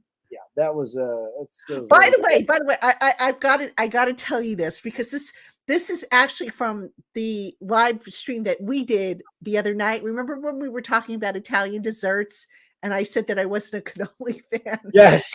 All right. Well, tonight my husband and I went out to have Italian, and so they were like, "Oh, do you guys want dessert?" And I'm like, Yeah, definitely. So they brought us the menu, and I got to mark this up. I haven't had a chance to do it, but I took a picture of it because they had cannoli on it, and they also had tartufo. And I was gonna post it on my Twitter account with an X through the cannoli. I ended up getting the tartufo. I love tartufo. And my husband got the rice pudding. They also had cheesecake on the menu, but it was funny. We were talking about it, and I was telling him about how, I said, I don't really like cannolis, and he goes, yeah, I don't like them either because of the filling. The filling is too like thick for my taste. Yeah, it's rich. So I was just telling him, I said, we were talking about that the other night on the live stream. Yeah. We, like I said, every time I've already talked about food a number of times a year because I do. I mean, that's what happens. I'm Italian, so of course I love food. But yes, I love cannolis. This is one of the favorite things. But my dad loved them. My wife's not. She'll eat them, but she's definitely not her first choice. And my son, I finally got him to try. I'm like, buddy, why won't you try this? He's like, I don't want it. I'm like, why don't you try? I'm like, buddy, it's just sugar. Like, it's really all it is. So he did try like the cream filling part of it, and he's like, and my wife's like, what is it? Is it good? Is it bad? Is it? He's like, that's good. Well, I liked it to give me a thumbs up, but he wouldn't have it. I like the shell. I like the cannoli shells. I just am not a big fan of the filling. Yeah. Well, I'll be honest. I like the filling, but I feel like a good cannoli is based on the shell. If you don't have a good, crispy, fresh shell, yes. I don't want a soggy shell. That's gross. Yeah. That's gross. I mean, the filling is the filling, but that shell needs to be flaky, crispy. It needs to be good. If you have a bad shell, it's a bad cannoli. I agree. The center is I always would think so. But for me, like I said, if Tartufo's on the menu, that's what I'm getting all day, every day. Love Tartufo. like that. Afghanistan says Parrot is awful. That Parrot has struggled. Is he safe? Well, here's the thing. If I think Tyree Phillips was the guy that they were leaning towards regarding, that swing tackle position, but he's been sidelined with an injury. I don't know how much longer he's going to be out. I know they're trying to coach up Matt Parrott, but again, inconsistent. The problem is, when guys get cut, when the cuts are made, you're really probably not going to find a solid offensive tackle out there. Okay. So if Tyree Phillips' injury is anything long-term, then I think maybe Parrott does get kept. Again, just, the first round of roster cuts, that's not the final 53. That's going to be the initial 53. A lot of people think, okay, once the 53-man roster is set, that's it. They're locked in on that. They're going to be making a lot of moves even after that 53-man roster is set. But right now, I would say Parrott is probably safe compared to, say, a Corey Cunningham. I don't think he makes it. And I say that only because, again, Tyree Phillips is banged up. And right now, we're not sure how long it's going to take. And I should do some digging and see if I can find out. I think I have a way I can find out about him. So maybe I'll do some sniffing around on that. There you go. So I see a lot of Justin Pugh. That Right. name's obviously come up. Is that a possibility that they bring him in? Obviously, again, it's not like he's going to start. You're not going to come in here. He's not going to Right. start. But is that possible? Is that like a depth piece for their offensive line to bring him You back? know what? If he's healthy and he's willing to take a vet minimum deal. Now, remember, here's the other thing. When you sign a guy and he's on your initial 53-man roster, his contract becomes guaranteed. So that's why you see a lot of teams wait until week 2, because then once you sign the guy, now his contract isn't guaranteed. So you can cut him if you need to. So if they bring in Pugh, and right now, I don't get the sense that that's what they're going to do. As of today, I don't get that sense. I would probably think they would wait to do so. They're going to let these guys play out. Look, everybody always wants to bring in an established veteran, and especially a name that they know, but you got to at some point let the young guys play, because you're never going to get them experience if you just keep plugging in veterans in there.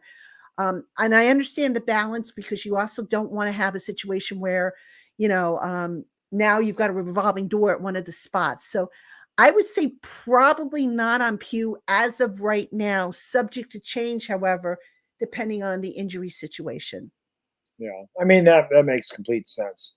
The offensive line is still a work in progress. Yeah. Obviously, like you said, when Shane and Brandon Brown took over this team, it was much different. And you can't just dump 53 and pull in 50. It's not the way it works in the NFL. You have to do it little by little. And yeah, we took some people by surprise. You had a great year, won a playoff game, but they're still working on building their own team. They had not even a year. They had like months to put that together last year. And this year they actually had a full year to decide what they wanted to do, what their needs were, and go in a different direction. But the offensive line outside of Andrew Thomas was in shambles when they took over. So you can't just build an offensive line in one draft when you have needs in the secondary, needs at linebacker, needs at wide receiver, because you only have so many draft picks, and only so many of those draft picks are going to make the team. So it's not that easy. It'd be great to say, let's go out here and get this guy and this guy and this guy, and all of a sudden we're great. So it's still a work in progress, but obviously it is progress and not progression. Which is just an FYI, Brandon Brown is speaking to the media on Monday, so there'll be some questions asked, I'm sure, about the upcoming cycle, the waiver wire, and all that stuff. I'm trying to put together some stuff that I'd like to have answered. I don't know if he'll answer it, but listen, I'll at least try and ask.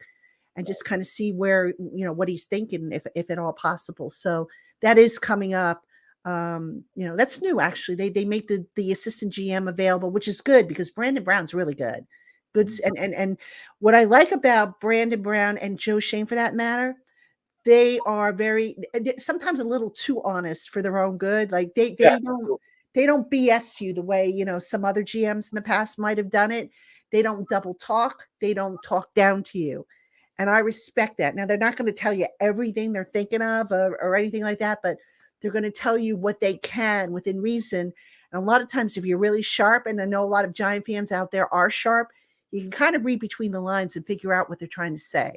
Right. Slink wants to ask, he says, "A Patty having better access or whatnot, what are your opinions on JMS?" He said, "I think he's looked good this preseason, but I only see what they air." Right. John Michael Schmitz has looked good. I mean, is he a finished product? No, he's a rookie. He's not the most athletic guy out there. Tippmann, I think you can make the argument that Joe Tippmann of the Jets is a little bit more athletic. But here's what I like about John Michael Schmitz. There's two things I like about him. Number one, that young man has got it up here. He is smart. Number two, he's a feisty son of a you-know-what. All right. Now, Yes. He's going up against Dexter Lawrence in practice and one-on-ones. Nobody deserves to go up against Dexter Lawrence because Dexter Lawrence just, you need a bulldozer to move Dexter Lawrence out of the way. Yes. And you watch John Michael Schmitz go against Dexter Lawrence, and he just gets, I can't explain it. He gets so intense. Yeah. And Dexter might win, but John Michael Schmitz doesn't give up a whole lot of ground, which to me is significant progress, because you would think Dexter would just push him all back on roller, like he's on roller skates. You don't see that with John Michael Schmitz. So there's feistiness in there. There's intelligence. But again, he's a rookie. And I think as he gets stronger in the coming years, John Michael Schmitz is going to get that much better. Yeah.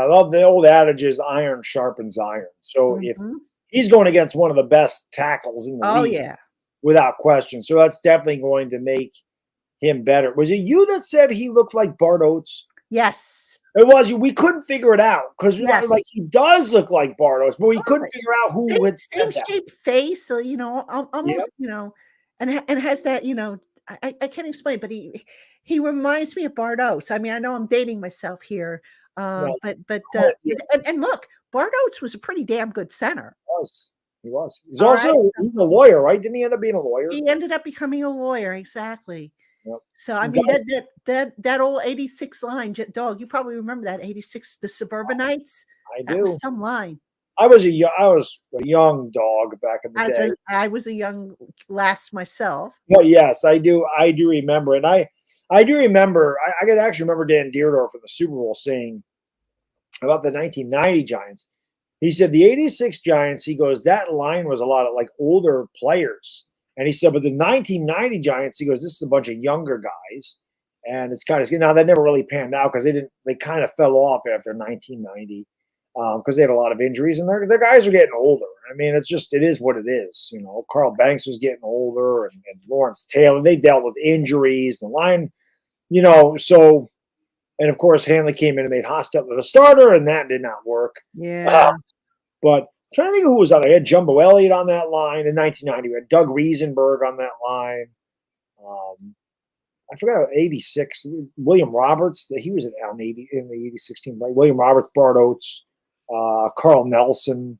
Bill Ard. Was that? Billy Ard was on that 86. Billy Ard, yep. Billy Ard. Yeah. Yep. That was a long time ago. Oh, yeah. Where's the time go? Yeah. We're dating ourselves here, but that's okay.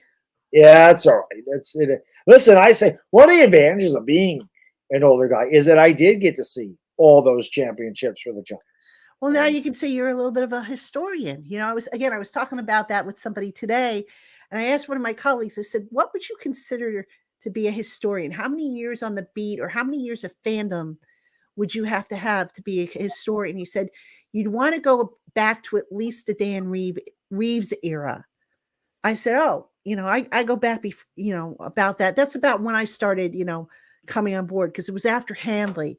He says, okay. He says, but if you're in the Parcells range, even better. I said, well, I'm not in the Parcells range. I didn't cover. I was still in college when Parcells was, the coach there. But Dan Reeves, definitely. I was out of college by then, and I was just starting out. And I do remember that. And I started doing more full-time work when Fossil came in, and then of course when Coughlin and Eli came in, that was just like what a journey that was. That was just a really golden era for me.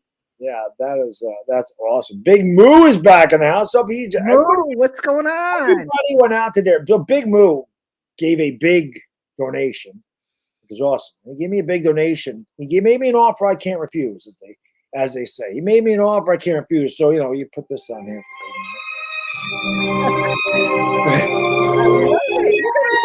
I do. So Big Moo was not a fan of the Golden Girls theme.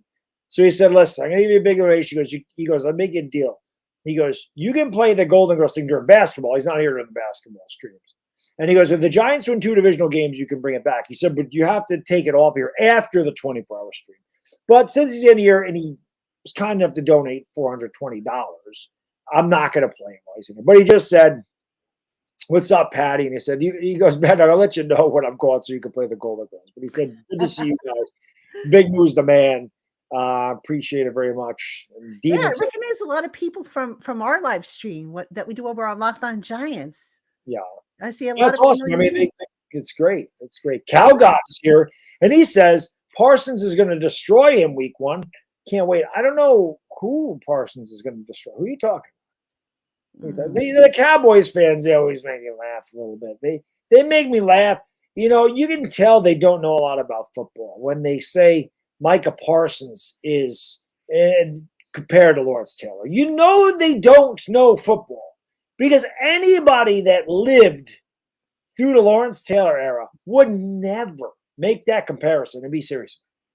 Not for a guy that's in his 3rd year, whatever the hell Parsons is, his 2nd year, whatever the hell he is. Parsons is a good player, but to compare him to LT, no, sorry. I'm not buying it. No. Not at all. Look, LT changed the game. All right. Coaches, some of the more brilliant coaches of that era, Joe Gibbs, Bill Walsh, they had to invent ways to stop LT. All right. You had the invention of the H-back. You had the invention of the H-back. I think was it Walsh who decided to put an offensive lineman trying to block LT? It was either him or Gibbs that did I think I'm pretty sure it was Walsh. I think Gibbs came up with the H-back to stop him. Right. What inventions have been made to stop Micah Parsons? That has changed the game. I mean, again, Parsons is a good player, very good player, upper echelon, I would say, but not on the level of LT. I'm sorry, you're not going to convince me of that. Never happened. And the other thing is, when Micah Parsons has a bounty put on him, like LT did by Buddy Ryan, that's when you made it. And I think LT had like 3 sacks in that game. Ron Jaworski still has nightmares about Lawrence Taylor. A lot of quarterbacks still do. It's true, but LT beat the hell out of Philadelphia. I mean, he had like more than half his sacks against back in the glory Cunningham and Jaworski. I think he actually sacked Cunningham more than any quarterback. Real funny. LT was where did I see him? I saw him at some event or something not too long ago. And you remember the days when those were the days when the Giants used to beat the what out of the Eagles. And I liked it. Yeah, and I was joking around. I said, LT, can you suit up, please? Because I'm so tired of those Eagles beating on the Giants. And he just kind of laughed. Yeah, I freaking love. That's my guy. It's my favorite player. Yeah. Giants fan. Thank you for the super chat. He says, how quickly do you see Banks adjusting to NFL speed and performing at a high level against tough competition? It's a good question. Oh, yeah, that is a good question. You know what? There's going to be some hiccups, I think, early on, as with all rookies. But I think the more reps he gets, the better. Now, the good thing about Banks is he's got a short memory. So if you remember at the start of training camp, we were all saying, oh, God, he doesn't look good. He's getting beat. What do they got? Did they make a mistake here? He's gotten better, folks. And, the other thing to keep in mind is the coaching. I mean, some of this creative scheming that they're doing, is just, a good coaching staff will help mask deficiencies. So Banks, on an island, obviously, he's going to have to fend for himself. He's going to get beat. No, every player gets beat. Yes, even Sauce Gardner gets beat. Even doesn't Darrell have Revis got beat. It yeah, happens. Darrell Revis got beat. Yeah, exactly. The trick is going to be, what do you take from it? What do you learn, and do you bounce back, or do you just sit there and go, "Oh God, I just got beat. Oh no, well, Yeah. and just go into your shell again." But I think by the end of the year, you're going to see Banks really come on if he stays healthy. Um, the hiccups that you're going to see in the beginning of the year. And remember, progress is never linear when it comes to a player or a team for that matter. You're going to have some peaks and some valleys. The idea is to have more, peaks than valleys as you go on later in the year. Yeah. I mean, I totally agree. I think Banks will be a really good player, but he is definitely going to have moments where, and he is playing very tough wide receivers this year. I mean, we have the Eagles, they have Devontae Smith and AJ Brown. Cowboys got CeeDee Lamb and Brandon Cooks. He has to play against Debo Samuel and Brandon Ayuk. They got DK Metcalf and Tyler Lockett. Like, this is not, they got Jalen Waddle and Tyreek Smith, Stephon Diggs. Like, this is a tough group of wide. And then we play Washington. They got Terry McLaurin. They got Dotson. They got good receivers. Mm-hmm. So he is going to be tested. But me, I'm an impatient guy. I'm going into this season very patient. And what Giants fans can't do when he gets beat, because he will, because he's a rookie, and it's a big adjustment. You can't be like, this guy sucks. This guy sucks. Now, if he sucks for a couple years, like Eli Apple, then I think we can say he sucks. I hope he's not that bad. No, I'm just saying. I just used that as an example. Yeah, Eli Apple. Whew. That was really bad. Just, it's funny. Everybody, my Daniel Jones reaction, I always joke about, went viral because I was not happy. But 3 years ago, 3 years before that, I should say, I wasn't doing a live reaction, but I reacted to Eli Apple being drafted the day after. And I was actually more mad at that pick. I was mad because the Titans traded up and got Conklin out of us, and then the Bears traded up and got Floyd. I was so mad. I wanted Leonard Floyd. Well, that's because the secret got out. Everybody knew. I mean, that was like the worst kept secrets. Yeah. I mean, I'll say this about, the Giants in recent years. They've gotten better at masking what they want to do. Although, if you think about it, you can kind of figure stuff out. You go back to the first draft last year. I think had Sauce Gardner been there, we might have gotten Sauce Gardner instead of Thibodeau. And I also wonder if perhaps they were hoping to get Ike Ekwonu as opposed to Evan Neal. Because I think Ike was off the board by the time they went on the clock. So I mean, it was.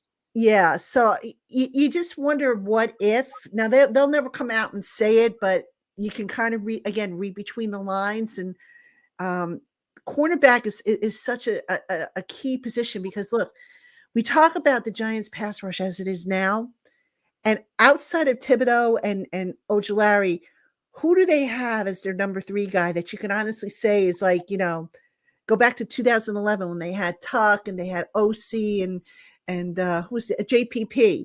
They don't really have a 3D group.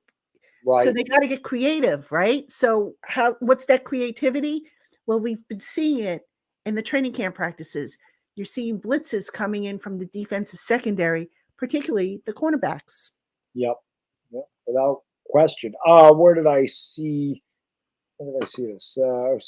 Big Moo says, what do you think of the huge cut down this year to 53 without the middle cut down?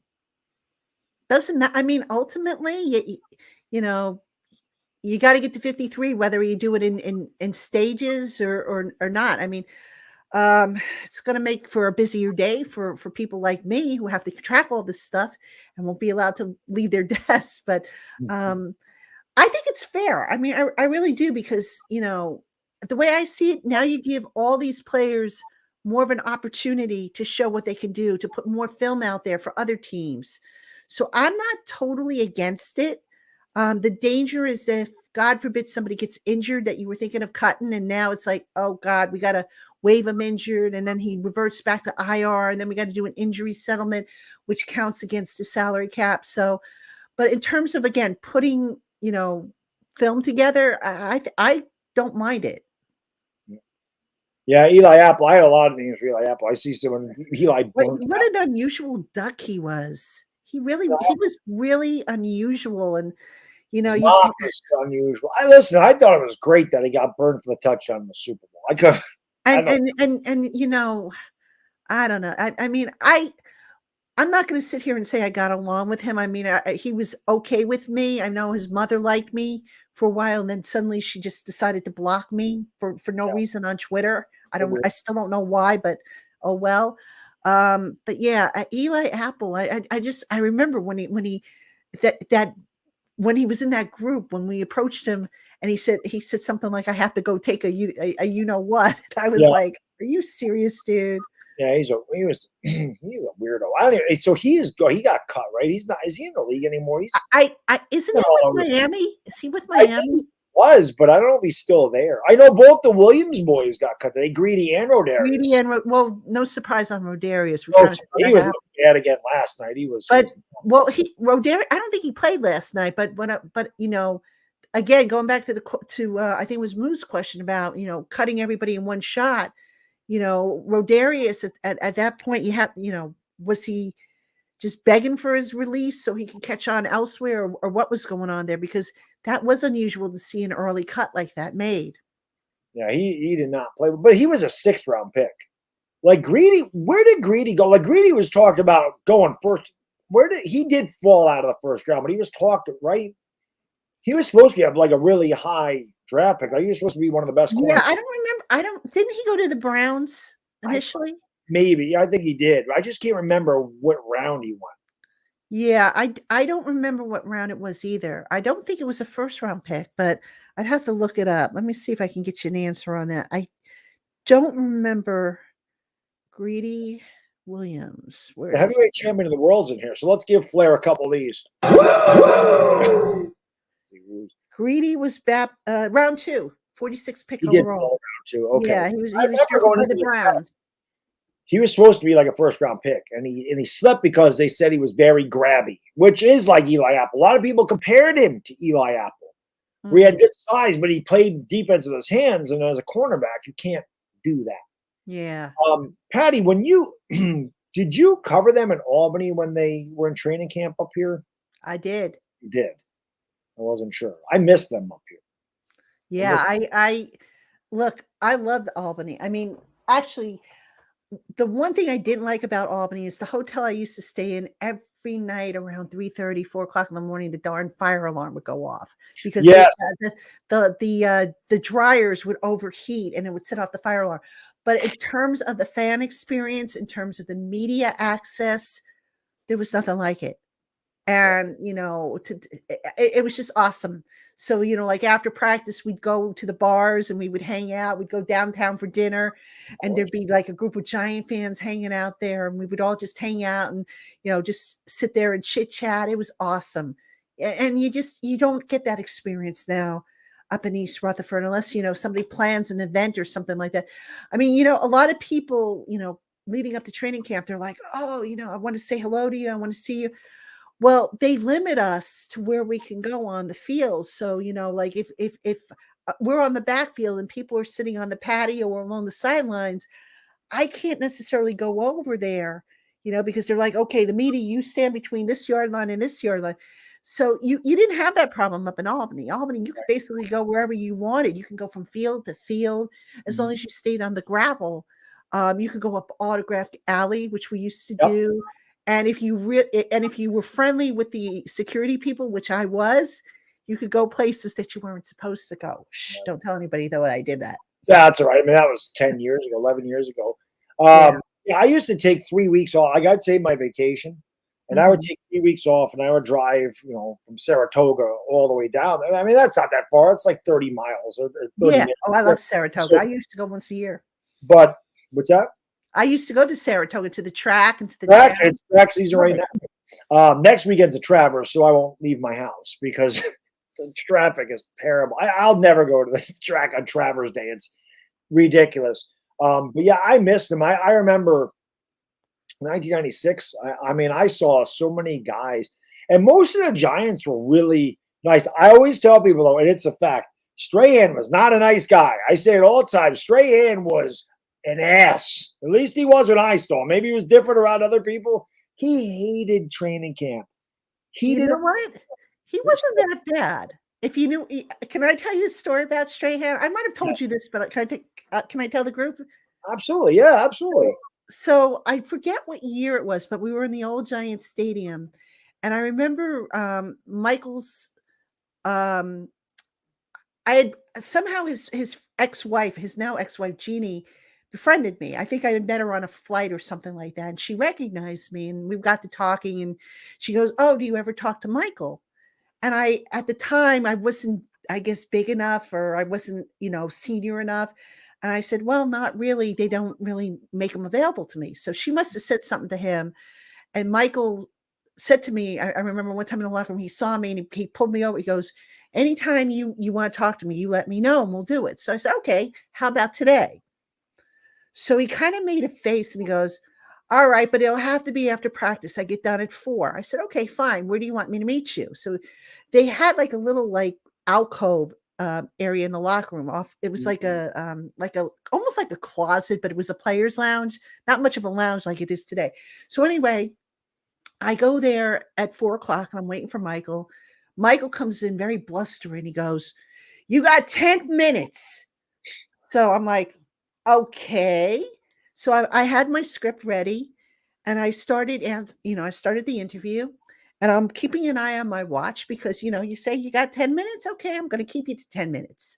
So right in the middle of an answer, he's giving me an answer and I could tell Michael's like really getting into the interview and he's liking it. Yep. So he's in the middle of an answer and I held up my hand like this and I said, "Thank you, Michael. This was great." And he looked at me. He goes, "What?" He goes, What? I said, "You told me I had 10 minutes." I said, I showed him my watch. I said, "It's 10 minutes." And I started to get up and leave. And he says to me, "Can I cuss here?" He Yeah, goes, absolutely. Of course. he goes, "Sit your ass down. We got more time." So I sat down and we ended up talking till I want to say about 5:20, 5:30.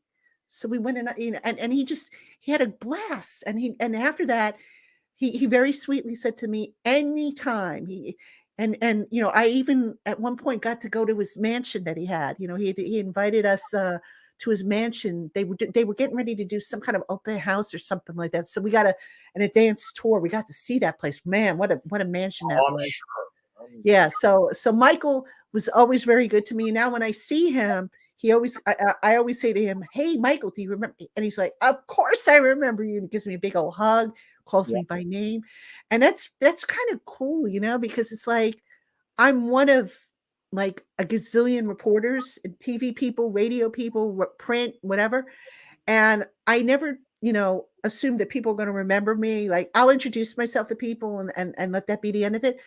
And I'm always amazed at how many former players come back and they remember my name or they remember something I wrote about them or they remember something that I did to help them out in the presser or something like that. And I'm like, they remember stuff that I don't even remember, which I find is kind of cool, So It does. It shows you make an impact. And it's funny Yeah. because there are definitely some people like in my chat that will remember things I said 5 years ago. And I'm like, how do you remember that? Like some of the things I come out with, like I just blurt them out. Don't think about them. They just come out and they stick. And then people I'm like, how do you remember me saying that? I'm like, oh my God, I did say that. So I always thought that was pretty funny. But obviously, you make an impact, which is great. Big Moo, thank you for super chat. Give me a hell yeah. He says, "What's the total donations up to, Bad Dog?" We are around. Again, YouTube still doesn't take their cut, but we're around 1,800, I think, for the first 2 streams. So pretty good, pretty good. Trying to break a record here, but we're pretty good. That's pretty awesome. Again, 24 hours to stand up to cancer. That's what this is all about. So I'm halfway through. I started at 9 in the morning, so a little past 12 hours. It's all downhill from here, Patty. I only got 11 hours and 45 minutes. I don't know how you're going to do it, man. I know I've been operating on fumes all day today because I'm exhausted from last night. I got in late and I was doing work when I got in, and I was just, I've been like dragging all day. And I'm like, my husband's like, just go to bed early. And I said, yeah, I said, I'm going to hop on Dog's show for a little bit and then I'll go to bed. And he's like, oh, because he said to me, he goes, you look like you're really tired. Yeah, I'm like, look, I feel it too, but I'm here. This is great. I feel a little bit energized, so, and I appreciate you having me on. if anybody can energize someone else, it's me. Oh But man, and I'm feeding off of it too because I can feel it. good. I love it. That's just why I love having you and Dog on the show.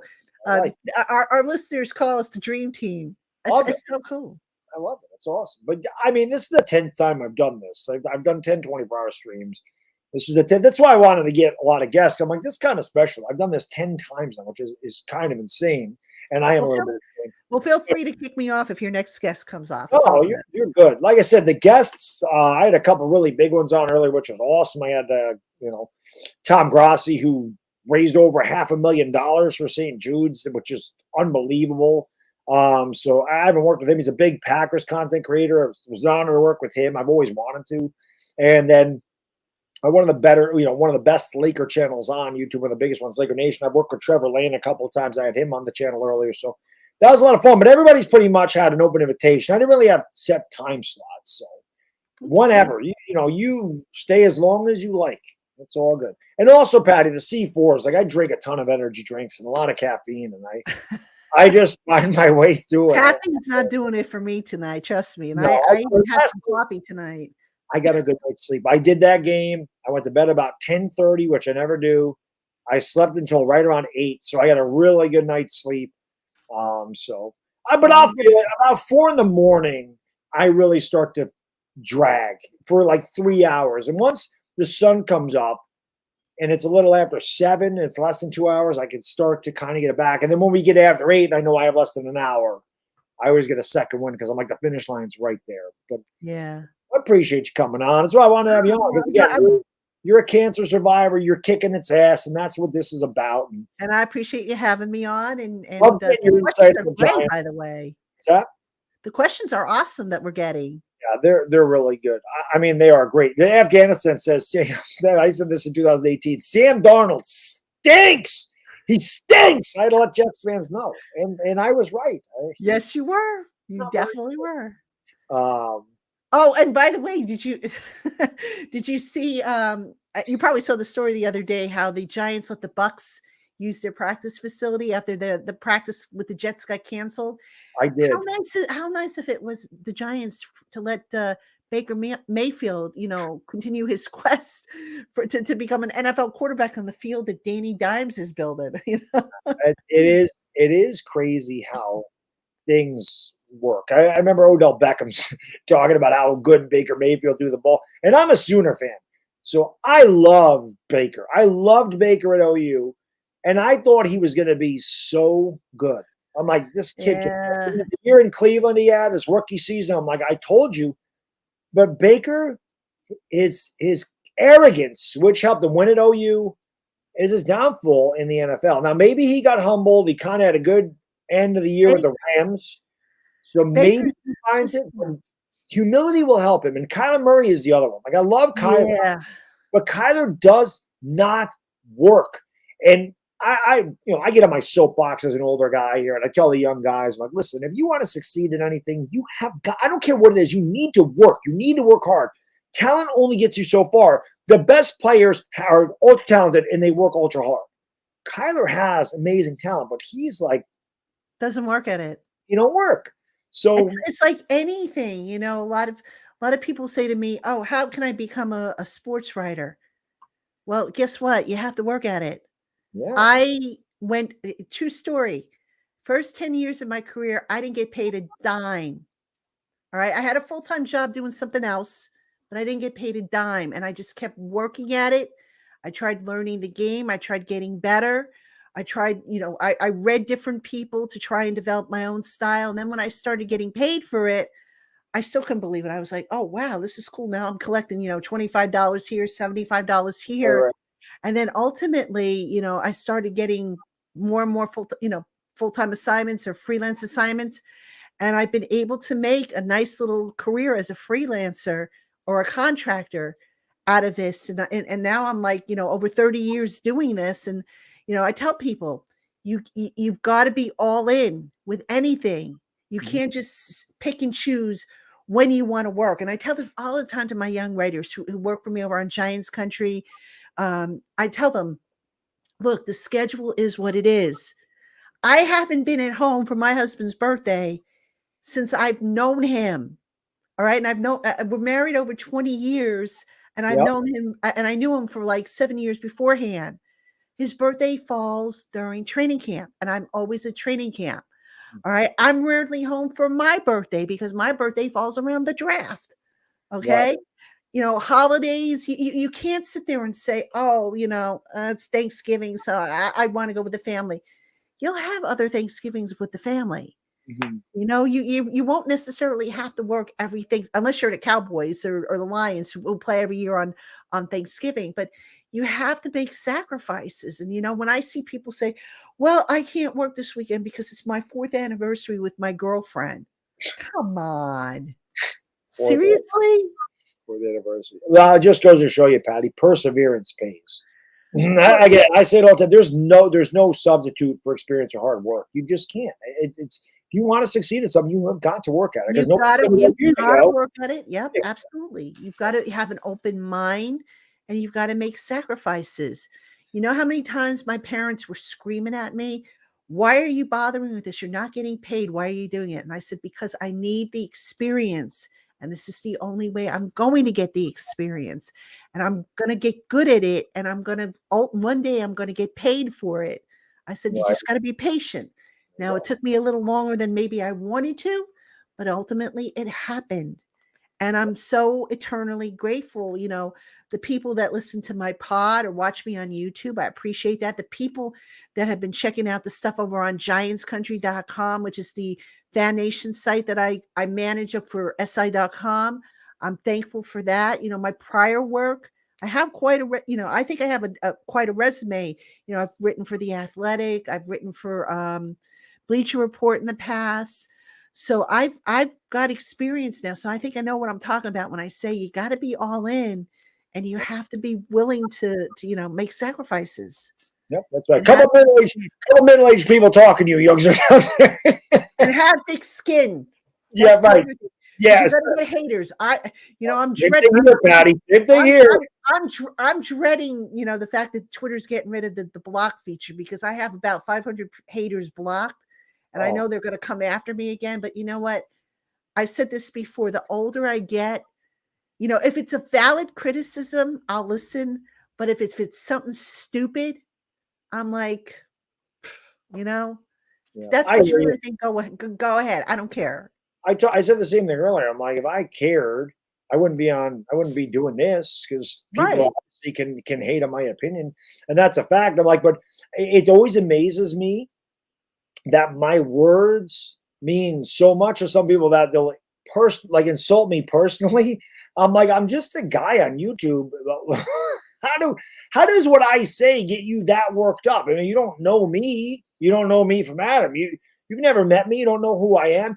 You just don't like the fact that I said this about Daniel Jones, or I said this about the Yankees or whatever. I get it. And you can disagree with me, but God, you call me a stupid ass and all this other stuff. I'm like, okay, well, you're not mad at me. You're mad at yourself, but that's okay. Big Moo, my man. Thank you for the super chat.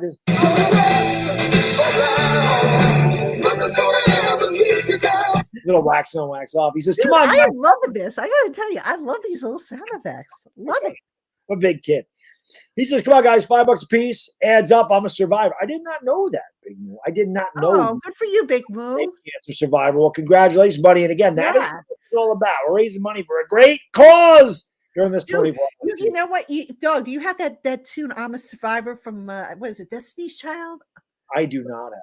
Oh, you got to add that for this. Yeah, my buddy of mine got me this Stream Deck a few years ago, and I never used it.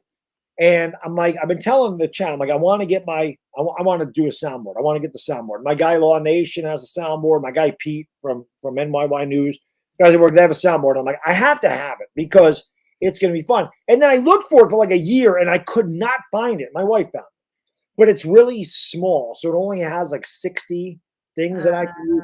And I can't always find the drops. Like I don't really, I'm not very tech savvy. So there's like a site that I use where I just download an MP3 and throw it on there. But if I can't find it, I can't use it. So I gotcha. but yes, it would have been a good one to have. It's okay. You know. But I love it. I love these sound effects. I mean, gosh. We This got is a awesome. few. We got a few. Jared, my man, thank you for the super chat. Sean? I look like Ralph Macchio when I was 14. I want to find the picture. It's funny. But Jared, thank you so much, man. I really appreciate it. He says, F cancer. Patty, you're awesome. Oh, thank you. Bad dog, you're the man. You know, I gotta tell. Can I tell? I'll tell you another funny story. Listen, and then sorry if I'm getting off track a little, but just little things. So last night we're sitting in the press box and we're before the game and we're talking, and the subject of the schedule came up, and we were talking about the bye week when the bye week falls for the Giants, and I freaking love where the bye week falls. And dog, you know why I like it, right? Right. You know why I love where the bye week falls, right? Where is our bye week this week? It's I think it's week 14. It's the first week of December. Last Okay. week. All right. So anyway, so everybody's like, "Oh my God, the bye week's so late," and I'm saying, "I love the bye week," and they're like, "Wait a minute, you're the one who's always saying you want it earlier." I said, "It just worked out so well because, dog, you've heard me say this on my show. Kiss is playing their last shows that week, and I had the whole week off. And how excited am I to not have to worry about working and hitting all those concerts. Hopefully, I get down to the Baltimore one. I don't know if I'm going to be able to go to that one, but I'm definitely going to the two New York. So I am so psyched about that. And everybody's like, "Oh wow!" And so one of my colleagues said to me, "What are you, 15?" I'm like, dude. Yeah, there's nothing wrong with that. There's nothing wrong. Yeah. Nothing wrong with that at all. Listen, life's too short to, just you have to enjoy. You have to step back and enjoy it. When you work your ass off, you're working hard. Take some time to enjoy yourself. It's something that when you're young, I talked about this earlier because obviously doing the thing for Stand Up to Cancer, we all lose loved ones. And I've said this. My dad, I didn't lose my dad to cancer. My dad was there one night, next morning he was gone. No warning, no nothing. He was just gone. That was it. He talked to his wife 11 at night and 6 o'clock in the morning. He was. I've lost, one of my oldest subscribers recently died from cancer. One of my dearest friends died from pancreatic cancer. There was this actually kind of brings back memory. But when I was going through my chemo treatment, when I was first starting out, there was this young boy who was about, I want to say 9 or 10. He was terminal, and he was getting chemo in the pod next to me, and he was a Giant fan. And I would bring my computer and my Giant stuff because I had to keep my mind off of the chemo because I did not like the fact that I had to be pumped full of drugs, but I knew that I needed it in order to beat the thing. So that's how I kind of kept my mind off of it. And anyway, I remember this young boy seeing all the Giant stuff, and he's looking, he's like this through the pod because the pods were clear.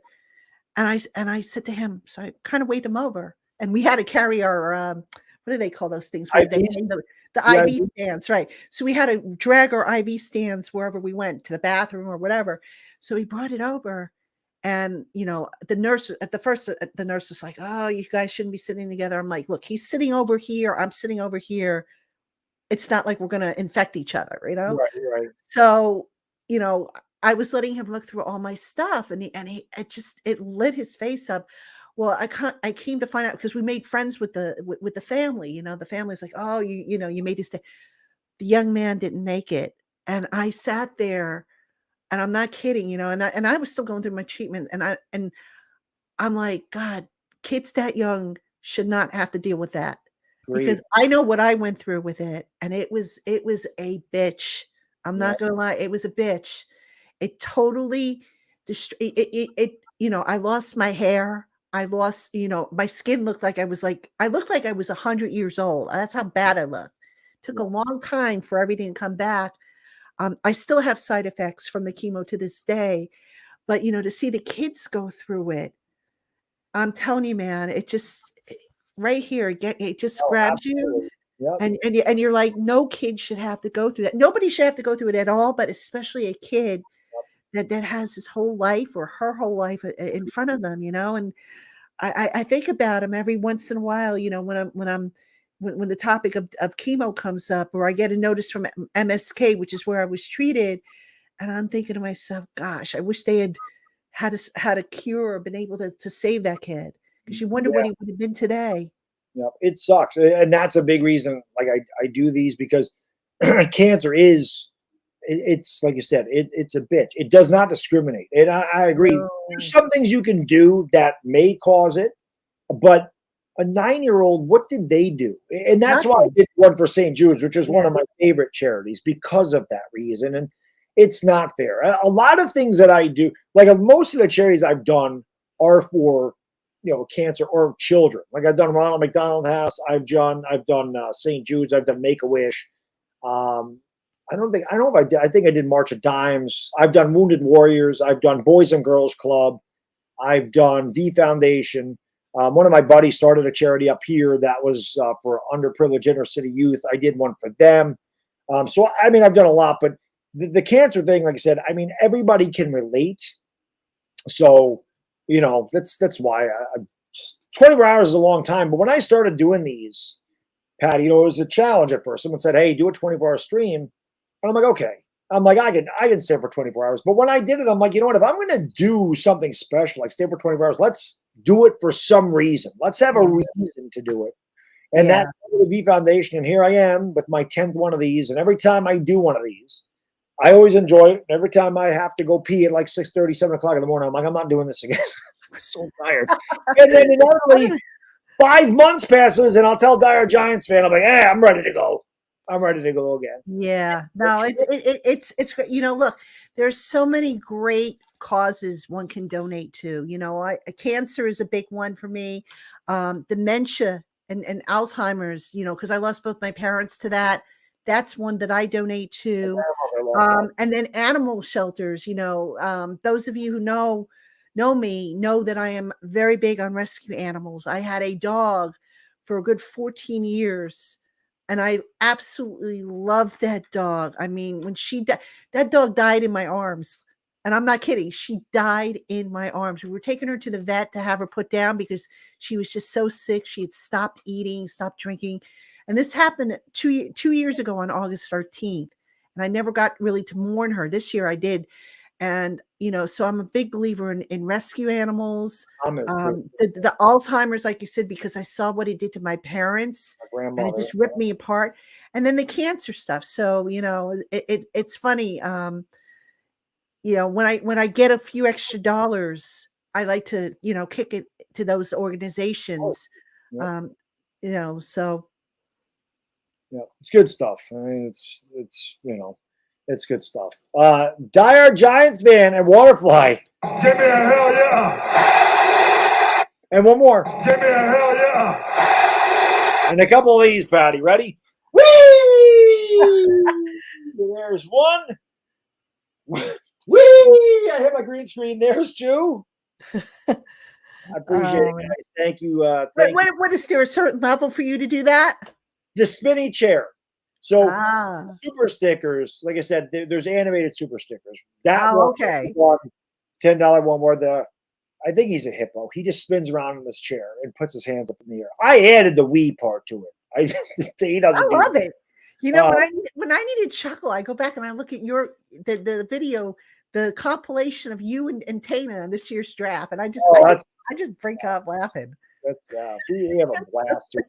But yeah, there's a bunch. There's a little fist bump. There's the thumbs up one. Yeah. There's some that I can't do. There's one where like a guy falls out of his chair and it says wrecked. I'm like, well, I'm not doing that. There's some more difficult. There's one where a guy flexes, and that I can do. So there's a lot of stuff that I try. But the chair one is always good.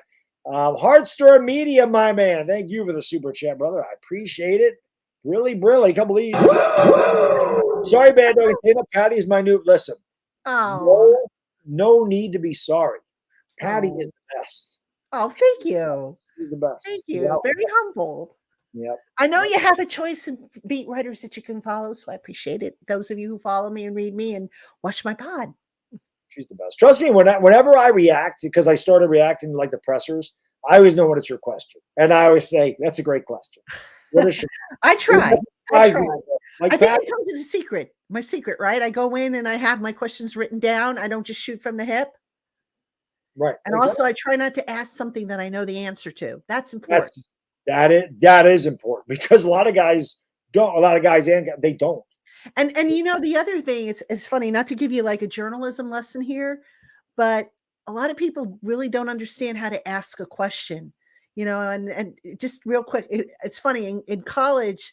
I went for my master's degree and I took a course in interviewing, believe it or not. And I'm actually a trained interview coach. I actually, in my spare time, which unfortunately I don't have a lot of, but I actually do train people how to interview for jobs and stuff, because there's such a thing as reading body language, there's communication styles and all that stuff. So if you understand that, you can generally connect and figure out how to approach a person and ask a question. There's actually an art to it. And it's something, you know, it's they're principles that I've learned that I use when I'm talking to players. So like, you know, if I'm talking to a player who's like this, you know, kind of closed up, I can get them from this to just, you know, being normally open. If it's a coach or if it's somebody who gives me short answers, I can, you know, so it's a whole art to it, but it's also about, you know, it boils down to respect and just not being, you know, an idiot. You know, I see reporters all the time. I call it the sword method. They take their voice recorder, stick it right in your face, like you're stabbing somebody. And there's something to that, you know. It's like, oh my God, I'm being attacked, you know. Right. It's an aggression. Yeah, it's aggressive. So, you know, it just little things like that. Now I'm kind of old school like that, but you know, it's all about respect, you know. And sometimes I'll give you a good example. Last night, this is going to probably blow your mind, but I met Darren Waller for the first time yesterday because I had talked to him obviously in pressers, but I had never one-on-one met him. You know, I believe in going up to a guy and saying, "Hi, I'm Patty Traina from, you know, Giants Country, Locked On Giants." Yeah. And I just came over, you know, to introduce myself and say hello. I believe in doing that, regardless of who the player is. I hadn't had a chance to do that with Darren Waller until yesterday. So, you know, he had finished talking and I waited at the crowd out and I went up to him and I introduced myself. And I could tell at first he was like, I just got done talking, you know. Right, And right. he suddenly just kind of like relaxed a little bit. And he goes, "Oh, hi, nice to meet you." And, you know, when he shook my hand, he kind of like double clasped it, you know, really nice and gentlemanly like. And he goes, "I'm Darren." And I'm sitting there going, duh, I know who you are. But I didn't say that. You know? But I said, I just wanted to come over and introduce myself. I said, I haven't been able to do that for whatever the reason. It's been too long. And I wanted to rectify that situation. And he was very appreciative of it. You know, it's funny because these guys get like a little brochure of who's who in the media, the main media people.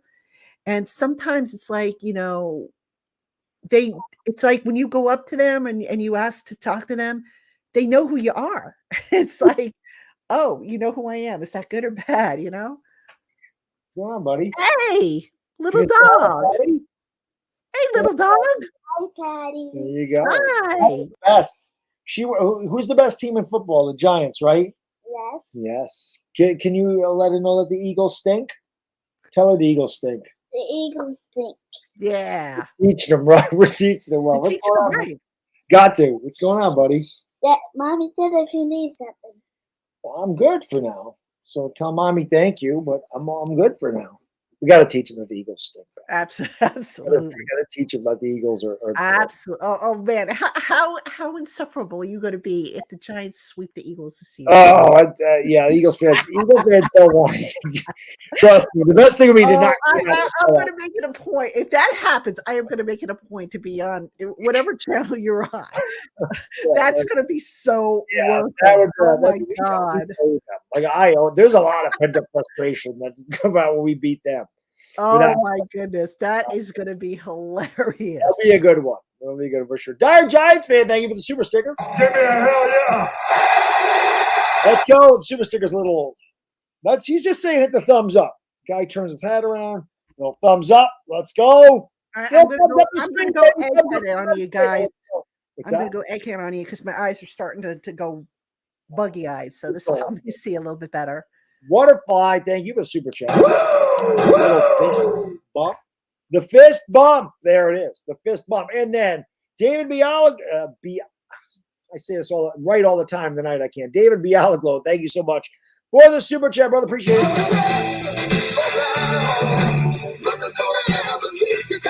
Appreciate that.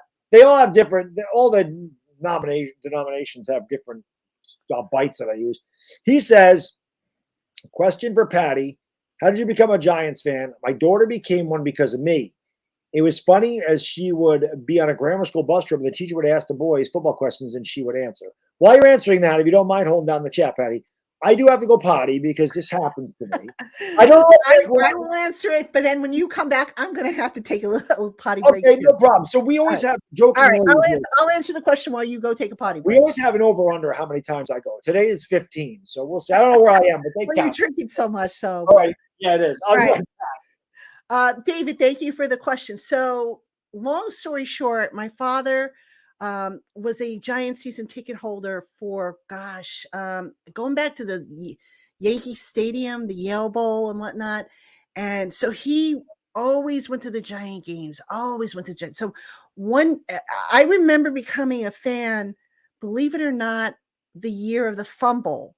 And what happened was my father had gone to that game. The fumble happened. We all know about the fumble, right? Us old timers know about it. My father came home that day incensed. I had never seen him that ticked off about anything. So he came home and he was really in a foul mood. He'd come home in a bad mood. The Giants would lose, but for the most part, he'd get over it by dinner time. But he was really pissed off. So that night, I remember he went down to his desk and he sat down and he goes, I'm going to write a letter. And I said, well, wait a minute, Dad, you always have me write your letters. So I said, what do you need written? He goes, no, I'm going to write this letter. So he wrote a very sternly worded letter to Wellington Mara to express how disgusted he was.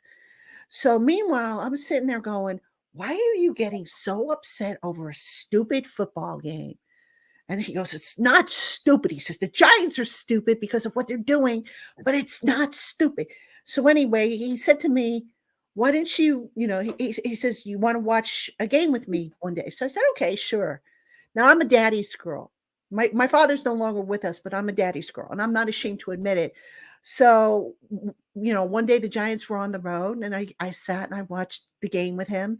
Now I had a little bit of an interest in football. I didn't know much about it because earlier in my life, I had found a page from a playbook and I thought it was a treasure map and it turns out it was a football playbook. But long story short, I just became a Giant fan watching the games with my father. And I remember my father like pointing things out on the screen, like, oh, there's Leonard Marshall. Oh, there's Lawrence Taylor. Phil Simms, did you see that play? Or did you see this play? And he would point things out. And, and between that and also I felt bad for Phil Simms because everybody was ragging on the guy. I said, you know what? I'm going to root for him. He seems like a nice guy. And so I rooted for Phil. And Phil was the only jersey to date that I've gotten that I've actually worn. I actually bought his jersey and I've worn it. And one thing led to another. And suddenly I just became this football fan. And I just, I decided that when I was about 12 or 13, I decided I wanted to be a sports writer. Initially, I wanted to be a baseball writer. Then we started having the strikes and I got a little disgusted with that. And I said, okay, well, maybe I could be a football writer. And everybody was like, oh, you're a girl. You're not going to be able to be a football writer. And I'm like, don't tell me what I can't do. That's always been my mantra. So I just kept at it, and I would send out letters and stuff like that. But I was always a fan of the game. And then ultimately I started to get my breaks. People started to believe in me, and here I am. I know that's the long version of it, but that's kind of how I became a Giant fans. I would go to the games when my father had season tickets. My brother and I would sit in two seats. My brother now is a Chiefs fan. He drives me crazy, front runner that he is. But yeah, that's how I became a fan of. I started off as a Giant fan. Now as a media member, you can't say that you're a Giant fan, but obviously if they do good, my podcast does good. My site does good. The interest in the team is up. So it all kind of goes together. It's kind of funny. I feel like on YouTube when the team was bad, but then again, that's me because I think I can be the mouthpiece for a fan base where I'm really agitated and they feel that. Like people want me to rant. I'm like, listen, I'm not going to rant to rant. I rant when I'm mad. And I think Joe Judge made me so mad that your people are like, I can't wait to see what Baddog says about Joe Judge. I can't wait to see what Joe Judge. Listen, if you got to run to the, I'm going to run to the. I don't have the ad breaks. Just give me a second. Yeah, absolutely. How great is Patty? Seriously, she the best or what? You gotta love Patty. Lucas says, so within a couple of years, you went from special guest Philly 500 to Patty. You the man, Bad. I go, how can I be the man? You the man. But ironically enough, Lucas, we will have Philly 500 on the channel at some point. And Big Moo, you've done enough today, without question. YouTube does do that. I don't know why they do it, but they do. It's not a monthly limit. It's a daily limit. You can donate up to $500 a day. I don't know what. Listen, I don't understand YouTube. I don't know what they do. And I'm not telling you, hey, tomorrow, donate again. You've done plenty. You're the man. I really, really appreciate it. But it's like a daily thing. It happens. Because I think that happened to Benjamin before. Benjamin's like, I hit my limit. What the hell's that? And then the next day he was able to do it again. So I think it's a daily thing, not a monthly. YouTube is very weird. YouTube is very weird. Also, Lucas, I wanted to show you this. Hey, Siri, how you doing? I'm happy to be here. I have her. She's in Australia. Lucas is from Australia. He's the man. So I Australian accents are the best. So I made my Siri Australian. My wife thought that was hilarious. I go, I have to make her Australian for sure. When I became a Giants fan, I always tell this story too. I was like 8 years old. My dad was watching it. I'm not really into football. I just asked my dad, and I always tell this story. I just said, what are you watching? He said, I'm watching football. And I'm like, can I watch it with you? And he said, sure. He said, sit up here on the couch. The first thing he told me, watch LT. That's the first thing he said. Watch 56. That was the first things out of his mouth. Watch 56, which is probably what ingrained in me. How good is this Lawrence Taylor guy? And then, watching him, I was like, just unbelievable how good he was. And I got lucky because my dad, and again, he's not with us anymore either. He was born in the 50s. The Giants' last championship was in 58. He lived through really bad Giants teams in the 70s. He was there for the Miracle of the Meadowlands. He was there for Craig Morton. He was there for Homer Jones. Bad teams. When they won the Super Bowl in 86, I remember it kind of had, he was teared up a little bit because my grandfather was a Giants fan. My dad, that's why I am. Same thing with the Yankees. My grandfather was born in the 19 teens, so he saw the Giants from their inception. And he looked at me and he said, enjoy this, kid, because you don't know if you're ever going to see it again. Because he had never seen it and he was in his 30s. And luckily for me, I got to see, 3 more of them within the next 25 years. Now, we went through the dark days. I feel like I went through the 70s from 2017 to 2021, but we're coming out of it. So I'm hopeful that the cycle repeats itself. So when my kid is 8, 9 years old, they're winning Super Bowls. And how special is that going to be for you? My gosh. Yeah. Can you imagine just, sitting there with your son and watching it and just, sharing that? I mean, there's nothing like it. When the Giants won the Super Bowl in 2007, gosh, I remember that. My father, at the time, I think he wanted to travel, but he couldn't. So my husband went with me at the time. My mother-in-law went too. It was kind of interesting. And I remember coming back and my father was just on cloud nine. And that's kind of the one tiny regret I have, is that I couldn't watch it with him. But I did watch the 1986 Super Bowl with him. He got tickets to that game, okay? And at the time, he was afraid to fly. And I said, oh, I'll take the tickets. And he was like, no, you're too young. I think I was like 20 or 21 at the time. And he didn't want me going all the way across the country. I don't know why. But yeah, when I went out to Arizona, it's funny. My like I said, my husband went. My husband had the best seat out of all of us. By the way, it was kind of funny. And when we came back, I said to him, "Oh, let's go to we were making plans to go to the celebration that they had, but guess who ended up getting really sick with temperature and couldn't go?" That sucks. Twice that's happened to me. That happened to me also in 2011. But 2011, in my defense, I had just come off my cancer treatments. My resistance wasn't what it needed to be. The night up before the Super Bowl, that 2011 Super Bowl, that's why I say that one's not my favorite, because I was sick as a dog. Right, you're saying that. And that was like literally the first time ever in my life or in my career I missed a deadline. Actually, I was off by 5 minutes. It wasn't a huge deal, but I never miss deadlines. Never. I don't care. Headache, whatever I got going on, I will not miss a deadline. But I had like 101 degree temperature. Thank God my husband was there. Otherwise, I would have gotten on an airplane bound for God knows where. Mm-hmm. Yeah, no, that's crazy, without question. But yeah, I mean, it's just, I'm just glad the Giants are freaking good again. It's been way too long.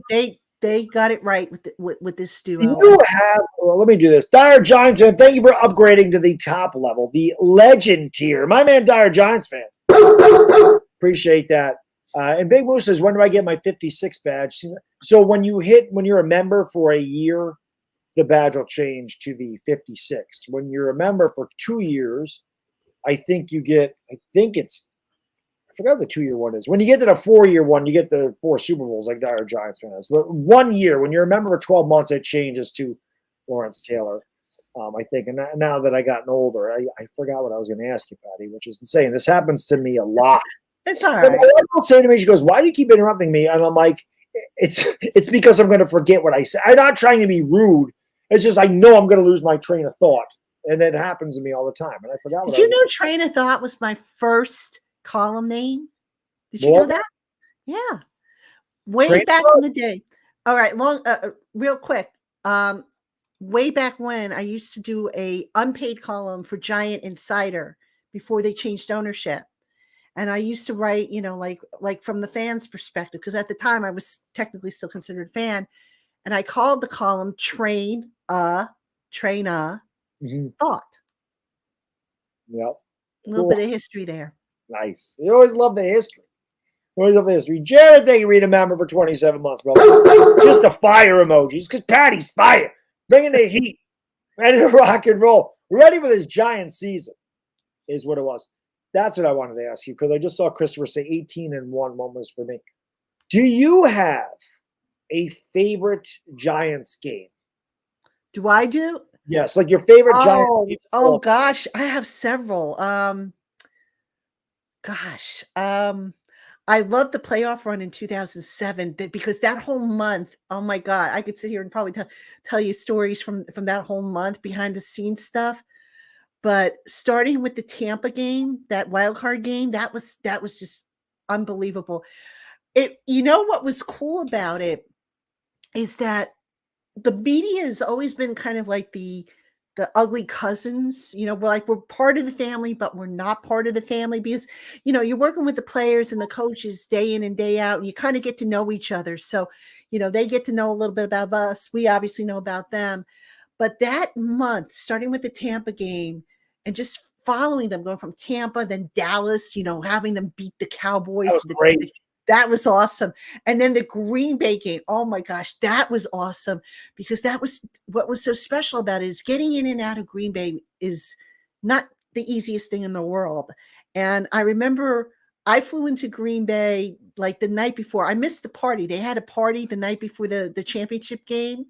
and my flight didn't get in until later because it was just so damn cold in Green Bay. Yeah. So we stayed at a hotel that was maybe a couple blocks away from the stadium, but because it was so cold, you just weren't going to walk it. It was just that bad.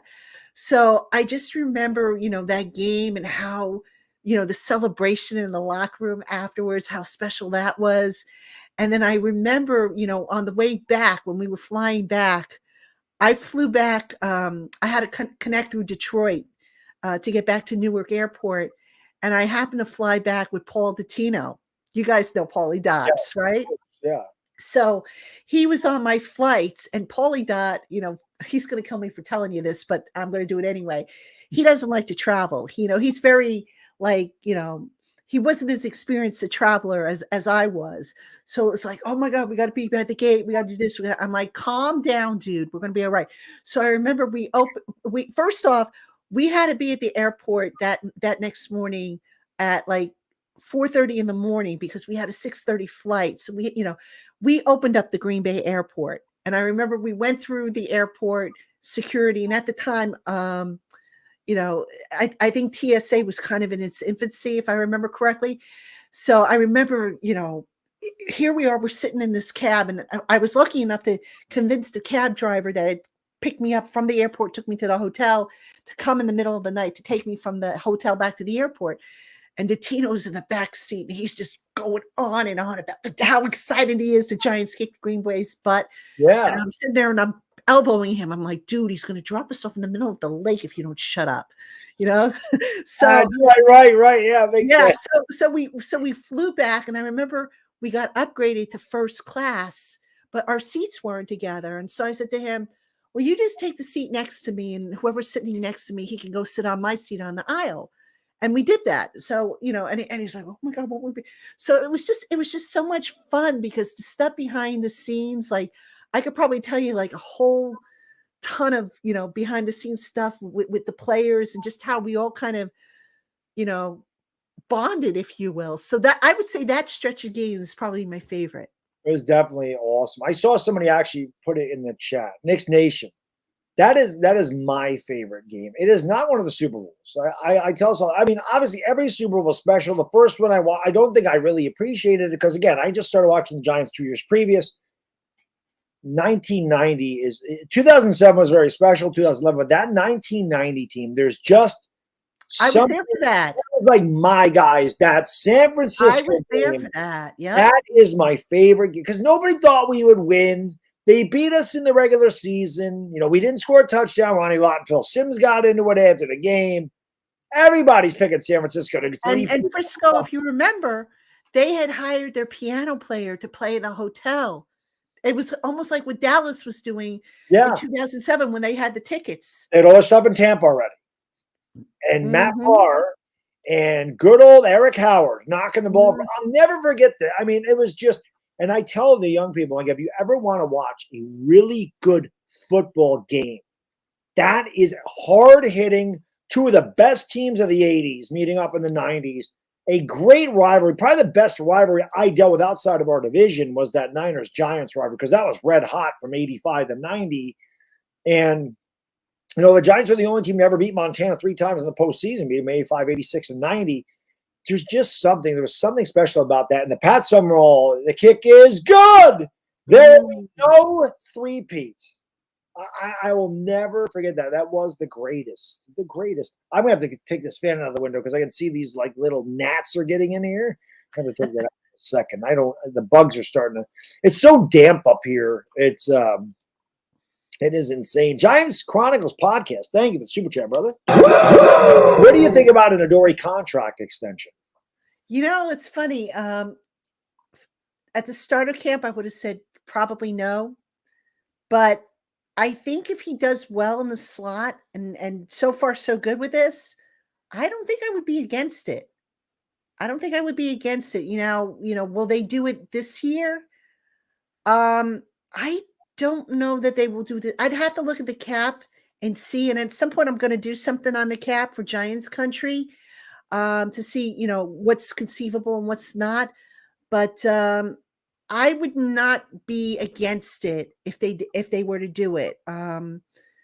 So we'll just have to see how it works out. But who saw, Trey Hawkins coming on the way he did, Now I don't think Adoree' going to play exclusively down in the slot. I think there's going to be, selection, but yeah, I would not be against it. I like Adoree'. I always have, he's a good guy. And, if he can stay healthy, which is important, I would say do it. It's not like, what is he, 28 years old now or 27? Yep. So, you could probably get another 2-3 years out of him, I would think. Yeah, definitely. Without question. Yeah, I think having a guy like Trey Hawkins come out of nowhere definitely gives us depth. That's huge. That is big. That is huge. Because remember, we talked about this, I think on my show leading up to the draft, we talked about how cornerback was a huge need. Mm-hmm. And they triple dipped at defensive back, if you remember. Yep. So, and for Hawkins to come out the way he has, wow, what a bonus. Absolutely. Sam, thank you for super chat, brother. Whoops, there it is. He says, my grandpa died of cancer. Thank you for doing this, dog. Again, man, you don't need to thank me.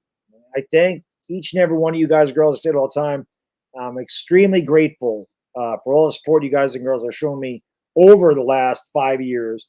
And without you guys and girls, I wouldn't be able to do things like this at all. This is just my way of giving back, a little bit because I want to use my format for good. The fact that you've allowed me to have a format where people can come in and, help out a great cause, that means the world to me. I couldn't do this without you guys and girls. So I really do appreciate it very much. And my guy Dyer, Giants fan, let's go, baby.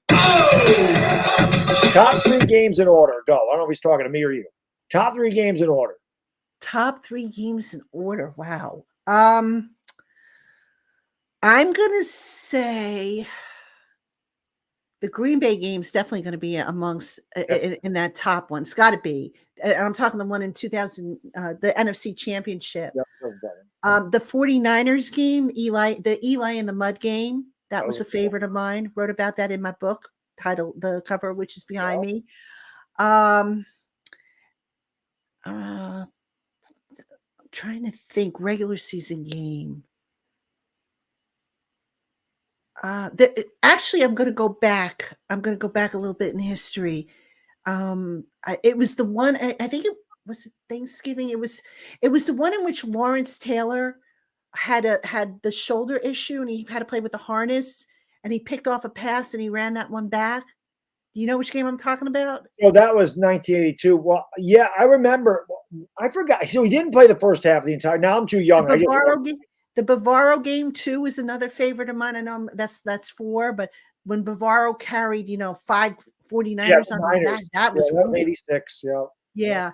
So I mean, gosh, won that game. Came in, got a sack immediately, forced a fumble on the next play. Then he had a pick 6. Giants. Superman. He was Superman. He was on. That's what Gary Jeter said. Gary Jeter said, I can say I saw Superman and Superman 2. This is before Superman 3 came out. And then he goes, I got Lawrence Taylor. I can say I saw Superman 3 because he was just unbelievable.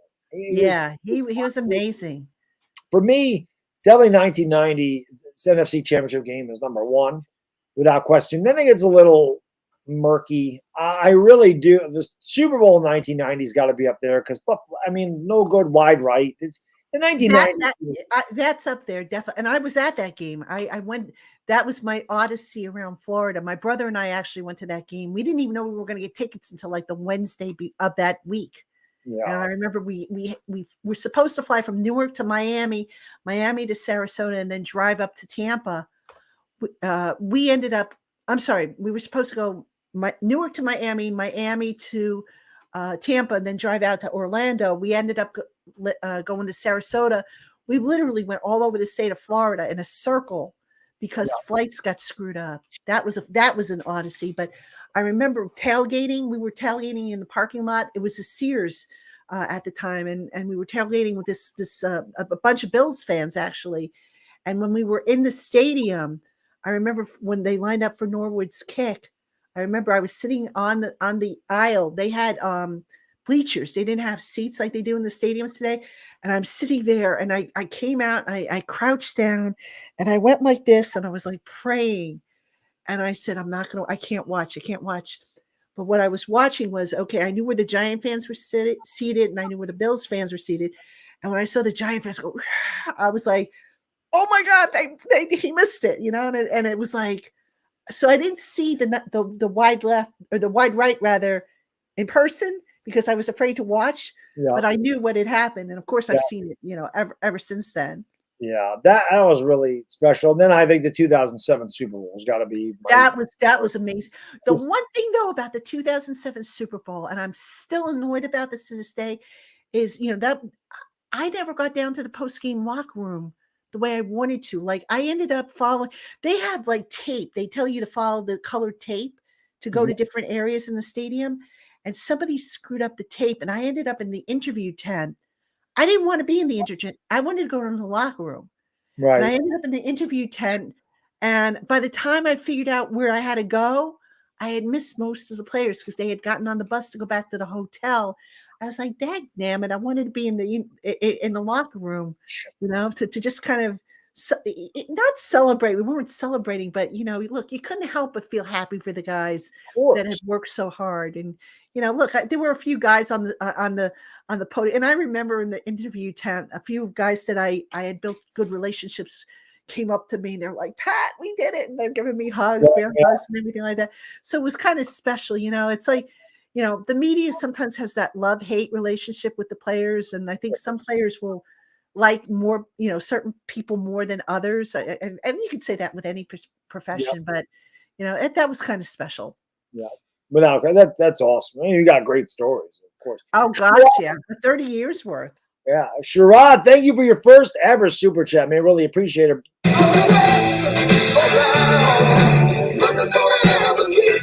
He says, your story about becoming a Giants fan reminds me of mine. My dad threw a party for the 2007 Super Bowl team, and being 7 years old, it was insane to me. Got to watch him win again when I was 11 with my dad, and it was truly special. It is. I can tell you, Sherrod, I remember this. And Patty, I don't know if you're a superstitious person. I like Eli's thing. I'm not superstitious, but I'm a little stitious. A little. 2011.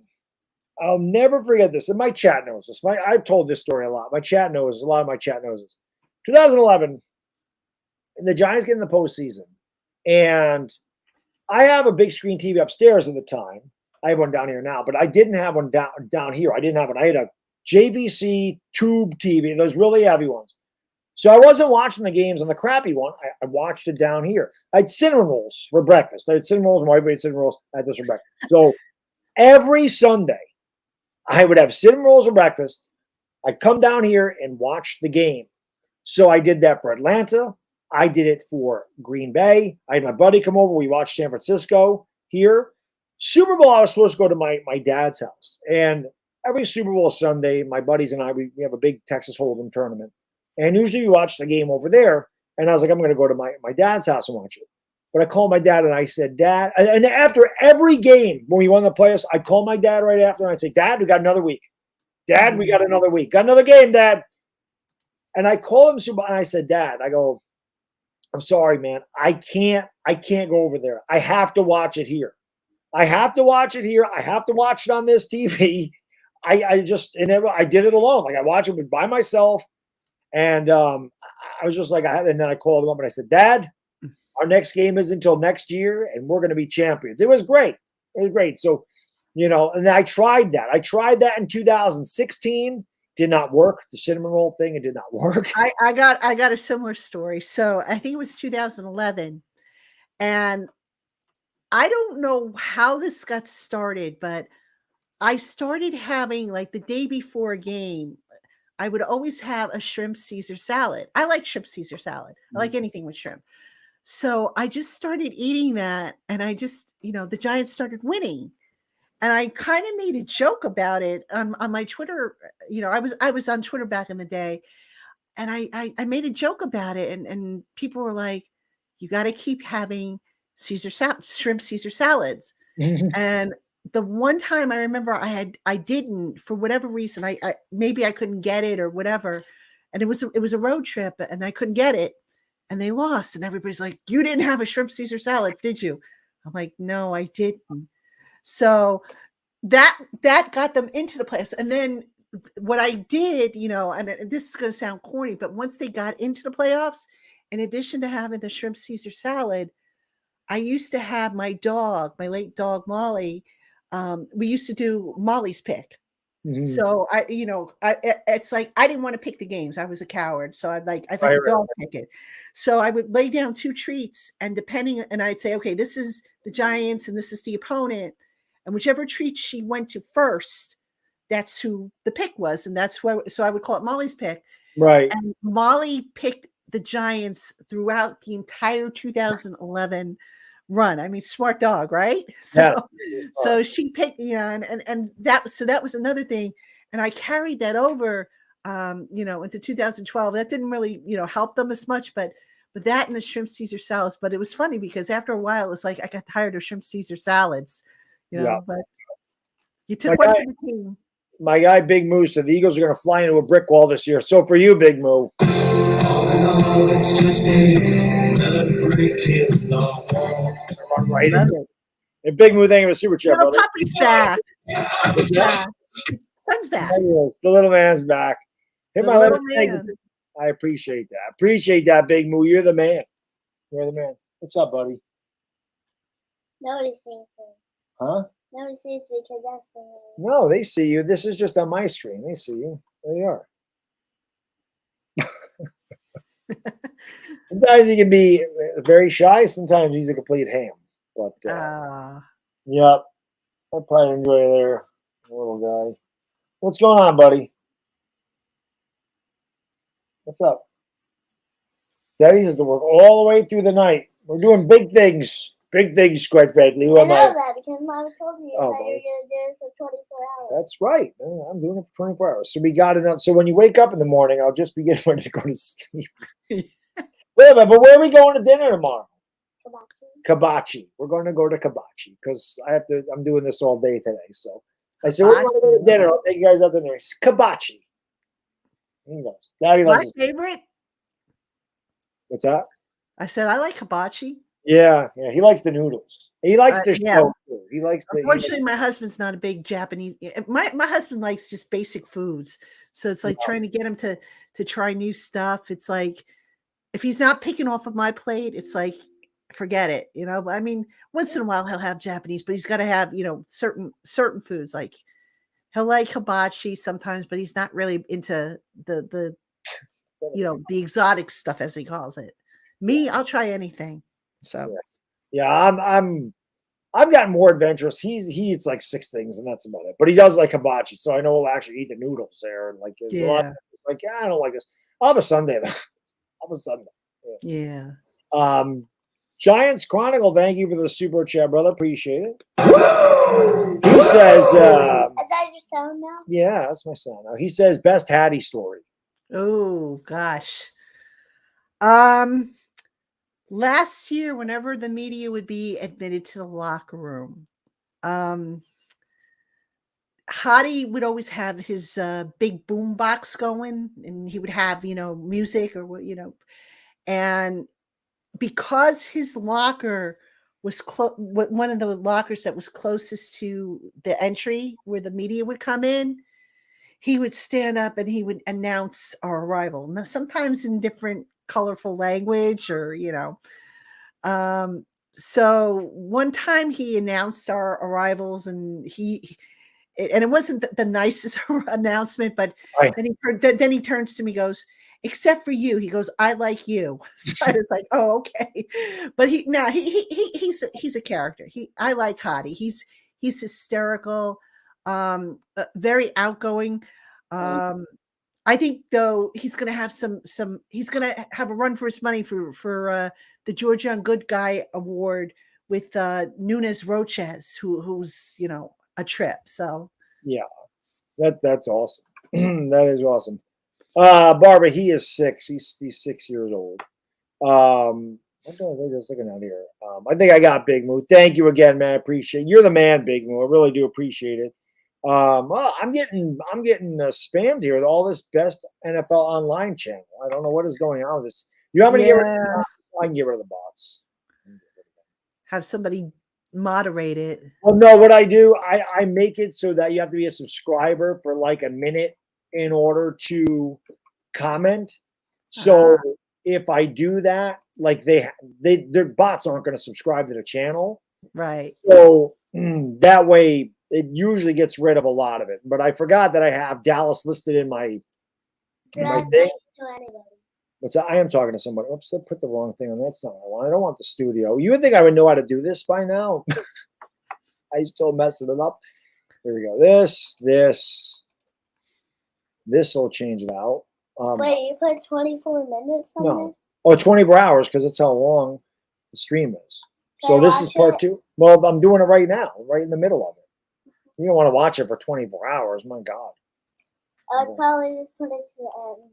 Yeah, I know you probably would put it to the end. There we go. Now we don't have to worry about it anymore.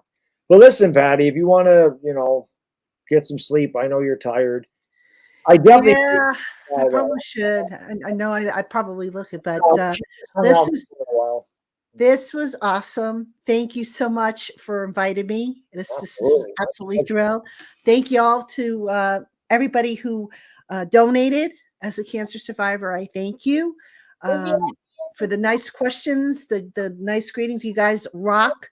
And I hope to see you on a live stream over and Locked on Giants. We're gonna do one hopefully in another week or so. Traina, Dog, and myself. And yeah, you can catch me on Twitter. You can catch me on giantscountry.com, which is the site I write for. And yeah, we check out the Locked on Giants podcast. We have our own little community over there, our subtext community, if you want to try that out. So yeah. Yeah, Patty, thank you so much. It's an honor to have you on. Like I said, it's an honor to be here with you. Kicking ass. I love working with you. I mean, it's so much fun, and you have us insight like nobody else, it's awesome. And like I said, man, you kick ass, Patty. You're the best. Well, thank you. We love you over here. Trust me. You invited anytime, my lady. You can come on the channel anytime. Well, I'm going to take you up on that when the Giants kick the Eagles' tushes. Oh, we're gonna have some fun with that. That's going to be worth it. Yeah, absolutely. All right, Patty. Hey, have a good night. Thank you so much. Bye, doggy. Bye, little puppy. Bye. Bye. Bye, guys. Bye. Take care. That was the one and only Patty Traina. She's the best. Unbelievable, man. She is? Yeah, she's awesome. She works for the Giants. I never saw her today. I know. Well, Daddy works with her and Chris on some days, but we're on her channel, not on mine. So. Oh. We worked together before. We have a lot of fun. We talk about the Giants. We love the Giants. Dashy! Thank you for the super chat, my friend. He says, Phil Cuzzy's been bullshitting the Reds all night. Cubs and Brewers fans need to shut up. I'm sure they do. They need to shutty it uppy. Shutty uppy. Right? Shutty uppy. Colin! You make me. Is that you do music? Yeah, I have a lot of drops over here. Do you still have the Grimace song? I don't have the Grimace song. Come. Did you deleted it? The Grimace song? I don't think I ever had the Grimace song. No, I meant the Grandma song. Oh, the Grandma song. Yeah, I didn't delete that yet, but when Big Moo's here, he made me an offer I can't refuse, so I can't play it until later. But I still do have the Grandma song, yes. Can I listen to it? Can you listen to it? Big Moo, if you're still in here, my man, cover your ears for like 5 seconds. 5 seconds. Big Moo, cover your ear for like 5 seconds. Ready? 3, 2, 1. Thank you for being a friend. Tell Big Moo that did he close your ears, Big Moo? Big Moo, did you close your ears? Did you? Did you close your ears, Big Moo? Kyle, thank you so much, man. I really appreciate it. He says, Baddog, I live in Maryland now. It's great to see you hold down the 518 for a great cause. I love Patty, but Renan comes. Yeah, well, you can tell Patty is great. And thank you, Colin. I really appreciate that. I love doing these 24-hour streams. There's a lot of stuff on it.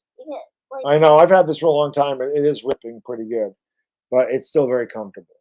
But yeah, and I think you can tell by the way Dabol, the way Dabol addresses certain medias, certain people in the media, you can tell. Dak's not playing tonight either. I just noticed. You can tell that Cooper Rush got ripped. You can tell that he doesn't like certain guys by the way he addresses them. Cooper Rush, though, according to that dude with the horrible shirt on the herd, says that Cooper Rush is better than Daniel Jones. Of course he does. Hey, What? why does Big Moon not want to listen to the It hurts his ears. Why? I don't know. He said, Big Moose said that he did cover his ears. Good. He did. He did. I hope you're right, Agitator. That would be awesome. Big Moose says, I'll let you listen to it anytime you want to. Okay. He loves it. That's what he always say, Daddy, watching the grandmas. I like the grandmas. I have a mug that has the grandmas on it. So that I should do. I should go get another one of these. Can I ask Mommy to bring down one of these? Yeah, she's sleeping now. Do you want me to? Oh, she's sleeping now? I'll get it. It's in the fridge. I don't think you can reach it. I don't think you can reach it.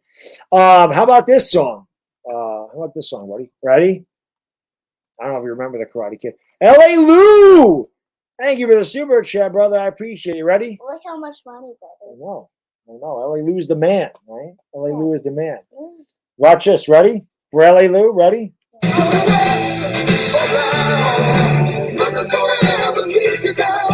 That's the Karate Kid. Do you like it? They love it. They love that one. That's the Karate Kid. L.A. Lou, thank you so much for man. He says, this super chat is donated by Maria Newman. L.A. Lou's younger sister. It's dedicated to Jose Luis Payne Sr. Not a day goes by I don't miss you. I love you, Dad. Thank you, Baddog. Well, Maria, thank you. Why does he have Elsa picture of that horse? I don't know. He just likes the universe, a unicorn. So he just likes that. But thank you so much, Maria. Really appreciate it. And again, you guys and girls will never need to thank me. It is my honor and pleasure. Sweaty. I know you're always sweaty. Why are you touching me with you? He's got like clammy hands. He did roll. You saw that? You saw him roll his eyes. He doesn't know about the Karate Kid yet. He'll learn someday, but you saw that. But thank you, Maria. Really appreciate it. And again, it is my honor and pleasure to be able to do 24-hour streams like this. And it means the world to me that all you guys and girls are here. So I appreciate it very, very much. Very much. I am going to run upstairs and get another one of these. You guys and girls, do me a favor, hit the like and subscribe. I did see people, if Chris, ask if Chris was good. I don't know. Chris said he was going to try. I didn't guarantee it. I finished 3, but I've been down here for 13 hours. I still have 11 hours to go. So you're going to be sleeping. You should be sleeping. He did. You saw him wipe his sweat on me. What is he doing, Punkum? What is he doing? I tried to Kevin. Big move. Kevin. And it's 4:20 in a while. You know what to do. Let's go. Smoke weed every day. I'm going to go get some of these. All right, come on. And I'll be right back, guys and girls. Right back. I'm going to get another energy drink. Come on, hamming it up. Bucket.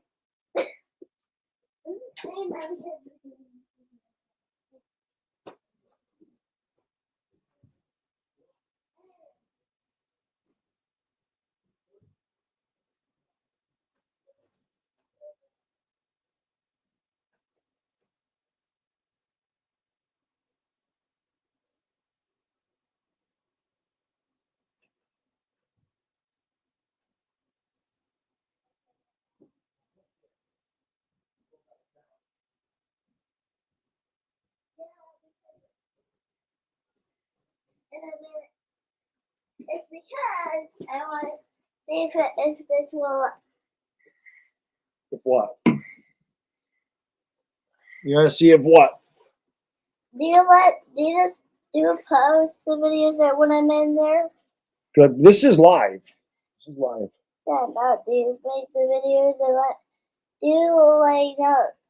Well, I'm in here, right? Yeah. Do you let anybody see the videos when I'm in there? Well, they see them, yeah. When they watch them back, of course they see them. When I record a video, I usually just have you not be in the video. But when it's live, it's all good. It's okay. But yeah, you're going to be in the video because when they're live, they get recorded and then people can replay them. So yes, they know who you are. Dire Giants fan, thank you for the super chat. For a big move? That was for Dire Giants fan. Who's that guy? Dire Giants fan is the man. He got me this chair. He got me these lights, the cameras that are upstairs. He's a big Giants fan. He says, Cowboys and Seahawks, thumbs up the stream. That's right. Hit the thumbs up. I got to actually pay attention now because he's here. It's a little bit more difficult to pay attention to the game. But thank you so much, our Giants fan. Look at, did you see this one? Look at this. This is what Big Moo gave me. What did he say? He said, "Hey, Baddog, a very good cause to raise money for. I have a compromise for you." He says, "After this 24-hour stream is over, no Golden Girls," which is the grandma song, "until the Giants win 2 divisional games or 5 regular season wins.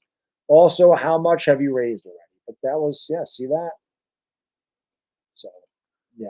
That was a big move. He's the man. Wait, go to that one now. Which one? Our Giants fan? Yeah. Yep, that's his What Cowboys. did he say? He says Cowboys and Seahawks, thumbs up the stream. That's right there. What did he say? That big move right there said, oh, I'm sorry, that's L.A. Lou. That was the one I read. This chat is donated by Maria Newman, L.A. Lou's younger sister, and is dedicated to Jose Luis Pena Sr.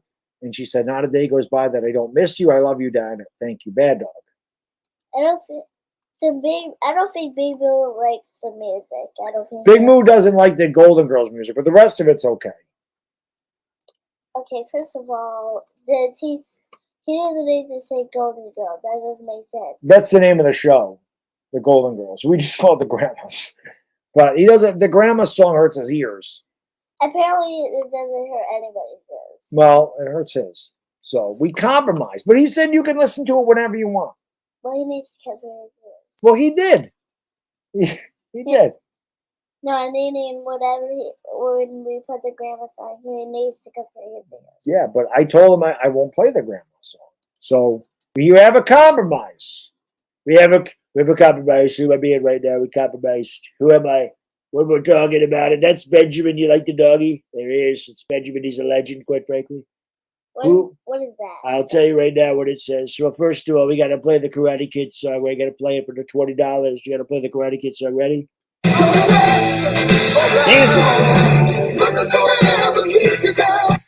Thank you, Benjamin. Who am I being, quite frankly? Who am I right now?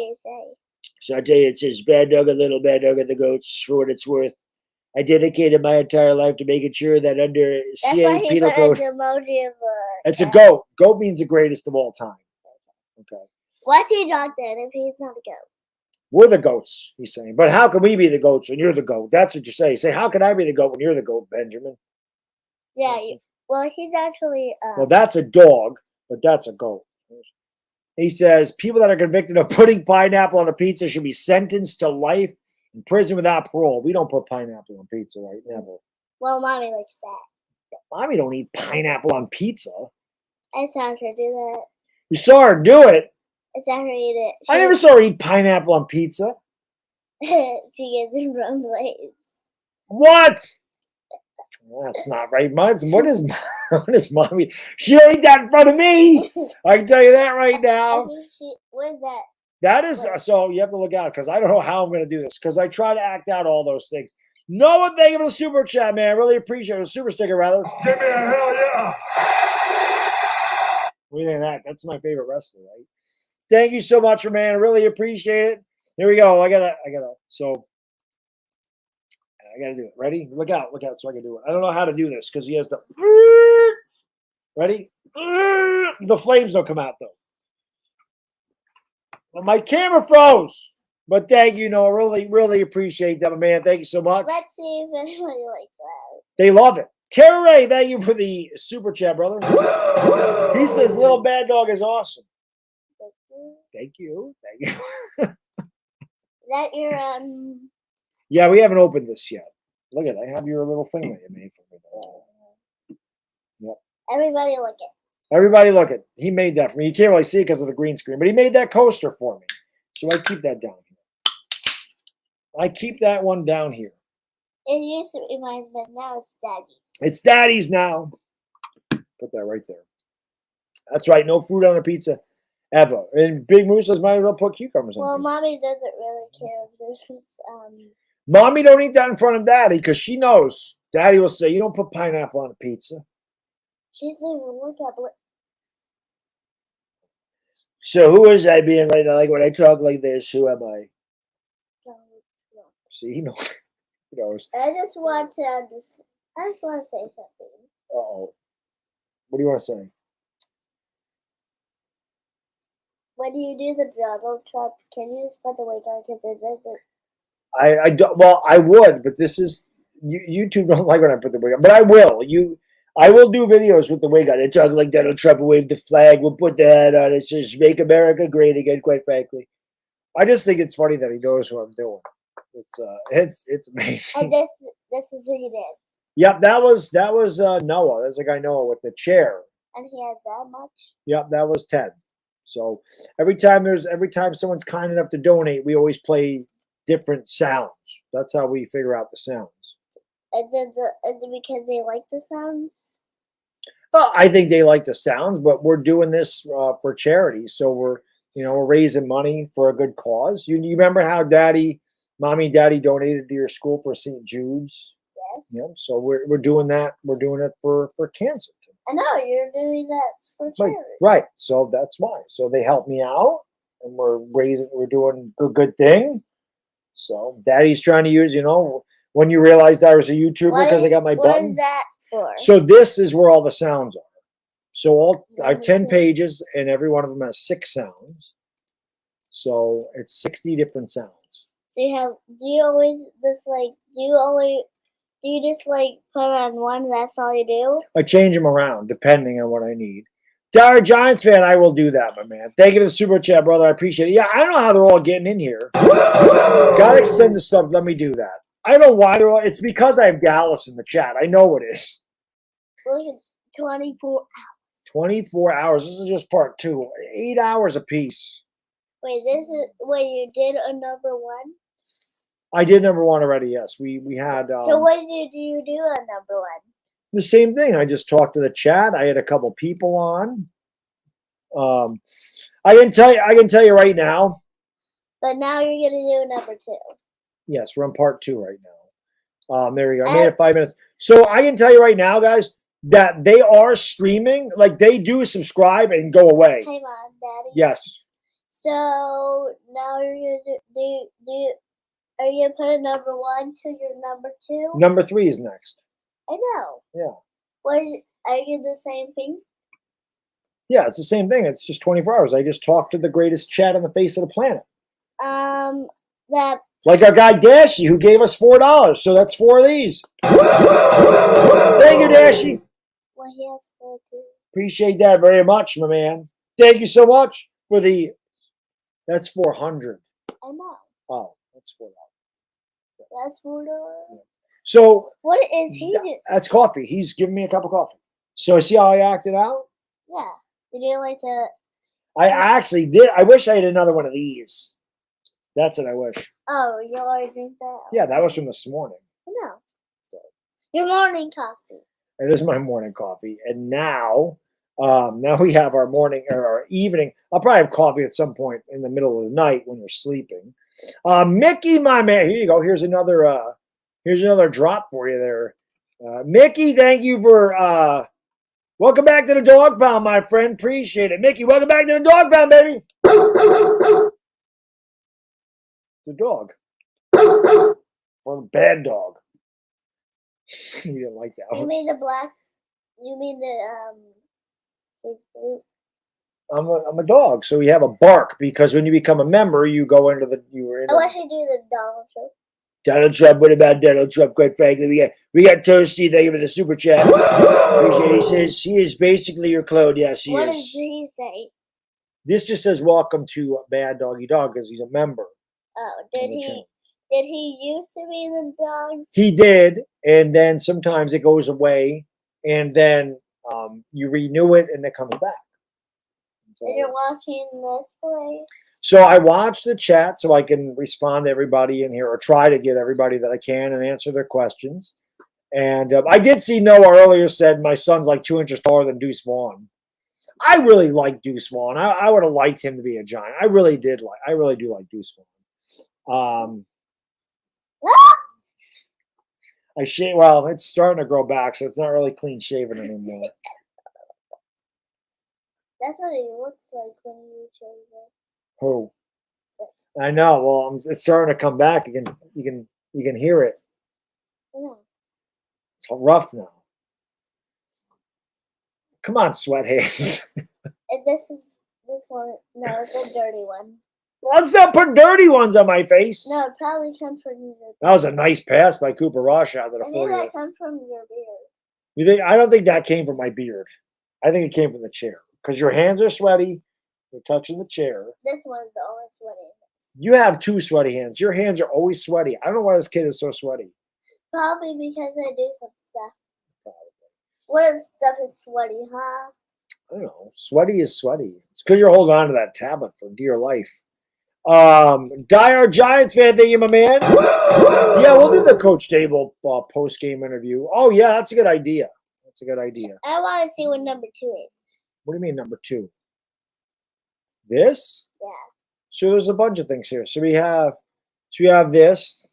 That sounds like Mario. This is Mario. That was Castlevania. This is Sonic. Right. This is Mega Man. It's like games. Yeah. Yep, they're games. This is Homer Simpson from The Simpsons. And this is a guy from a movie. Just a bit outside. What is that? It's from Daddy's favorite sports movie ever. What is that movie? Major League. It's about baseball. It's pretty funny. But yeah, Dire Giants. And once I am solo again, I will do the Dabes. I will do the Dabes interview because it would be difficult to do it right now. Bodo, what's going on? He is. He certainly can be. He didn't used to be. He used to be a little shy. Now he's a big ham. No question about that. Jets lost. They didn't score a touchdown. Did Rodgers play, Barber, or no? Thank you, Eric. I appreciate it, my man. You gotta turn that off. Thank you. Yeah, you're being silly. Wow. I'll tell you what. Why don't you go upstairs and go to sleep? And when you wake up tomorrow, you come back down because Daddy's going to be down here still. Okay? Why don't you go upstairs where your teeth are coming in good now? So why don't you do that? No. Come on, buddy. Daddy's got to work. I got to work. Did you ever? I never saw number 1. Number 1, what? This? Yeah. So yes, you did. We had this. This. Well, these you didn't see. So when it's big, when it's a big donation, quite frankly, we do this. And we do this. Who's this? Thank you very much. That's really nice. Thank you. Senator Trump, thank you very much. And then, of course, we just have a big explosion. So there you go. We have all those. We have all those. We have all those. So why don't you go upstairs and get ready? You don't have to go to sleep, but why don't you go upstairs and get ready? Let Daddy finish this off like a champ. I mean, you're not gonna be sleeping in here. No, I don't. I will not sleep until tomorrow morning. When you wake up, I'll still be down here. Oh, That's what 24 hours is. It's one full day, no sleep. that's a good. We're gonna do it. We've done it before, right? Do you not want me to be here all I day? love you, but Daddy does have to work. So, and tomorrow I'll see you definitely because we're going out to dinner. Then you have to come up. I have to go upstairs and I'm done. I have to sleep for a little bit, and then when I wake up, we're gonna go to Kabachi. I know that. Okay. Deal? Yes, but I want you to do something first. What? So remember, you did number 1 of 24 hours. Yes. And I would say that I would go all the way to the end. What, the 24-hour thing? Yeah, I want to see number 1. Okay, well, here you go. So take this upstairs. It's that one right there. Hey, bad dogs. Here you go. Hey, bad dogs. Good night, buddy. I love you. We'll see you tomorrow morning, okay? He's the man. You are the man. I love you. All right. Well, it is my little, it's it definitely is my clone. The kid is exactly like me. My wife is so lucky. She gets a 47-year-old me, and she gets a 6-year-old version of me. It's fantastic. I don't know. All right, let me do this. He is a champ. He's the best. He's the best around. I'll say it's the greatest thing I've ever done in my life. Is have him. That's a good idea. Got our Giants fan. Oops, I got to go to YouTube. Let's react to it. Seattle's up 3-0 in the first quarter.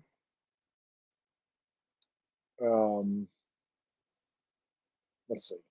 So, New York Giants. There we go. This is it. This is it. Week 2 performances. Yep. All right. Let's do this.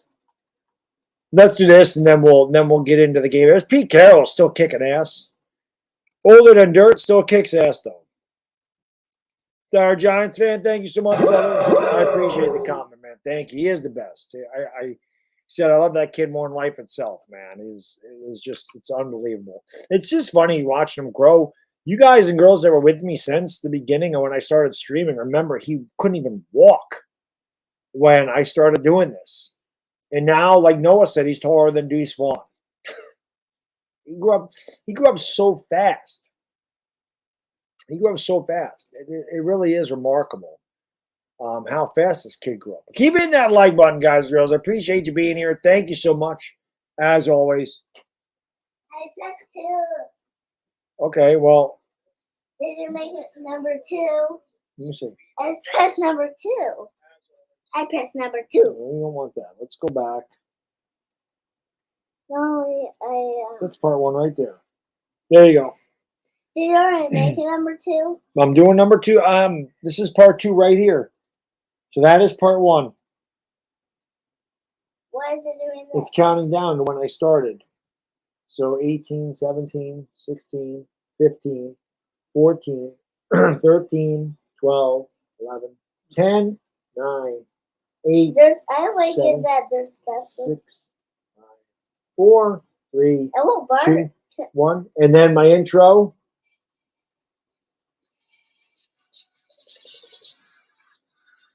Oh. This is the one everybody is made? That's my intro. I like this intro. Why did you never do it before? I do it for every video. Oh, look at this guy. I know. So it's more the looks of them. And there you go. That's me at the beginning. We're the same. I know we're the same stuff. I haven't changed. This was this morning. Who's talking to you? I'm talking. The bottom one. The saw, yes. All right. I'll see you tomorrow. Okay, but I knew it. Yeah. Yeah, right. I knew it. Number 2. Okay. Yeah. Have a good night. Have a good night. I'm doing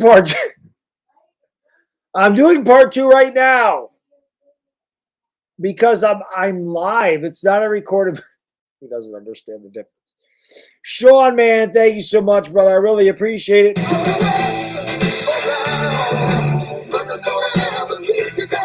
Thank you so much, man. He says everything we do as fathers is to make sure our children have a better life than we did.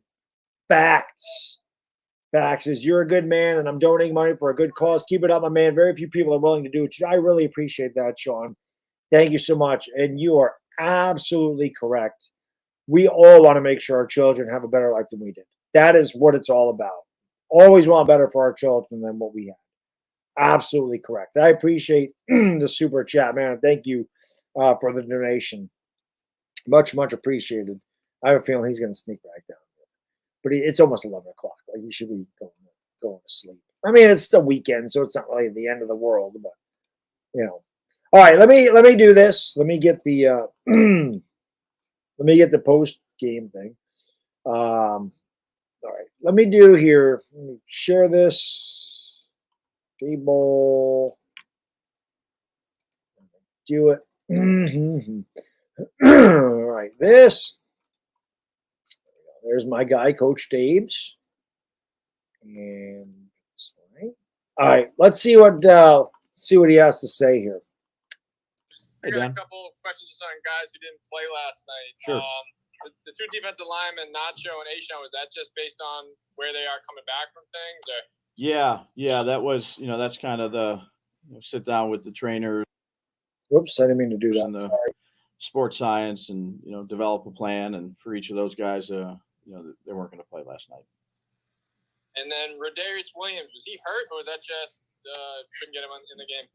No, he wasn't hurt. We actually released him this morning.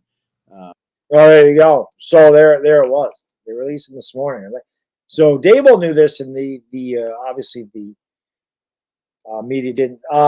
Big move. So we are close. I just updated that. We're close to $2,000. Again, when it gets to this point, so we raised like 1,100 this particular block, but when it gets to 1,000.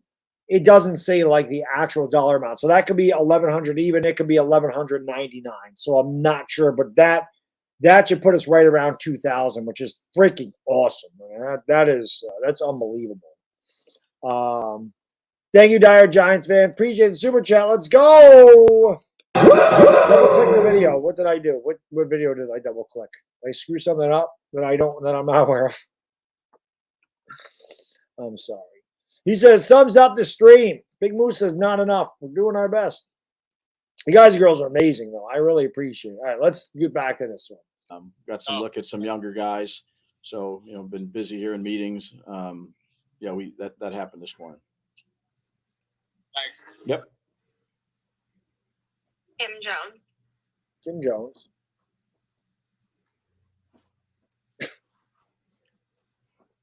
Come on, Kim. Wow, I'm way too old for a rookie mistake on Zoom. Sorry, Dabes. No problem. Oh, she's doing it on Zoom. I didn't realize that. When you look back at last night, where do you start with evaluating? We know what we saw in the press box. It looked awfully good from there. But where do you start with an evaluation of a game like that? Well, I'd say it's the same for every game in terms of what we look at. The overall execution of the play, how each person is performing their individual job and technique and assignment. And, there's a lot to correct, regardless of when the game's being played, preseason, regular season, who's playing in it. That's the job of a coach. So you go through the tape. Certainly a lot of things to correct. You praise some of the positive things that were accomplished in the game, but there's every game, there's so many different little things to correct. So that's, we just try to stay consistent, Kim, with our approach, whether it be a preseason, a regular season, any of those. We just try to stay consistent with how we approach things. So we come in as a coaching staff, we watch the tape all together. I don't like to watch tape. But thank you, Dire Giants. I appreciate it. I wasn't sure what you were talking about. Now I picked it up. Don't mind me, man. I'm a little old, so so I don't get everything right away. But I really appreciate that, man. Thank you, brother. Offense, defense, special teams, just as a coaching staff, and I'd say in the preseason, you're really evaluating a lot of the players in terms of competition spots and where they're at, and so you spend a lot of time doing that, and then you have another meeting right now. All the coaches are with their players right now. So, just trying to improve on, the number of things we can improve on. If I could just quickly follow up, it seems to me that Jalen Hyatt's come a long way in a short period of time. How do you see it? Yeah, I'd say he falls right in line with all the other rookies. I think they've been here for quite some time after the draft process. They've made strides each and every day. There's, a lot of things that are happening to them for the first time. Just because you're not getting a lot of, passes as a receiver, catches as a receiver, doesn't always necessarily mean you're not improving. And I think he's done that since he's been here. There's a lot to learn. He still has a lot to learn, but he's made strides. I think Coach Groh and Cade Knox have done a really good job in that room with him, along with the veterans. And, he'd be the first to tell you that he's got, still a lot to learn and a long way to go. See, but you like to hear that because when you get that from like a coach's standpoint, these are things that we do not see. A lot of times, again, you only look at the statistics, say he's not doing anything, he's not getting any catches, he's not getting open, but we don't always get to see the whole field the way the coaches do. And obviously, they get to see a lot more than us. They get to look at the practices, they get to see the strides that these guys are taking. So that's a good thing, and he's right. I mean, the rookies they are improving, but they have a lot to work on. And this is just preseason, so it gets way more difficult during the regular season, no question. Thanks, Dave. Yep, Appreciate you got it. No problem. Paul Schwartz. Hey, Brian. How Hey, are Paul. you? Good. How are you? Hey, good. Couple of quick ones for you. Sure. When you're dealing with a rookie like Eric Gray, who you're asking to do the return game, Yeah. Sometimes the best play is minimizing. You know what I mean. It's not a splash play. It's just making a catch. Risk waving the reward. ball off. Risk reward. Yeah. How do you assess his two? He got a couple of decisions early. Kind of looked like he almost would have let the first punt drop, and then he came in, kind of waved people off and caught it. And then on the kickoff, there's a temptation maybe to get the ball there when it's bouncing around. Yeah, made a good decision there. Obviously got good field position off of it. Yeah, I think he's made good decisions back there. The more he does it, the better it is, particularly outside and on our stadium in particular with the wind. There was some good wind there last night in terms of the kicking game. So, he's worked hard at it. He'll continue to work hard at it. Much like Jalen, I think he's made some strides, but, still got a ways to go.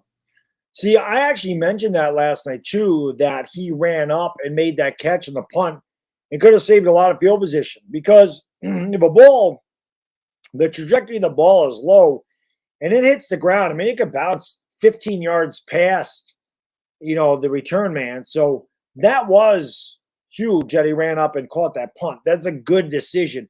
And then, with the ball bouncing around, him letting the ball go out of bounds, very smart play. And I forgot about that one, but I do remember him running up to catch the punt. So, and again, you like to hear the coach say all these rookies are taking strides. And I think Eric Gray is going to be a good player, but, again, the rookies have a lot to learn. And we haven't seen the real thing yet. So they're going to see enough here in the preseason and training camp, all the stuff. They're going to see some things. When you get to the actual games, it's going to be way different. You're playing against much better competition. You're playing against much more complex schemes. So obviously it gets ratcheted up another level. It's already ratcheted up another level when you go to college to an NFL training camp, preseason games, and then it goes up yet again when you start to play against teams number ones for 60 minutes. Is it hard to trust a rookie in that situation because, there's a lot of problems that can arise?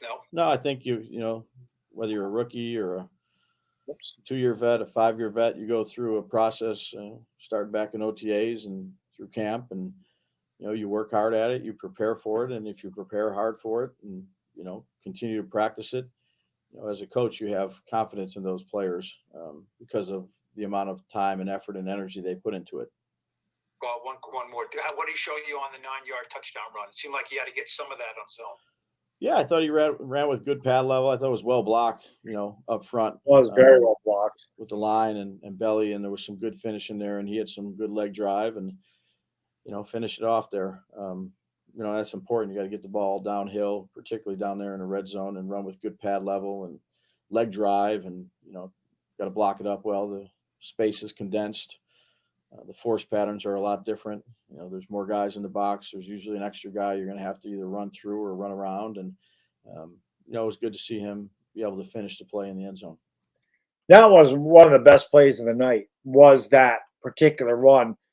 Because Eric Gray did run, like you said, with good pad level, but you saw the offensive line push the defenders back 5 yards. So it was about 5 yards before Gray got touched. He did the rest with the leg drive, which is what Eric Gray is going to do. Again, Barkley probably can run over people, but it's not what Barkley's forte is. Eric Gray's more of the downhill runner. Barkley's more of the explosive back. It'll be a good combination, I think, for sure between them. Obviously, Breed is going to get the catches, or I'm sorry, he'll get some reps as well. But I really did like it. Big Moo, my man, thank you for the super chat. I appreciate you. So he says, can somebody explain why when Eric Gray didn't pick up the ball to 5, we got it to 40 instead of the 25? Because when a kickoff goes out of bounds, it's a penalty. No matter if it goes out of bounds at the 1 or if it goes out of bounds at the 30. If a kickoff goes out of bounds, and it's not fair call. Like if it goes out of bounds, they get it at the 40 because it's an illegal procedure penalty. Anytime a kickoff goes out of bounds, it's automatically at the 40-yard line. If it bounced out of the end zone, like if that ball went out of the end zone, then it would be at the 25 because it's considered a touchback because it went out of bounds on the field of play because it went out of bounds on the field inside, outside of the end zone. That's why they got it at the 40 because it was a penalty. If that ball bounced 1 yard more and went out of bounds through the end zone, they would have had it at the 25. But that's why. That's why we did it. Yeah, LA Lucis, spike that like and subscribe. Let's go, baby. We're doing this for 24 hours. We're not going to stop until 9 o'clock tomorrow. So we got another 10 hours together. Appreciate you being here. We're doing it for Stand Up to Cancer. We're kicking ass in the stream. Let's kick cancer's ass together, baby. That's what this is all about. Appreciate you guys being here, as always. I'm always having a blast doing this. The first 2 of these are very easy to get through, 16 hours. But once you get to that last 8 hours, it becomes increasingly difficult. But we will do it. We will do it. Thank you. Yep. Patty Traina. Hey, Dave, how you doing? Good. How are you, Patty? There's a girl, Patty. Good, thank you. I have 2 for you if I could. Sure. I wanted to ask you about Daniel Bellinger. When Darren Waller came, Daniel kind of was the forgotten guy. What have you seen from him, and how is he complimenting Darren in the offense? Let's see. I want to see what Dabol says because both Chris and I have talked about how, I know I definitely have, how inside the red zone, or like inside the 10, inside the 5, a lot of times when you do the play action fake, it's the backup tight end that ends up with the ball. He's usually the one that sneaks off the line and gets wide open. Not that they play action pass, but because you are going to look at Bellinger, because you are going to look at Isaiah Hodgins, because you are going to look at Jones, Seattle just scored a touchdown, because you are going to look at Barkley. Bellinger could be a guy, like we said, that gets a sneaky 7 or 8 touchdowns. So let's see how Coach Dabol. That's a good question. Of course, it's a good question, my Patty. All she does is ask good questions. Yeah, I think he's again. He played some last year, quite a bit, and then he had the eye injury. But he is, he's got the right mindset of kind of the person we're looking for. He's smart, he's tough, he's dependable, he's a good teammate. He works hard, puts the team first. I think it's good to have veterans in the room that can help those players as well, those young players. And I think he's made strides from when he played last year to where he's at now. Time will tell once we get going here in the regular season. Right. A good young player, has the right mindset, and has a good player in the room to learn from as well now. Definitely does. Beavis, thank you so much, brother. Early appreciate it. Give me a hell yeah. Baddog uses to kick cancer in the nads. Did you hear Boone's post-game interview today? We are apparently turning around. We'll do that next. Yeah. Aaron Boone, kick Aaron Boone in the nets. Yeah. Fire, yeah, fire. Fire Aaron Boone, yeah, fire. My Beavis needs work. That was very popular when I was in high school. Yeah, kick Aaron Boone in the nets. Yeah. Fire Aaron Boone, yeah, fire. I am Cornelio. I need TP for my goal. We'll do Booney next, Beavis. We'll do Booney next. We'll kick him in the balls. Our Giants fan, thank you for the super chat, brother. You are the man. Appreciate it. Where's my Ric Flair? There it is. Yep, we're going to react to We'll react to Booney Bubbles. Let's hear Patty's second question. Then if I could ask you about Evan Neal. Yeah. obviously came back from almost 2 weeks of not practicing. Can you just talk about, the progress he's made and what was he doing to kind of, not fall off despite the fact that he couldn't practice? Yeah, he's in the protocol, so whatever we could have him do, he did relative to the rules of the protocol. And he's another young player that worked hard in the off season. Say shed some weight, say improved technique, and it was good to have him out there. I thought he showed well here in this game. Thank you. You got it. Bob Brookover. Hey, Brian. Hey, Bob. Because Darren is essentially a fourth wide receiver, you saw it with Gronkowski in New England. How much does he allow you to do with your offense that maybe you couldn't do before? Yeah, I think he's got obviously a good skill set. I wouldn't classify him as a wide receiver. I say he's a tight end. We ask him to do everything tight ends do. I've coached the position for a while, and variety of blocking schemes. Again, he's a player that you can use in different roles relative to where he lines up at the line of scrimmage or outside the line of scrimmage, and he's capable of doing those things. So he gives you some flexibility in terms of formationally and personnel usage and things like that. And he's done that, throughout his career. But he's a good guy to have on your team and work with. I am so pumped up to have Darren Waller on his team. I've told you guys before, my brother-in-law is a Raider fan, and he said that's such a good pick. If he's healthy, he goes, that's such a good pickup for you guys too. He just said, Waller wasn't going to fit in their scheme, but that was such a good pickup for us. I'm going to close this window real quick now because, like I said, there's these little tiny like gnats getting in here because obviously they can come through the window. So let me just close this off. I mean, it's cool enough down here now anyway. Let me just close this. I'm going to close this. And as a matter of fact, while I'm up, you guys can add another tally to the P break. I'll be right back. I got to run to the head. I'll be right back. I don't know what number we're on, but I'll be right back.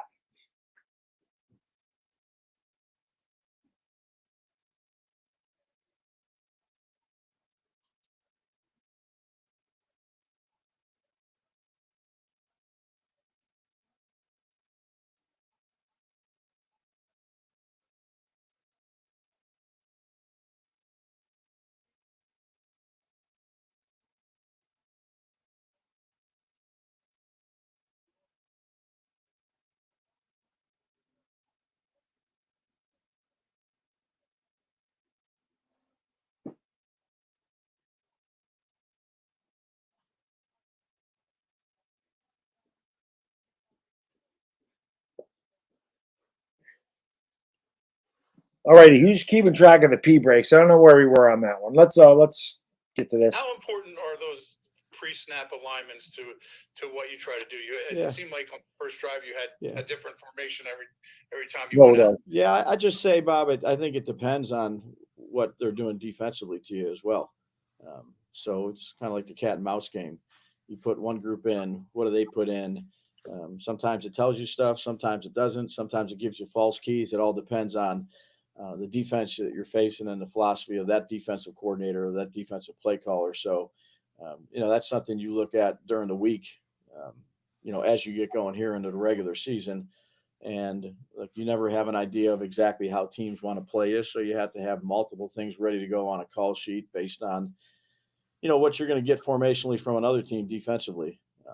So those are stuff that, that's kind of pre-work that you do during the week. And you really don't know until you get that out there in the game of how they want to approach it. I just like the way Dave's approaches everything. The way he approaches the game, the way they plan, the way he addresses the media. He's kind of a guy he's not monotone, but he doesn't really he's not emotional. He just gives you a straight answer, and he doesn't give you too much. But he doesn't, but he gives you something. He doesn't just completely shun the answer and answer it the same way on a consistent basis. I could tell when he had his opening presser, I could tell he wasn't going to take any shit from the media, but he wasn't going to be mean about it. Like you could just tell he's a matter of fact, brass tacks type of guy where he just, he's going to let you know how it is. What's going on, Ramdre? What's going on, Nova? What's going on, everybody? Bodo burp. What's up, Bodo? We got everybody back in the house. Hit that thumbs up. We're live for another 10 hours till 9 in the morning. Doing it for Stand Up to Cancer. Let's go. And we got Mooney Bubbles next. So, I'm going to. So, we're going from one really good interview with my guy Dave's to Mooney Bubbles. So, Mooney Bubbles ought to be interesting. Just one last one. Sure. On the Bellinger touchdown, you lined up Waller just inside him, and he said just inside. It looked like the two defenders, their eyes went to him, and that left. And Bellinger obviously blocked a little bit first, and then popped open. But did you feel like that formation there helped him get open? Yeah, I thought, Mike, there was a pretty standard play that the players executed well. That Cap thought would be good down there in the red zone, and I'd say there was a play fake with it. And they were on Daniel pretty good. And again, another good example of Daniel adjusting his throw and his arm angle and things like that to get it around the defender that's kind of unblocked on that play, or should I say late blocked on that play. And they did a good job executing it. They did. That was great. You're going to see a lot of that. Like Bellinger really could have 7 or 8 touchdowns this year. It is very possible that with everybody looking at Darren Waller and Barkley down there and Jones with his legs, that Daniel Bellinger is a guy that they overlook. And Dire Giants fan, thank you for the super chat, brother. I appreciate it. Let's go. Sorry, I clicked that already. I already had that one up there. This is what he says. We should have started with Boone. I gotta save the best for last. I didn't even think about Boone until Beavis mentioned it. I didn't even think about it. We'll get to it. We'll get to it, man. Thank you. You got it. It'll be fun. Art Stapleton. Hey, Dave. What's going Hey, on? Art. How you doing, bud? Good. I'm talking to Bryce Ford Wheaton last night after the game, just a little bit about the message that you guys send, and I'm sure you send it to all the players when they get here. Is we know what you can do in your offense or defense, but special teams is really going to be your ticket to kind of open eyes and stick that you can be in this league. I know buy-in is important, but how difficult is it for players in general to kind of take that message and translate it and really make an impact on special teams, given the idea that you guys don't necessarily have the live action that you do have in the summer? How much of it is trying to translate what their skill set might be? Yeah, well, I think it's really not that. That was actually a good question by Art. That was a good one. Difficult, Art, because for some of the players, if they don't do it, they're not going to be on a team. So that's job security or not having it, and that's the reality of it. There's obviously some players that see the way Dabol again. It's just no nonsense. It's a businessman like approach. That's a no nonsense. They better do it or they're not going to be here. You got to love that.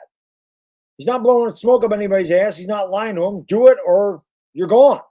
Come in and play at certain positions, and that's their role. Then there's other players that have a different role. Sorry about that. Whether it be in different punt team or punt return team, kickoff return. And I think everybody understands, the people in the building, and I'd say just people in general that are competing for roster spots throughout the National Football League, that there's a role for you if you can go out there and earn that role and show that you can do it at a high level. And I would say that's probably the biggest thing is if you can earn a role and you can do something really well, regardless of what team it is on, a defensive unit, an offensive unit, a punt team unit, a punt return team unit, and you're really good at it, you have a chance of sticking around a place. So there's, I'd say, a lot of competitive spots right now that people are, kind of vying for. And certainly special teams, particularly with role players, backup players, can make a big difference. I guess a better question would have been if the buy-in is there, but some guys can't do it. Some guys go out there and try to do it and they can't do it. So sometimes it's finding that right fit, right? In terms of what guys can do.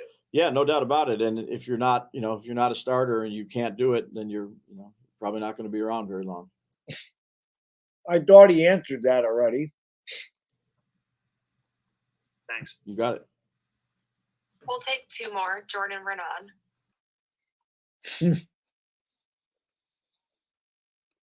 Let's hear Jordan. Hey, Brian, what's going on? Hey, Jordan, how are you? Good.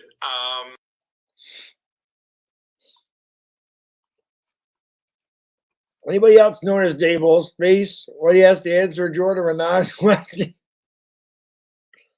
Anybody else? Anybody else? Let's see if I can go back a couple seconds. Hey, what's going on? Hey, Jordan, how are you? Yeah, look at his face. Yeah, James is like, yeah, here comes another shitty question from Jordan. Look at that. That is what great question is this man going to come up with this time? Good. I'm curious, what did you see from Josh Azudu and your interior offensive line, the starting group in general? Yeah, I think all three of them did a good job. We rotated them as you guys saw, and I'd say they all, they were all pretty productive in, the things we asked them to do yesterday. And so, you notice how I think this is how you can tell that Dabol likes certain people. I don't know. Maybe Dabol does like Jordan Renan. I don't know. Okay, I'm not a big fan of Jordan and Renan everything, but you ever notice when Dabol likes somebody, he kind of elaborates on his answer a little more. Like he gives you a little bit more. He gets more into detail, and it seems like when he doesn't care for the person, it's kind of a yep. That's what it is. And it's really blunt. Maybe it's just me.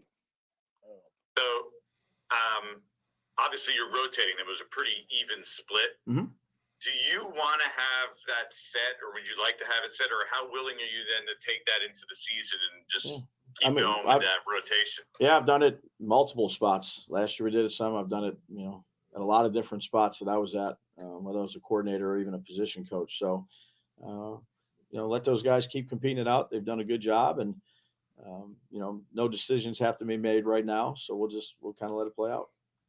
And also, is there any other roster moves that were made this morning to go along with Rodarius? No, not right now. Nope, that was the only one.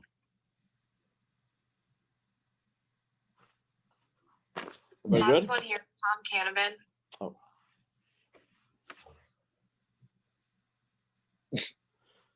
Hey, Brian. Hey, Tom. Two quick questions. One is, were there any injuries out of last night? Yeah, I have not yet met. This was kind of like last week. I haven't even met with the doctors yet, so I'll have a better answer for the injury stuff on Monday for you. Okay. And the other one is, I may have missed this totally, but is there a reason Saquon didn't play? Yeah, we just didn't play him.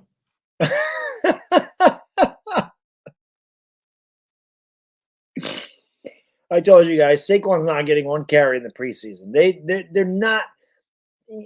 Listen, when you're a running back, your job is to run the football. Yeah, Barkley's got a block. Yeah, Barkley's going to catch a little bit.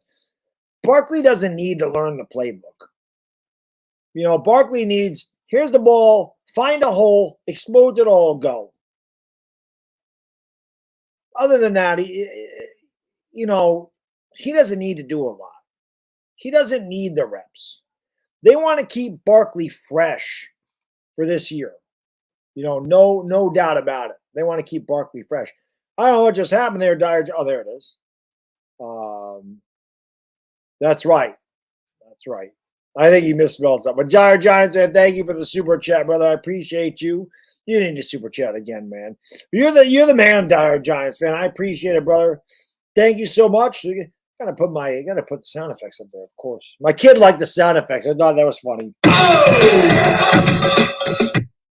Coach Dabol isn't alone in thinking Jordan is Jordan is athlete. It's just funny, Dyer Giants. I really think he doesn't care for him. But I like that. Was the reason he didn't play Barkley? Yeah, we just didn't play him. Oh, okay. Because I was wondering, you had so many passes in the that opening series. I was just wondering if we're not going to use him with the first team, he's not going to play. No, it's kind of, we have a plan for each one of our guys, and that was his plan. There you go. So that's Dave's. Yeah, we just didn't feel like playing him. Yeah, it's a beautiful thing. So Coach Dabol does his job. Does a great job. Let's see if we can find. Yeah. All right, it's not. All right. I'm gonna try not to yell. Do you think I can do it? Do you think I can get through? Do you think I can get through a Booney presser or interview or whatever you want to call this without yelling at him? Red Dire Josh says, oh, the nose. You're probably right. You're probably right. All right, so just be prepared. There may be a little yelling here. Often we've seen Garrett Cole struggle this season. What were you seeing from him? Oh, God, he's got the Poland Spring like Joe Judge. I told you, man, him and Joe Judge are the same. The same damn guy. I'm breaking 50 decibels, Brad. Let's see what I'm doing. Him in those first few innings. Just some long at bats. They were able to spoil a lot of pitches on him, outlast him a little bit. He's right there. Cole did not have good stuff today. His fastball was straight as a string. He was missing location. He couldn't put batters away. Boone's right there. So he started off good. The first 12 seconds, Boone's correct. Soft field out there. Harrison slipped on the one ball that kind of prolonged that one and set up the big home run. So just, not quite his day. He has not been getting run support lately. How do you think that plays into a pitcher's psyche when he's on the mound? Obviously, his job is to go out there and put up zeros regardless, but do you think that changes the way you pitch? I don't know. That's a great question, Meredith. That's such a great question because you're absolutely right. And I've talked about this ad nauseum, that when you can't score runs, the pitcher goes out and says to himself, I can't make a mistake because this team doesn't score. And then they're pitching on eggshells, and they're probably throwing the ball. They're probably gripping the ball a little tighter.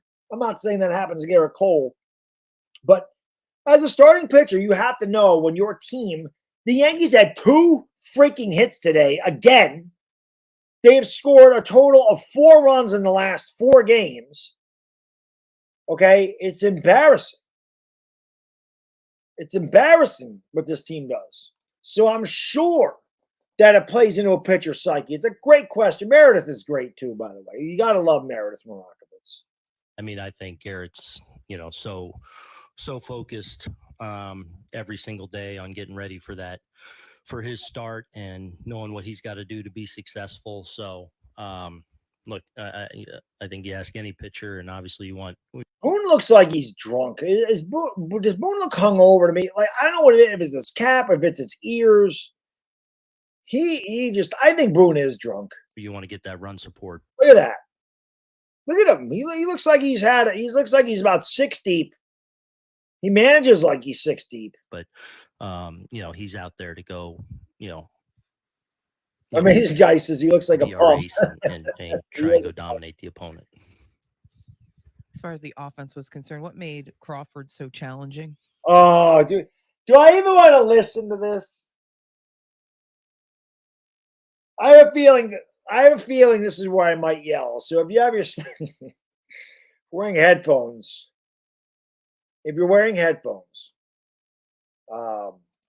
just beware. I have a feeling I'm going to get mad at this. I thought he had a presence up in the zone, but what the hell does that mean? I thought we had some pitches throughout the day that we could have done something with, and just weren't able to. Just not good enough. Wow, he didn't make me mad. But he's had a good year for them. Cutting the ball, he pulled the string a little bit, had a presence again up in the strike zone. I don't know what the hell that means. But he had a presence up in the strike zone. He threw a pitch right down the middle of the plate to Giancarlo Stanton. Right down the damn middle of the plate. right down the middle plate, waist high, center cut, and Stanton just looked at it for a strike. Really, really bad. Really bad. That bat was really bad. But I got to be honest, Boone is right here. Just not good enough. Not good enough. We've heard that way too much, but there's nothing you can do because this team isn't good enough. It sucks. And as much as I shit on Boone, and he deserves it because he's not a good manager, this is not all his fault. There is a very small part of me, and I'm telling you, it's a small part. It is a small part of me that feels bad for him. Because again, I don't think Boone is a bad guy. Like I said, Joe Judge, I mentioned this earlier. I felt like Joe Judge's personality was shit. I feel like Joe Judge acted like he's smarter than everybody, he's better than everybody, and everybody's beneath him. I don't feel like Aaron Boone has that type of personality. I think Boone is too passive. I don't think Boone is harsh enough where I think Joe Judge was too harsh. The Boone seems like a nice guy, okay? But he's not a good manager. He's not a good situational manager. They change the lineup too much. They move stuff around. And again, I don't know if this is Boone. I don't know who's making these lineups. I don't know who's doing this. Boone's in-game situational baseball is terrible. The way he manages, it's just bad. It's bad. But he is not putting this shit on the field. He is not swinging the bat. He's not the guy hitting 230 as a collective unit and striking out 10 to 15 times a game. He's not the guy getting shut down by Cutter Crawford. We have seen guys that, I forgot the Braves guy, like in his last 7 games, he had an ERA of like 7, and he shuts the Yankees out. So, again, I'm not trying to defend Aaron Boone here. My point is, this is Brian Cashman's fault more than it is Aaron Boone's. The Yankees haven't been in the World Series since 2009. That's not all Aaron Boone. Joe Girardi was there for a lot of it too. We missed the playoffs under Joe Girardi. Okay? The Yankees have won a lot of regular season games with Boone, but the team is not built to win a championship. And as I said, year after year, they're getting older, their bats are getting slower, and they get further and further and further removed from being a contender because they get further and further and further away from modern analytics. And they still think that it's 2017. And that is not the way the game is played in 2023. And Brian Cashman continues to trot out this shit day after day, week after week, month after month, year after year. We're going to run it back. We're going to run it back. The only big thing they did this offseason was add Carlos Rodon and then a bunch of scrubs that aren't even on the team anymore. And they think it's a championship contender. Like, how do you think that? It's really bad. It's really bad. Billy 500 texted me. Let's hold on 1 second.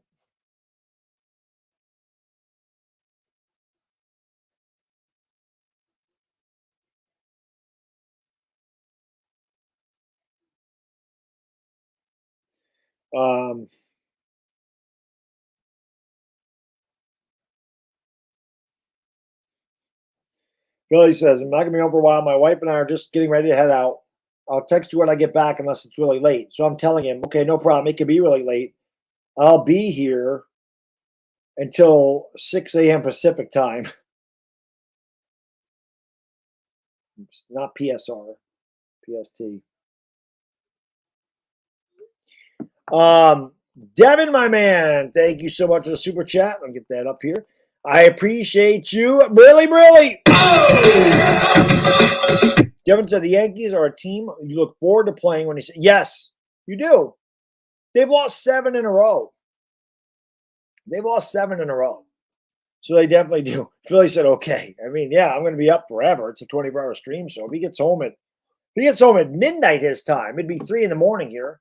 Certainly have him on the channel. Gary. Isaiah's bunt, was that his call or did that come from the dugout? Yeah, it was Yeah, that's there's no way that was Aaron. Listen, Aaron Boone is a lousy manager. There's no way Aaron Boone I screamed at that when it happened. There's no way Aaron Boone called that bunt. Bunted for a hit there. There's I knew that wasn't. Listen, like I said, I get Boone a lot of shit. I knew that was not Boone's call. Did you think that was the right move in that situation? He'll stick up his player. It was the wrong move in that situation. I think it's a good play.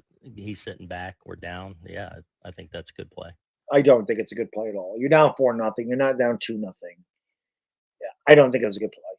And I like IKF. Like I said, IKF's our second best player behind Aaron Judge. That's pathetic. Earlier today, you mentioned that you feel like a turnaround is coming. Beavis, is this the part I'm going to get pissed off at? I can already tell I'm going to get mad. Earlier today, can I ask you guys and girls something? Earlier today, you mentioned that you feel like a turnaround is coming. On what? Hey, Aaron Boone. Smoke weed every day. What planet are you on where you have scored? It was 3 runs in the last 3 games before today. You have lost 6 in a row coming into today. Is it because Garrett Cole was on the mound? Because what the hell could you possibly see after 121 baseball games where you're under 500, have lost 6 in a row, have lost 11 out of 12 series since July 1 with the same players? I feel like a turnaround is coming.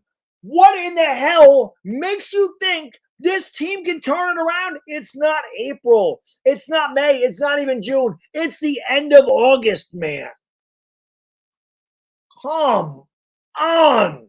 What are we talking about here?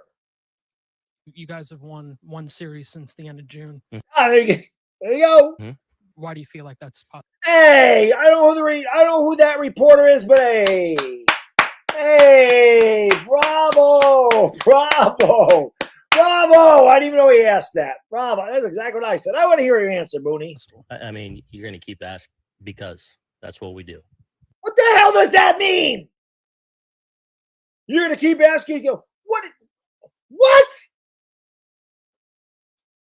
Did I want to, I got to hear this again. Series since the end of June. Why do you feel like that's possible? I mean, you're going to keep asking because that's what we do. Huh? You're going to.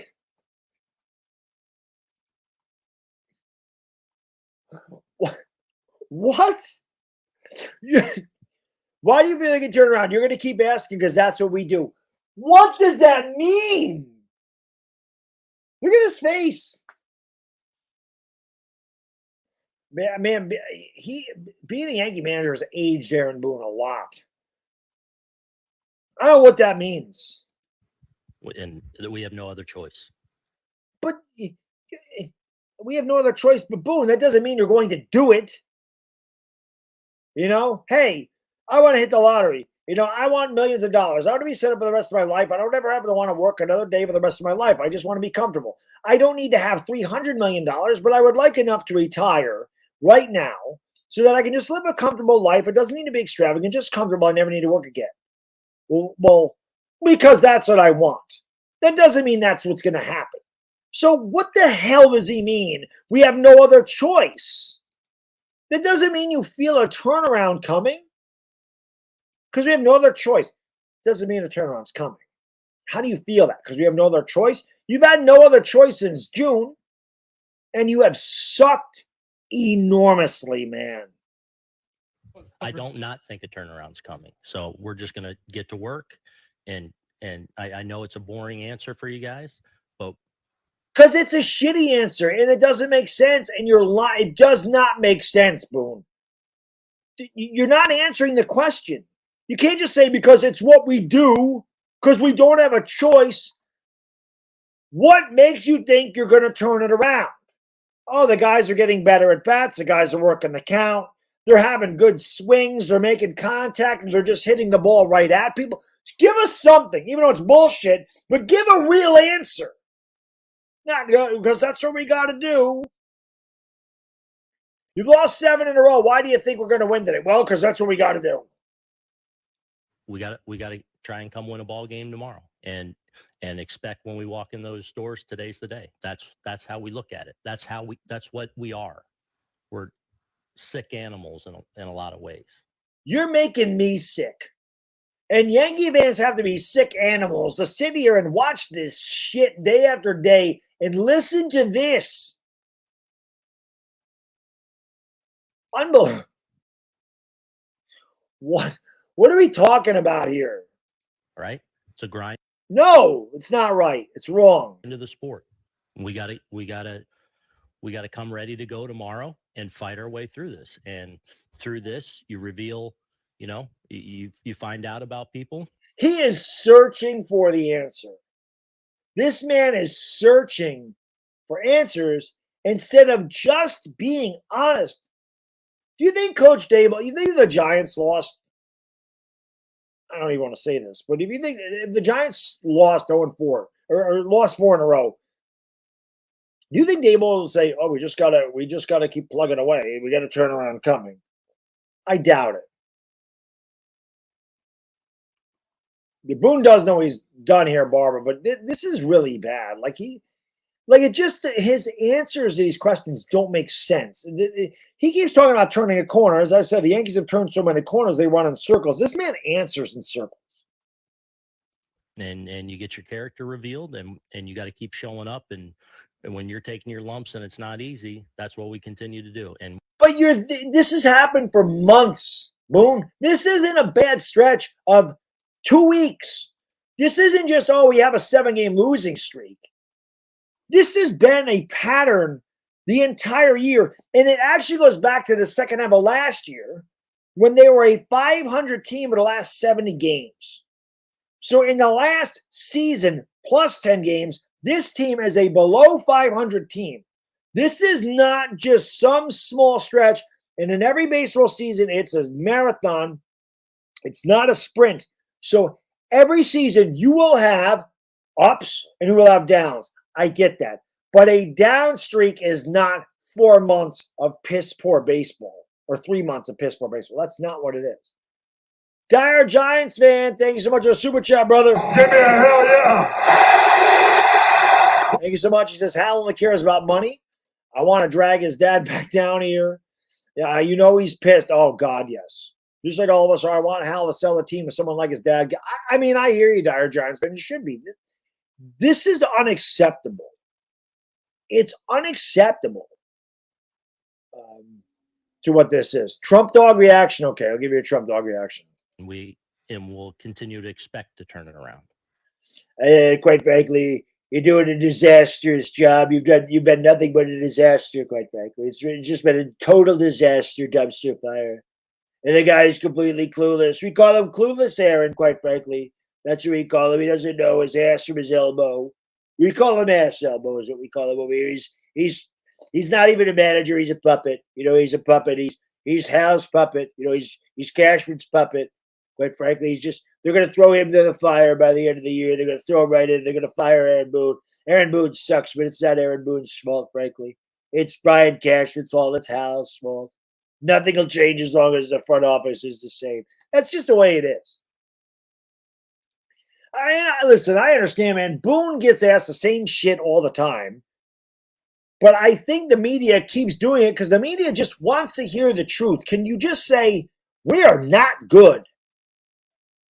Can you just come out and go, we are not a good baseball team right now? Guys are not doing their job. Guys are not stepping up. Guys are not making contact. Who cares if you got to hurt feelings? Who gives a damn? It's the truth. These guys make hundreds of millions of dollars. If they can't take a little constructive criticism from their manager, if they're that soft, find another line of work. Seriously. Aaron, you just made the comment, you find out about people and you find out what their character is. What have you learned about your team over this tough stretch? That we keep showing up. I know it. We keep showing up. Oh, Meredith, we keep showing up. What are they going to do, Boone? What are they going to do? Are they like we are, like us regular peons, us peasants that work an office job 9 to 5 or whatever we do? Do they just call in? Does Giancarlo just call in the office and go, listen, Aaron, yeah, I'm not feeling it today. I'm not going to come in. I'm going to take a sick day today. Is that what they do? Are they all going to just take a sick day, Aaron? Of course they show up. They have to show up. They can't just not show up ever. It's so damn stupid. Bodo! Thank you so much for the super chat, my friend. I appreciate it. Let me bring that up here. Bodo says, hey, Aaron Boone, do you know what they do to sick animals? They put him down. Maybe it's time for you to be put down. I think he's getting his walking papers. And listen, as much as that'll be great, and that shows that they made a better move than firing their hitting coach, this shit will continue as long as that front office stays intact. That is just a fact.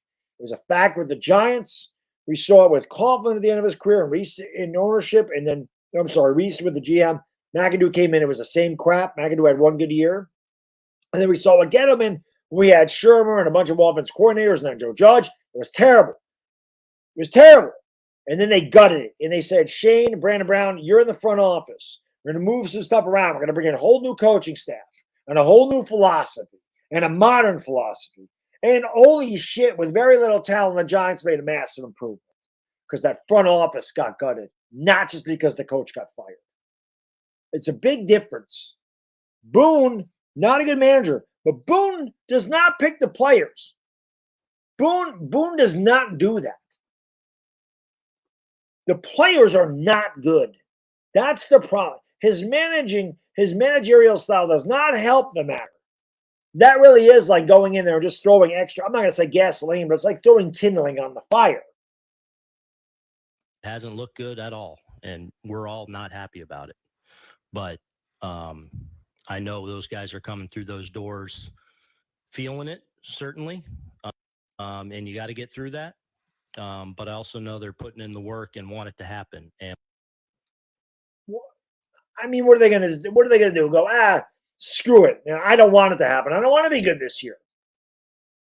We were going through it. You've been going through it for 3 months. This isn't a streak. This is a pattern. And this, not 3 months. So whatever. Going back to last year. 6 months, 7 months of 500 baseball or worse. And we got to continue to do that, and hopefully, relax a little bit and get out there and get it done. Aaron, I know that the message to your players is about consistency. That's the consistency in your response to what's been going on. But there's a lot of fans who are watching on TV or in the ballpark, and they're pretty upset. There is no consistency with the Yankees. I've said this a million times. The only consistency with them is inconsistency. There's no consistency. There's consistency in his answers. That lineup is different every day.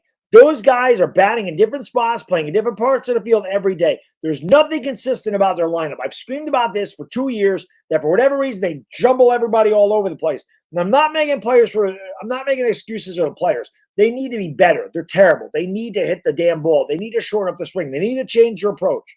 These guys are veterans. They should not be needed told that. They should not be, they should not be needed to be told that. Whatever the hell I'm trying to say. It's late. I've been streaming for God knows how long. I still got another 10 hours. So hit the like and subscribe. Ring a ding ding the bell.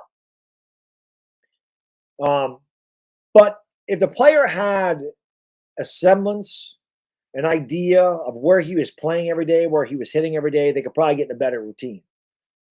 But this ought to be an interesting answer. At what they're saying. What do you say to them? Let's hear, Aaron. Understand. There's high expectations when you put this uniform on, and we feel the same frustration, but we're also tasked with in the arena every day of having to go get after it, and that's where we have to keep our focus. But I certainly understand that anger. It's no fun going through it. All right, it's not often we've seen Garrett Cole struggle. That's probably the most honest thing that he said was that. But freaking, it's just like I said, it's a train wreck. The Yankees are an absolute train wreck. Yeah, I don't think he feels it. Maybe, I have a feeling they're frustrated. I do think they're frustrated. I can tell by their body language. I can tell Garrett Cole was frustrated today. But it does not make sense to continue to say the same thing and not try something different. I said that the last rant I had with the Yankees. I'm frustrated with the losing. I hate the losing. It's bad baseball. They play bad baseball every day. They play boring baseball. They can't run the bases. They can't field the baseball. Their situational baseball is terrible. Their IQs are terrible. They strike out way too much. They make way too many outs. There's nothing exciting about this team. Their whole offense is hit the ball out of the park and score a run on a solo homer. They don't build rallies. The Yankees used to build rallies. It was exciting. The team don't do that anymore. It's because it's a poorly constructed, out of date lineup. It just is. So it is the entire thing. It is bad players. It is bad fundamentals and execution. It is a bad manager. It is a bad front office. It is a bad analytical department. It is a bad owner. And that's why the Yankees are a bad team. And until there's major changes to them, this will be the same. This will be the same. Bono! Thank you so much, man. Appreciate it. Says you can't call the Yankees a train wreck. Train wrecks are entertaining to watch. The Yankees, not so much. I don't know what I would call the Yankees then. Grass growing, paint drying.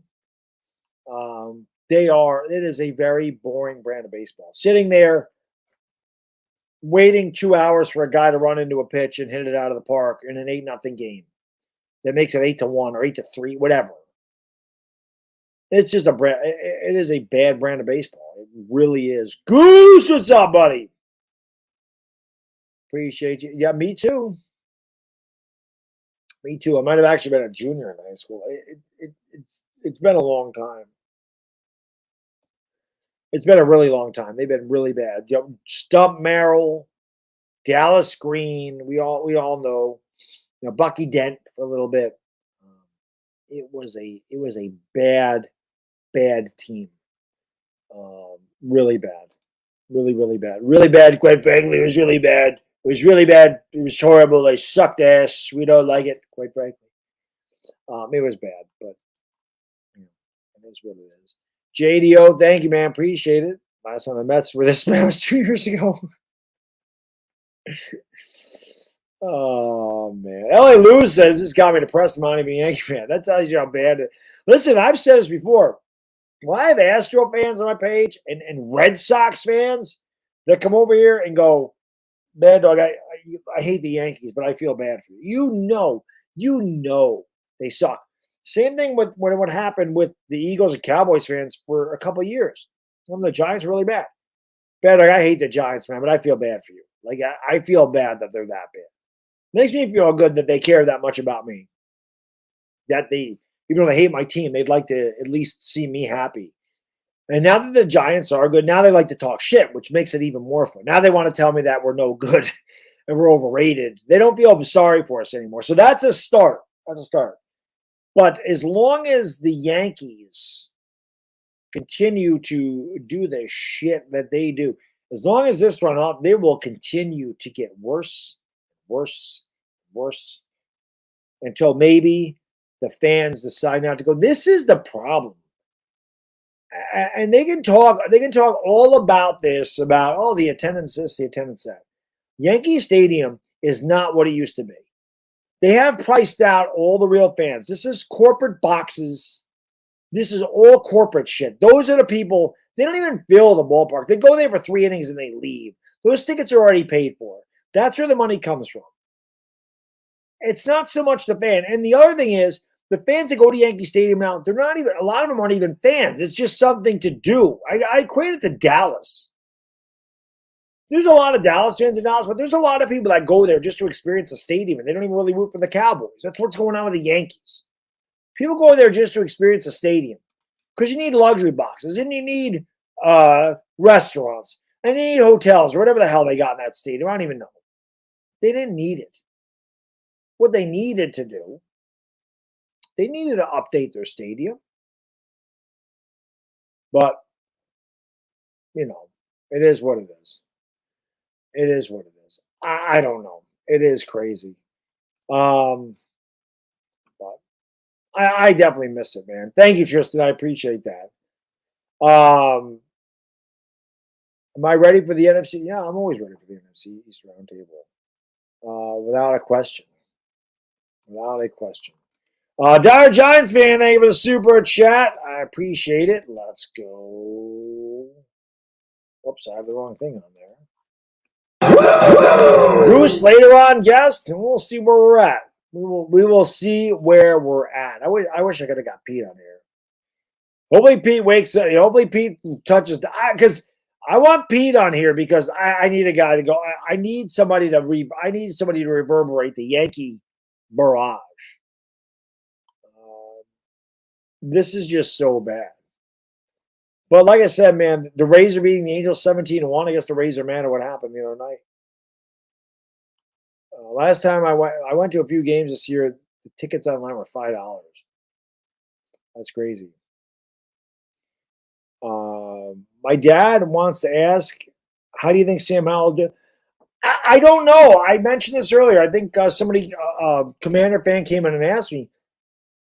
Sam Howell has weapons. I mean, there's no question. Washington's a sneaky good team on offense. I love Antonio Gibson. I mean, I know the running backs, but Gibson and Robinson are a very good combination.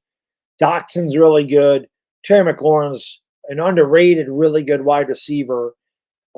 He's got weapons there. I mean, he's got some good offensive players around him, but I really don't know. I mean, Sam Howell played one game, and it wasn't overly impressive.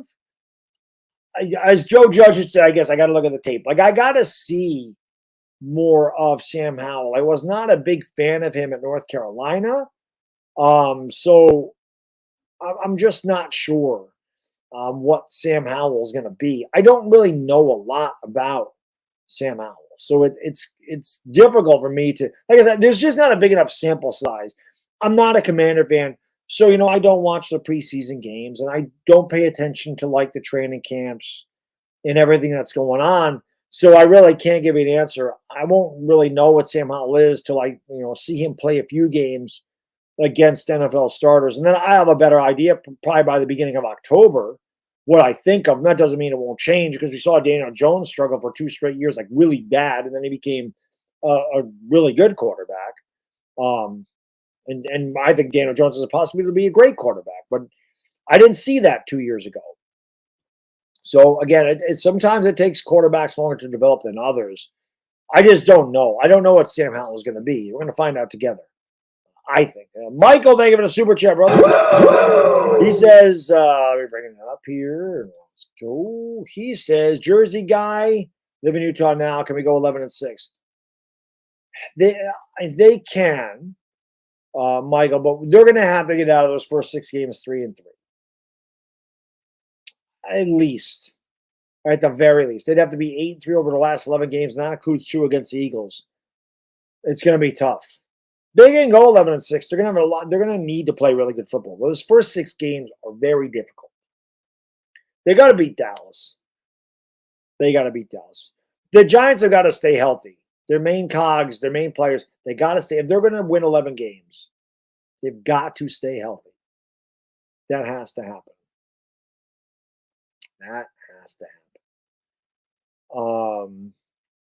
So, I don't know. But they're just, the Mets seem to be playing harder since Triple A's traded Scherzer. They traded Verlander. I mean, they got rid of everybody. They got rid of everybody. So, that's what it is. Talking the Yankees going to Boone on for another interview soon. Boone should come on my channel. Boone would never. Boone wouldn't survive. Boone wouldn't survive because I'd make Boone answer the damn question.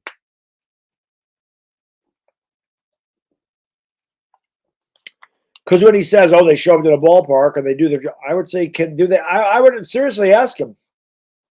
My follow-up question would have been to him, you say they show up every day to the park. Do they have an alternative? Is there an alternative? Do they not have to show up? That's what I would have asked him.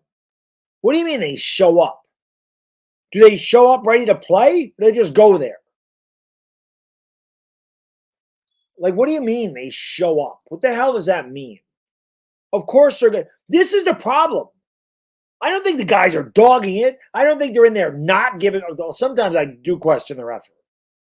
But I don't think those guys are in there intentionally sucking. I don't think they're good players. That's why it makes you mad. He's like, we're turning it around. What the hell makes you think that? You can't just say because they show up every day. They don't have an alternative, man. They have to go to the stadium. What happens if Giancarlo Stanton just doesn't show up one day? What happens if Aaron Judge just decides, gone, I ain't going to the ballpark? You don't think they get in trouble for that? Come on. Come on. Use your damn noodle, Boone. Derek Johns, man, thank you, brother. Boone will hang up. I want to see you interview. Oh. Hal would have me removed. Hal would have me removed. You know, I would love to ask Hal, like, literally, this team was a 500 team last year at the end. They started off incredible. They played over their heads. They won a lot of games at the end. They played great at the beginning of the year. They were getting clutch hits. They were doing things that help you win baseball games. Last 70 games, they were a 500 team. They lost again to the Astros in the ALCS. They got swept. They did not compete against the Astros. Did not compete. That was a non-competitive series. The Astros whooped their ass from pillar to post. All 4 games, not close. Dominant team kicked their ass. Yankees barely squeaked by Cleveland in a 5-game series. And I would say to Hal, how do you justify bringing back the same exact team? There's a couple guys that they added that aren't even on the team, like Willie Calhoun. And how do you justify adding Carlos Rodon, which I just thought was a good move, but wasn't enough to put him over the top. And it's turned out it's been a disaster, as everything has been a disaster this year. But what would make you think just bringing Aaron Judge back here, which obviously you had to, after the year he had, and running it back with the same team, just adding Carlos Rodon and guys like Willie Calhoun, why would you think all of a sudden the team is going to improve and be better than Houston? That's what I would ask him. Why do you think that the same bunch of guys that you've had for years who continue to get older every year, why would you think that they're somehow going to improve as they age? These guys are not Anthony Volpe. You don't have a bunch of guys that are 23 and 24 and you're waiting for them to hit their prime or develop. You have guys that are literally in their 30s. You are one of the oldest teams average age in the major leagues. These guys are what they are at this point in their career. They're past their prime. DJ LeMahieu, not the guy he was. Giancarlo Stanton, not the guy he was. Okay? Your catchers are terrible. Gleyber Torres is just a streaky guy with a 0 baseball IQ, and he's lazy at times. You brought back Josh Donaldson, who couldn't hit the broadside of a barn. The guy hit a low 200s. Like, why are you bringing a bunch of 200 guys? Why do we have a bunch of guys with power from the right side of the plate in Yankee Stadium? How is there no balance in your lineup, Hal? How do you pay a guy $25 million to hit 110 or 140? Like, what are you doing? Where's the balance? Where's the balance of lefty-righty? Where's the balance of speed and power? Where's the balance of guys that can actually make contact with the baseball? Where the hell is the balance? Why is every guy a 230 or lower hitter from the right side that strikes out 100 times a year? Why is that your team? What makes you think that that's the way you win a World Series? That's what I would ask him, because it doesn't make any sense to me. It makes no sense. There's zero balance. There's zero accountability. So tell me what makes you think that something all of a sudden is going to click. It's not. If it hasn't by this point, It won't. Again, this is not May. Okay, it's not May 9th, and the Yankees are 2 games under 500. Well, we're in a, we got off to a bad start. That's not it. This team has been bad all year. That's what I would ask him. It's ridiculous.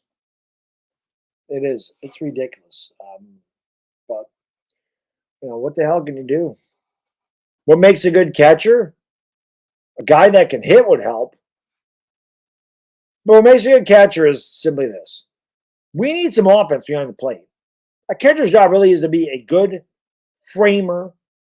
You want a guy that can frame pitches. You want a guy that can call a good baseball game. That's definitely goes into catching. You want a guy that's smart behind the plate. That's really the most important part of a catcher is handling the pitching staff, without question. Having a good arm certainly helps because you want to throw out runners. But, Toba, you can't have a catcher hitting 100. Actually, work that is under 100 right now. Like, you can't have a guy behind home plate that is an automatic out every time he steps up there. That is not a good catcher. You got to have something else. A backup catcher can hit 230 and have a really good field of pitching staff and be a good defensive catcher. Stopping balls in the dirt, not allowing pass balls, understanding how to get your body in front of the ball. Those things go into a backup catcher. The Yankees have nothing but backup catchers. We need a starting catcher. That's the problem. We have a bunch of backups there, and I don't even think Higgy's a great defensive catcher anyway. But the Yankees are full of backup catchers. Where's the starting catcher? I don't know, man. That's just the way I look at it. Big Moo! He says 20-minute nap and I'm back. You're the man, Big Moo. You're the man. My guy's taking a little cat naps. You know who we haven't seen? Where's Bobby Woodruff?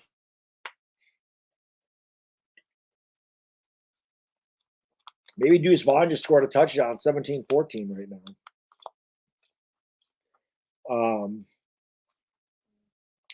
Oh, there you go, Toba. I didn't know you were trying to get into baseball. But yeah, that's what it is.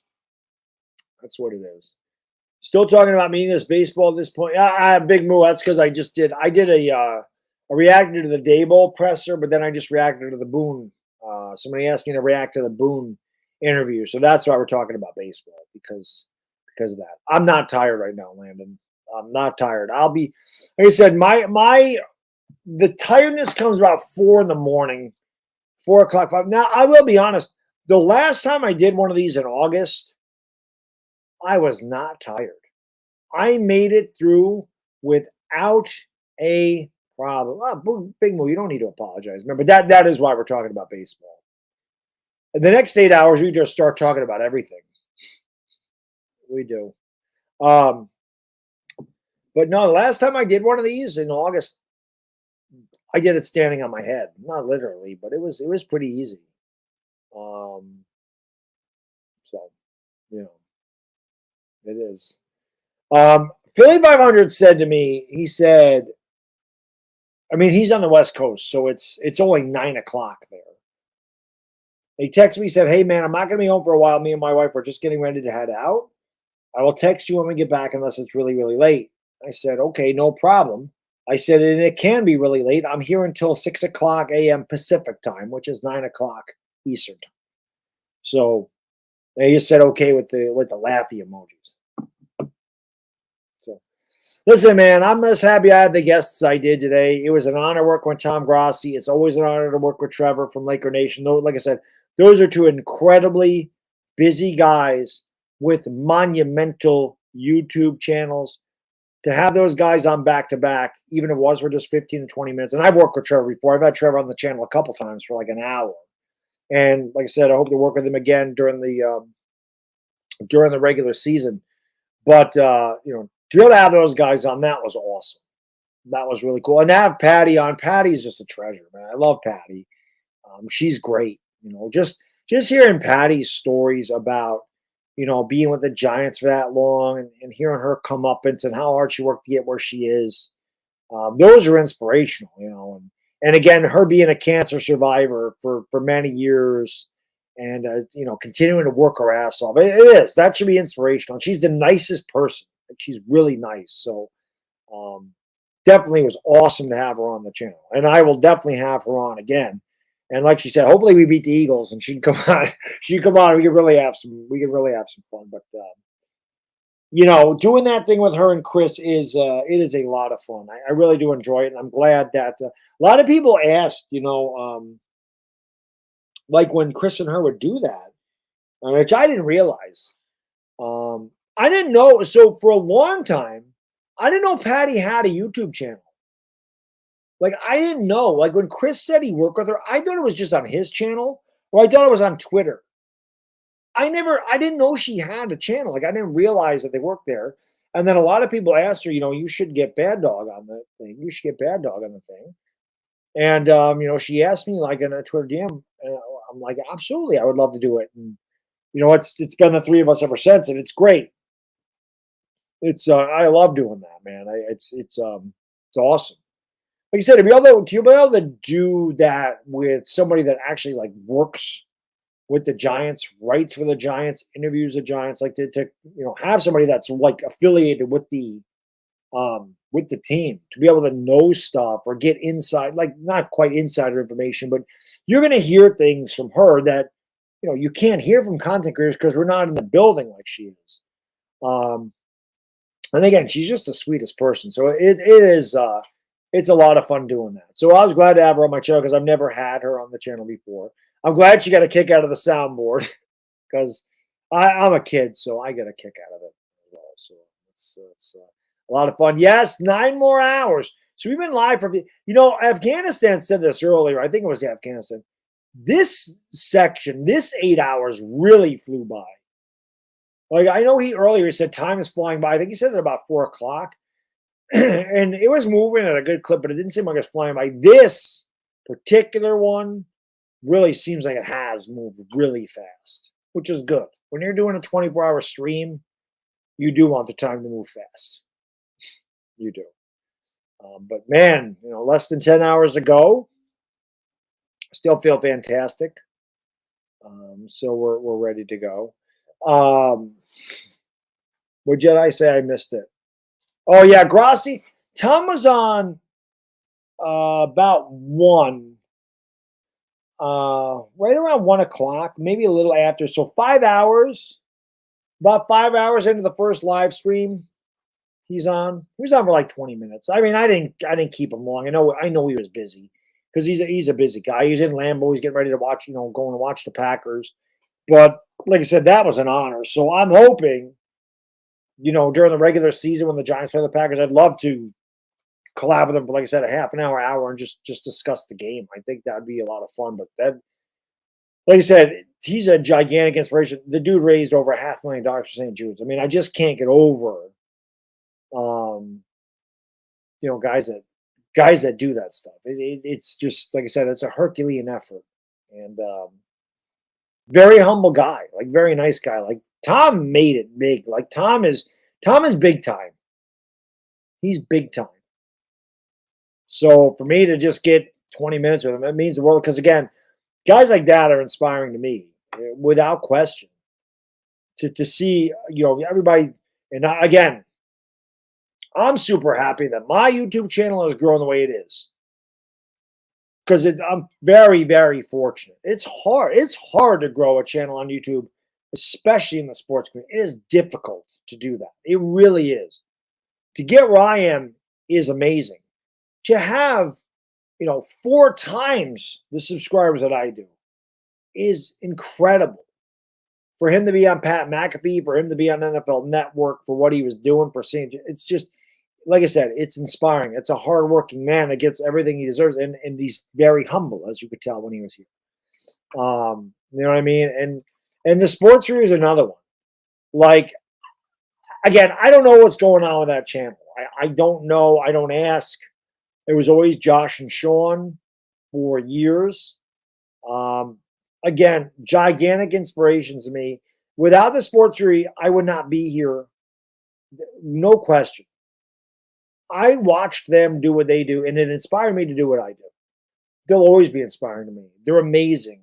You know, I love Josh is the man. Like I love Josh.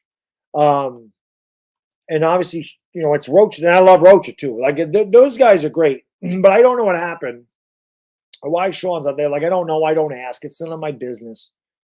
But you know, that's another one. They're over 200,000 subscribers, and you know, like I said, those guys are inspirations to me. Anybody, there's always going to be haters where when they're like under somebody or somebody's above them, like they want to tear somebody above them down to their level. I'm the complete opposite. I never wanted to, as somebody that's above me, like on YouTube or whatever, they have a bigger channel or they have a bigger audience or whatever it is. You know, somebody in the gym is leaner than me or they're stronger than me, whatever it is. I don't hate on that person ever. I'm not like, oh, we're gonna try to pull them down to my. No, I want to work harder to achieve their level. That is the way I look at this. So they're inspiring to me. There are guys there's people at the gym all the time that say to me, you know, what keeps you motivated? Like, how do you stay motivated? And it's difficult at times. I'm not going to lie because I don't know how much better I can make my physique. Like, I don't know what else I can do. Like I said, I get to this point in the year, I want to get under 7% body fat. And then I go up a little bit and then I go down. That's just what I do. People that just start their weight loss journey always inspire me. It does. YouTube works on, I don't know what YouTube works on, Big Moo. I don't know if it's East Coast or West Coast. I think it's just wherever you are. So it works on East Coast time for me. It works on West Coast time for them. I think. I don't know. It's a good question. But as I was saying, people that, YouTube will just, I don't know. That's weird. Maybe you got to wait a little bit longer. Maybe you got to go out and come back. I got to be honest, Big Moo. I don't know how it works. I don't know if it's a 24-hour period, brother. I honestly don't know. I really don't know, if I'm being completely honest with you. But you're the man. Listen, you've been incredibly generous. I really do appreciate it. I really, really do. I appreciate all you guys and girls. Trust me when I tell you. I can never say that enough. How much every one of you guys and girls means to me. I can't. I could not do this without you. Never thought my YouTube channel would be here. No question. I could not. I could have never. When I was sitting on the casting couch and just bullshitting and having a good time, and there was 22 people in the chat, and I had 3,000 subscribers. I love doing it. I could have never envisioned having 125,000 subscribers and having the great audience that I do. I didn't think that was going to happen. So I'm very fortunate because, like I said, it's very difficult to build a channel. You can put out all the content in the world. You can keep doing it, but not everybody's going to enjoy what you do. So it can be really hard to find those people that find you to go, I like this guy. I'm subscribing to him. So again, I couldn't do this without you guys. I do appreciate it. I always get a little choked. I know I get emotional. I get sappy. It's funny because this is me. You see me for 24 hours. I run the gamut of emotions. I'm happy. I'm, not sad. I'm happy, but, I get a little emotional. I get sappy. I get pissed off. I'm all over the place because I'm a human being. We all have emotions, all of us. But to finish my point, I see people start their weight loss journey. And that always inspires me to continue to maintain what I do. Because I know I've been there. I've been there where they are. I've been there starting. I've been there maybe a little intimidated to go to the gym. Not really knowing how to eat. Not really knowing how to work out. I've been there. They inspire me to say, I remember how hard it was to get here. I know what they're going to have to go through. I always wish them the best of luck, but I know how hard it was to get here, and I have to keep doing it because I want those people to come up to me and say, hey, what do you do? Like, how do you, whatever. Because I want to help. Because I want to give them the best advice I can so that they can reach their goals. So they inspire me. And then there's other guys in the gym that are 70 years old. So one guy is 68 in my gym. He is a beast. You know, he's always telling me, he's like, man, he always tells me, he's like, man, you're ridiculous. I'm like, I got to get lean. He goes, lean? He goes, well, you don't know. He goes, you don't have an ounce of fat in your body. You look incredible. He's like, you should be on stage. The guy's 68. The guy's curling 130 pounds. I mean, the guy's, he's like 6'8". He's definitely a football player. He's like 6'4", 250. 68. He doesn't look close to 68. The dude looks like he's in his early 50s.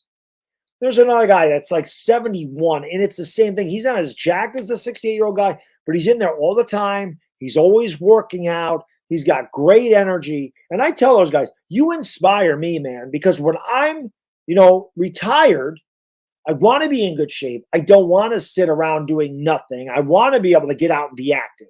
That's why I do what I do, because I want to enjoy retirement. We work our whole lives to get to the point where we can retire and collect our pension or our 401k and enjoy life. But we're older by the time that hits. Most of us are going to be in our 60s when that hits.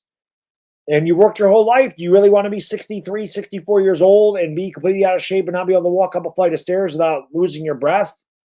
I don't. So those guys inspire me. You find inspiration from all kinds of different places. You really do. I'll never, ever sit there and hate on somebody that's better, that's more successful than me. Again, I aspire to be them. What did they do to become so successful? Like I said, that's why the sports series is so instrumental to what I do.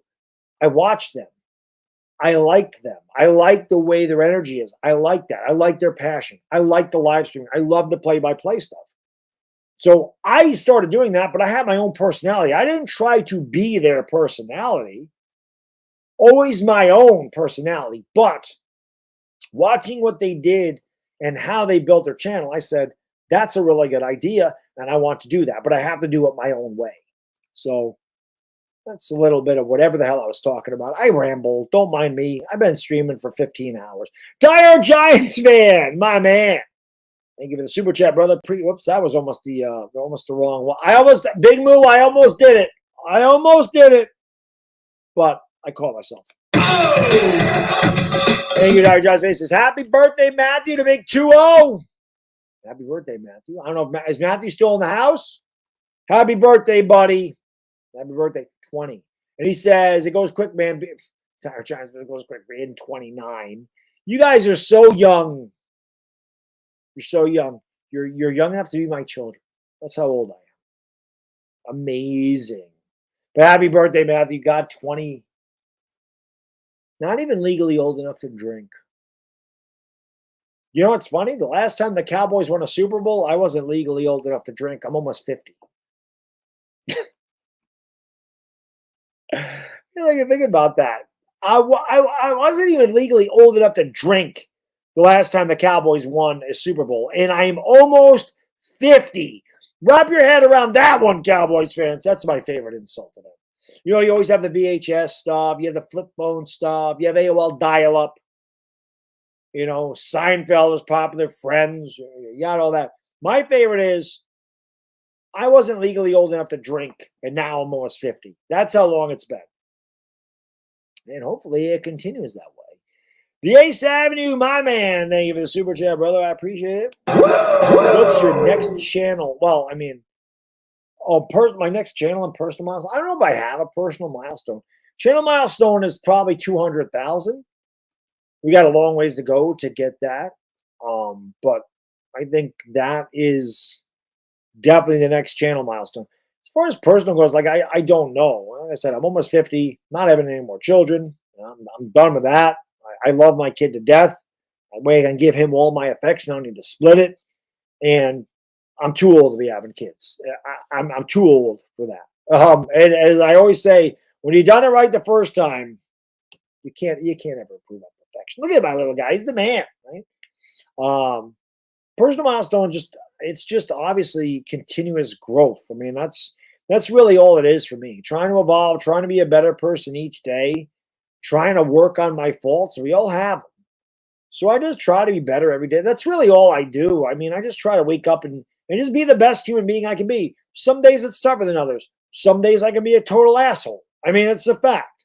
We all have that in us. I'm not always the nicest guy. I can be mad. I can be upset. I can be miserable. It happens. I'm human. But I try not to be, because I try to understand. Sometimes maybe somebody's going through a difficult time. I deal with the state, so I deal with a lot of phone calls, and I get yelled at a lot.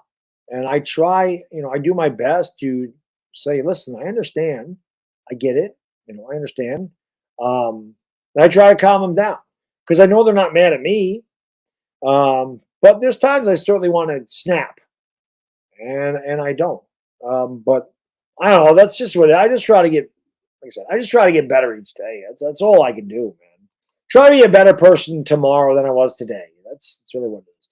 Trav, thank you for the super chat. He says, you're the man. How could I be the man when you're the man? Appreciate that, man. John Cena's a Hall of Famer. Absolutely. Absolutely.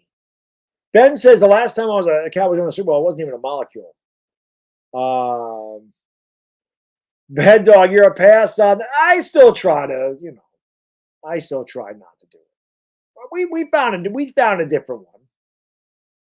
We found a different one. Somebody said like Clint Eastwood. I saw in the chat. We got a Clint Eastwood drop here. Where is it? Go ahead. Make my day. There you go. Diehard Giants fan, thank you for the super chat. I appreciate you. My man, diehard Giants fan. Well, since Big Moo said I could do it, let's do it one more time. Big Moo, cover your ears, my man. Thank you for being a friend. Thank you so much, diehard Giants fan. He says, it's late enough and Benjamin isn't here. Benjamin's right here, isn't he? Late high school and early college was fun as hell. Boxers. Boxes were filled up to, yeah. I bet they were, diehard Giants fan. I bet they were. My man, that does not surprise me one bit. Does not bit. If your boxers are full left and right, well, then you got an issue. Like we talked about that the other day. You don't want your boxers full. Not a good thing. I mean, full in one way, not full in the other. I know what the hell I'm talking about, man. I've been alive for 15 hours. So I appreciate that. Oh, don't worry, I kill your vibe. We got this. Not less than 9 hours, I can do it standing on my head. Benjamin, my man, thank you for the super chat. Appreciate it. Really. Let's go here. He says, for all my remaining days, I wonder if Trevor saw that because he popped in when I was reading your super chat. I hope that didn't scare him away. When I was reading your super chat earlier about Sean Davis, he popped into the chat. I'm like, oh, shit. He popped into the stream. I'm like, oh, shit. He says, Sean Davis is serving up messy Sean. Also getting split roasted with Matt Peralta. I don't ever see Matt Peralta on that channel anymore. I don't ever see him. I don't ever see him at all. Ward 21, and thank you for the super chat, brother. I appreciate it. Let's go. How's my night? It's going well. We got 9 hours to go. We're going to do it. We're going to kick its ass, just like we're kicking cancer's ass. That's what this is about, right? 24-hour stream for Stand Up to Cancer. Great charity. I have a feeling we're going to break this record. I have a feeling we're going to do it because we have been kicking ass. Side Guy Bry, thank you so much, man. I really appreciate that. Thank you, my man. Thank you very much. That's really nice. Thank you. Thank you, man. I really appreciate that. Thank you so much, brother. Really appreciate that. I said, this is in honor of my late mother who passed on in 1997 after a 6-year battle with a form of bone cancer known as multiple myeloma. I hope I said that right. I miss you, sweet lady. I'm sorry to hear about your mom, Side Guy Bride, but thank you so much for the incredible generosity, man. Really appreciate it. And like I said, we have all lost somebody, or we all know somebody battling the horrible disease. Because of organizations like Stand Up to Cancer, people are beating it more frequently, and it's more in remission than ever before. So it's a good thing. Like I said, my grandmother, I lost her. I never knew my grandmother because she was 2. when I passed away. And one thing I remember my mom telling me this. So I was 2.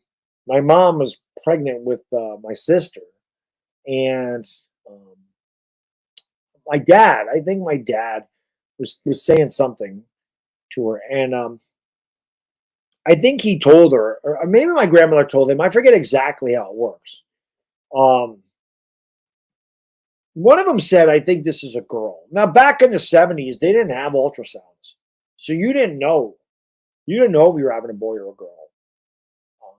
And one of them said, I think she's having a girl this time. And it had to be my dad, because my grandmother said, well, that's great. But she told my dad, she goes, she goes, and don't tell, your wife. She said, I'm probably not going to be around for this one. And she did. She passed away before my sister was born. So not like right before my sister was born, pretty much. I don't think my sister was born. Maybe she was. I forgot exactly when my grandmother passed away, because I don't remember her, which sucks. Because my mother told me, she would always tell me, she's like, oh, grandma loved you. Like, grandma spoiled you. Like, I don't remember. So you know what? My mom spoils the hell out of my son. And that's what it's all about. That's what it is. I have 2 nephews that are way older. Like, my oldest nephew is 26. And his brother is 22 or 23. I always get confused. So they're grown men. And my mom never thought I was having, she never thought she was having a grandchild, because I always said I'm not having it. I'm not doing it. And, so she was thrilled when we did. And, it's funny, man. I tell you, my wife was hopped up on some good stuff from the hospital. She was hopped up on some good stuff. I'll never forget this.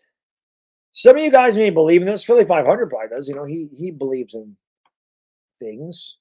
But my wife told me, and this again, I don't believe in spirits, and I don't believe in psychics and all this stuff. I'm going to tell you a couple of stories, which might make you believe more. And again, I'm not making this up, because I really don't believe in any of that stuff.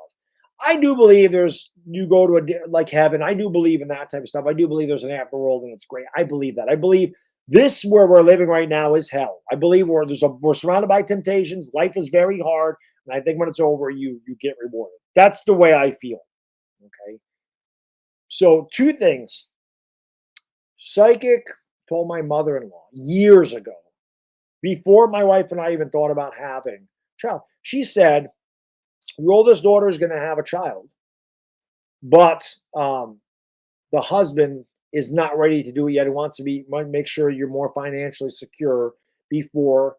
Right. And I told her, I go, see, that just goes to show you, psychics don't know what they're talking about. We're never having kids. I don't want kids. I don't want any kids. I told you, never having a child. I have one. This is before my wife like years before we even ever discussed having a child. Because when I married her, she said she didn't want children either. So never in a million years, right? This is the other one. When we had him, again, my wife, we're getting no sleep. We haven't slept in days. The nurse kept checking the vital. She says to me, she goes, I swear to God. She's like, I looked over at the chair, and there was a man sitting there in corduroy pants and like a dress shirt, or like a sweater. She's like, she goes, I swear that was your dad. I'm like, what? Okay. She knows what my dad looks like, or looked like. Okay. Then she says to me, she goes, she says, but there was a woman there. And she goes, I don't know who she was. She goes, she was short and she had black hair, but she was a petite lady. She had black hair. She was wearing like a dress kind of. And it was funny, because I thought to myself, I said, oh my God, that's my grandmother. That was the weirdest thing. Like that. I'm like, that was my grandma. My wife never saw a picture of my grandmother. Not that I know of, because there's not a lot of pictures of my grandmother around. And I was like, wow, that really could have been my grandmother. That wherever came to see my son. So again, I don't believe in that stuff, but strange because what she described was my grandmother, because I saw pictures of my grandmother, but she never did. So very weird. Irish Rover, man. Oops, I'm sorry. Let me get to I Kill Your Vibe. I Kill Your Vibe. Thank you for the super chat, brother. DJ says, hey, fuck cancer. Took my grandfather last year. Go Baddog, go Giants. I'm sorry about your grandfather, my man. That's what we're here for. We are here to kick cancer in the balls. The balls, scrape. The balls. Right in the balls. Thank you, guys. Irish Rover, my man. Thank you so much. So I pulled up the wrong thing. We got to get the... thank you so much, man. Really appreciate it. Thank you very much. That's really nice. Thank you. He says, let's make a record donation total for this great cause. Love to all the cancer patients, survivors, and loved ones we lost. Thank you so much, man. Really, really appreciate that. Thank you so much. Dire Giants fan. Thank you, my man. Thank you very much. That's really nice. Thank you. He says, too small donut, not for you. That's what I have left. We have nothing. You see, we have the elephant hairs. Still have the elephant hairs. Good on the sides. But it gone. I always say to my kid, where's daddy's hair? It gone. I don't like when it's like this. That's why I shave my head. And it is due for a haircut. As you can see, anytime I have stuff here, shave of the head. It's time to shave my hair anyway. Like I said, when this gets dark, we got to shave the head. But that's what happens. That's what happens to the best of us. We lose our hair. It goes bye-bye. What happened to daddy's hair? It's dead. That's what he tells me. It's dead. So that is what it is. I'd like to have my hair back, but not vain enough to ever sit there and go, oh, I need to put hair plugs in my hair. But I do like to keep it nice and even. Like, I don't like the way it is now. It needs to be cut big time. That's why we had DWG shave my head on stream. It happens. But yeah, the hair is gone. I think I started losing my hair when I was probably right after I got married, early 30s. I can remember my wife. I remember my wife taking a picture of me playing Xbox. I knew my hairline was receding, like I knew it was going away. I remember that. I remember seeing it like kind of go back. And then it stopped going back and it just started to thin out. But I didn't know because you can't see the back of your head. And she took a picture of me from behind playing a video game. And I remember seeing like the divot in the back of my head. And I said, oh my God, I'm going bald. Because I never noticed I had that divot. Once you have when the back of your head looks like somebody took a floor iron or a Nate iron and took like a pitching wedge to your head and took that piece of sod off it, you're done. My brother-in-law is 10 years younger than me. And I told him years ago, I'm like, dude, you're in trouble. I go, you have the same pattern baldness I do. You have this patch coming out of the back of your head. I'm like, it's over. And he always jokes around me because I'm older. And I told him, I said, listen, bro. I said, when I was 10 years young, because he's 10 years younger than me, I'm like, I had way more hair than you. Because he started losing about 33, I noticed. I'm like, dude, when I was 33, I had way more hair than you. And he's like, no, you didn't. I showed him a picture. And then my other brother-in-law, he pops in here, the Don. He's like, oh, he goes, dude, Baddog's got you beat by a mile when he was 33. So I would say late 30s, like it really started to thin out. The fact that I have anything on the top of my head at all is amazing. Yeah, my shit's long gone, man. That's what happens when you root for the Yankees and the Giants, people. And you're a Knicks fan your whole life. That's exactly what happens. But it is what it is. Listen, we talked about it before. Do we need to go over the best that are bald? Stone Cold is bald. The Rock is bald. Jordan is bald. Barkley's bald. Shaq is bald. Kobe is bald. LeBron is bald, although he's hanging on to it the best he can. Right? Hogan is bald. Bradshaw was bald. Kojak was bald. Do we need to do this again? We all know the greatest people on the face of the planet are bald. Austin Reeves. I told you Austin Reeves. Oh, not Austin Reeves. I told you Alex Caruso goes to the same barber I do. My guy Benjamin. Thank you for the super chat. He says, if you want, my 61-year-old pop still has a full head of hair. I'll take it. He can donate some to you. He also roots for the Astros, which makes me think I'm adopted. I've come to grips with the fact that I don't have any hair. I have been wearing a hat since I was in high school. People are like, oh, you lost your hair because you wear a hat. I'm like, I lost my hair because of it's hereditary. It's genetics. My dad was bald, okay? All of his brothers were bald. His dad was bald. My grandfather on his side was bald. My mom's brothers are bald. My mom's dad is bald, okay? I had no chance to keep my hair. None. Most Sicilians lose their hair. I had no chance. Little Baddog has a chance because I'm bald. And my dad was bald. However, that gene usually comes from your mother's side. And like I said, my mom's brothers are bald. Her dad was bald. I know nobody in my family has any hair. But my father-in-law has one of the greatest heads of hair you'll ever see. And he's how old is my father-in-law? 60 something, 62, 61, 62.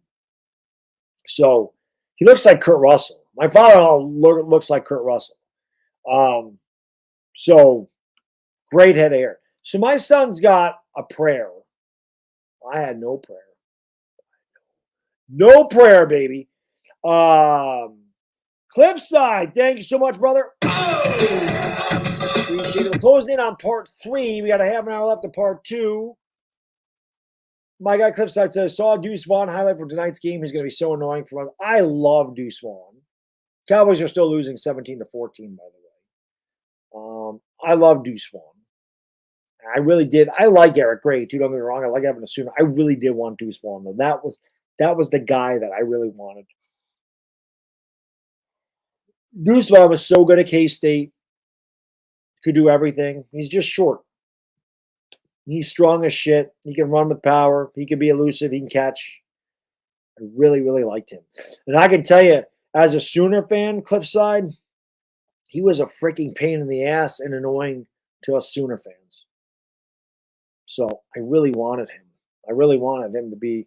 I really hate the fact that he became a Cowboy. Like anybody but Dallas or Philadelphia, you know what I mean? Where I could root for him because I liked him a lot. Wow. So far, again, this says 1.4K, so I'm not exactly sure. But so far, if you include that, it's like 2,300 so far. But still, we got 9 hours. I'm sorry, we got 8.5 hours to go.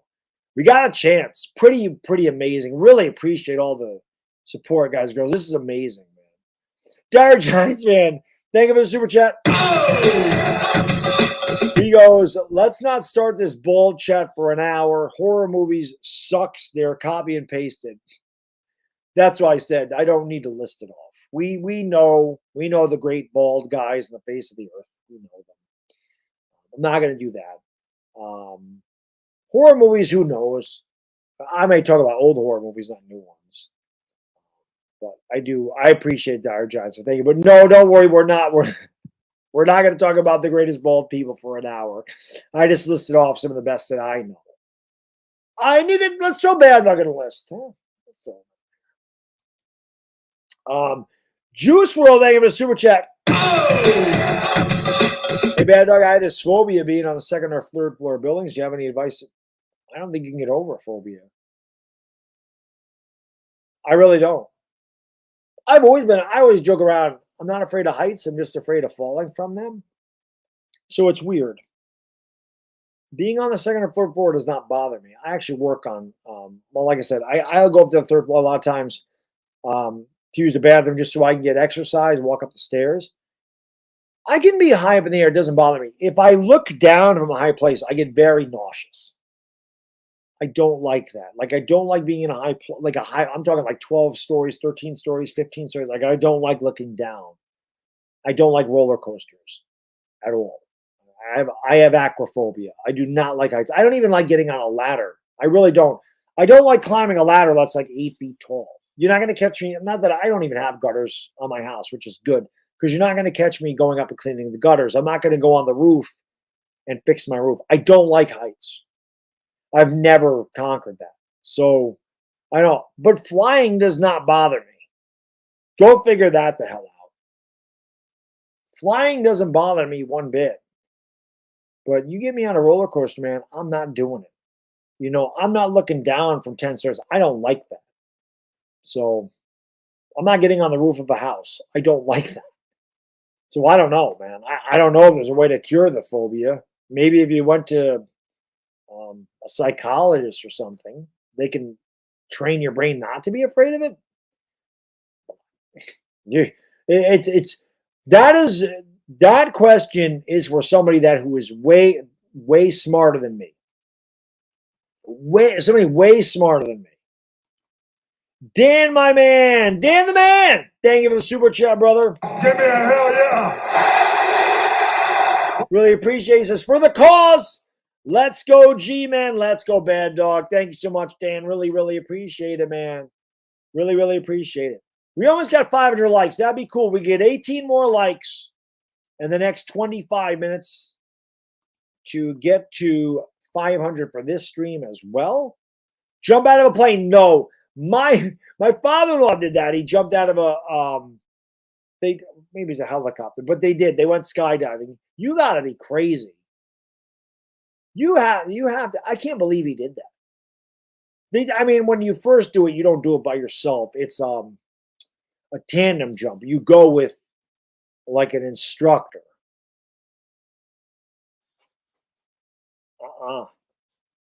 Listen, I don't like going off a high diving board into the water. I am not afraid of much.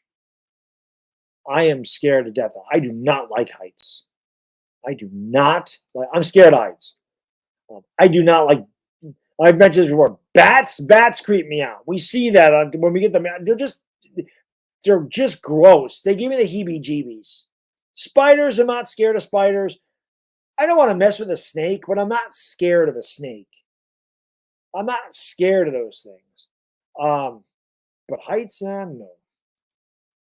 Game plug, thank you for the super chat, brother. Appreciate it. Going into freshman year at college, any advice? No, I can't give you any advice. All I can ever say to anybody, man, is you're going into your freshman year of college. Work your ass off, put your head down, do your work, do it the best you can. You will succeed. That's really it, man. I don't know. It's been so long since I was 18 years old. The world is way different, but that's always going to be sound advice. Just do the best you can. Because at the end of the day, you'll know if you put forth your best effort or not. You will know. Nobody can do this stuff for you. You'll know. Everybody, if they're being honest with themselves, they always know if they give 100% or if they don't. That's really the only advice I can give you, man. Enjoy your youth. Have a good time. So I tell anybody that's 18, because I always say, man, almost 50, late 40s me would kick the shit out of 19-year-old me because I was just dumb at 19. And that's not saying that all kids are dumb. We just don't. We have no experience. When you're 18, 19, 20, you think you know. Nobody can tell me shit. I'm an adult. I know you don't, though. I didn't. Thought it did. So I always tell everybody, enjoy your youth, but always plan for your future. Because I'm telling you, one day you're 18, the next day you're 48. Right? It happens that fast. It really does. So, again, man, just enjoy your youth, but always keep an eye on your future. And just do the best you can. That's all you can do. At the end of the day, that's all you can do. Do the best you can. That is it. Dire Giants fan, thank you for the super chat, brother. Appreciate it.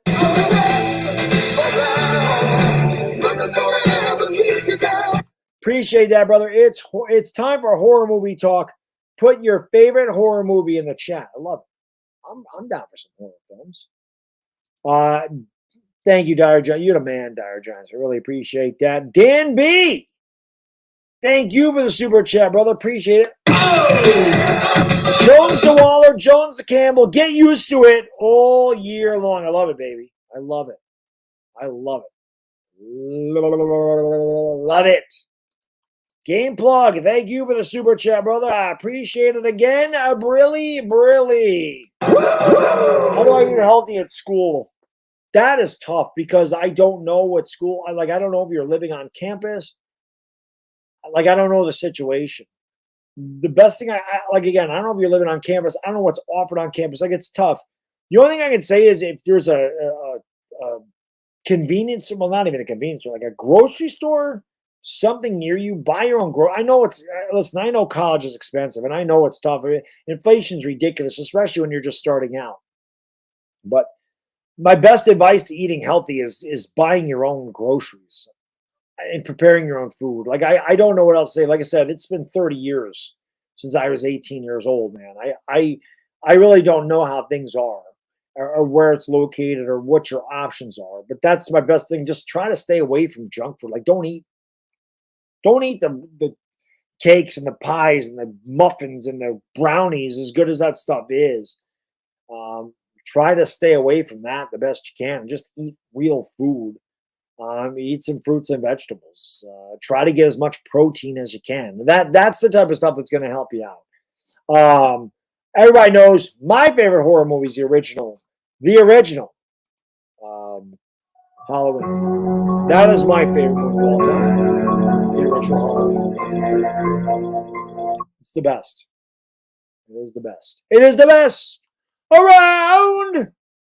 All right. Is anybody keeping track of the bathroom breaks? Do we know where we are in the bathroom breaks? We still have $1,400 bucks here, so I don't know if we're at, I don't know how close you are to 1,500 again because it doesn't say there. Dire Giants fan, thank you for the super chat. Let me do this, my man. Give you a quick answer. Let me answer that when I get back in the potty because that's going to take me a little bit. It's going to be 8. So that's pretty good. We have the over-under at 15, right?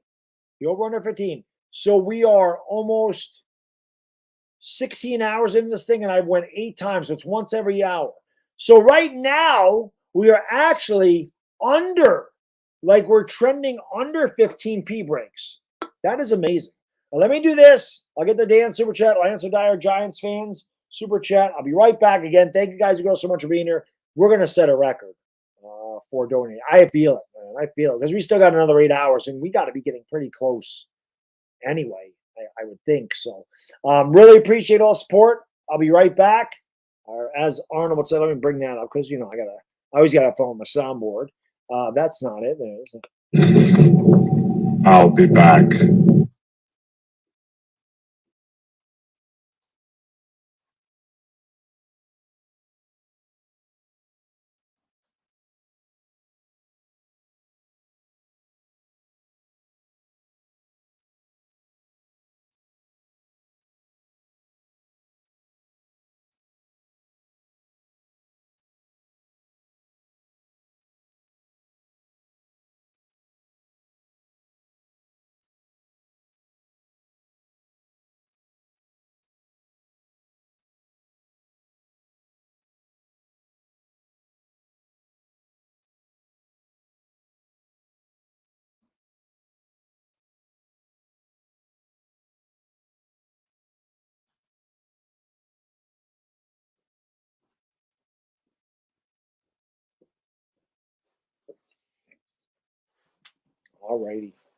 All righty. Let's answer Dire Giants questionnaire. He said, top 5 from the 80s.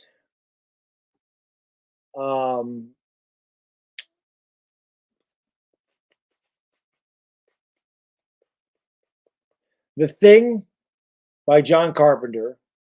That'd be number 1 for me. Hellraiser will probably be number 2 for me. Tenebrae, which was a Dario Argento film, would be number 3 for me.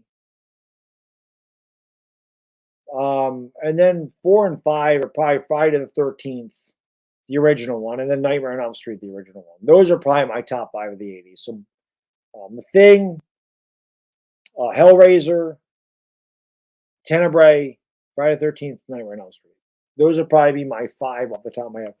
Top 5 of the 90s gets more difficult because I don't really, there's not a ton of horror movies I like from the 90s. So it's a little bit more difficult. God, there's so many good ones from the 80s, like Evil Dead. Like I could have put Evil Dead in there. The 90s is really tough.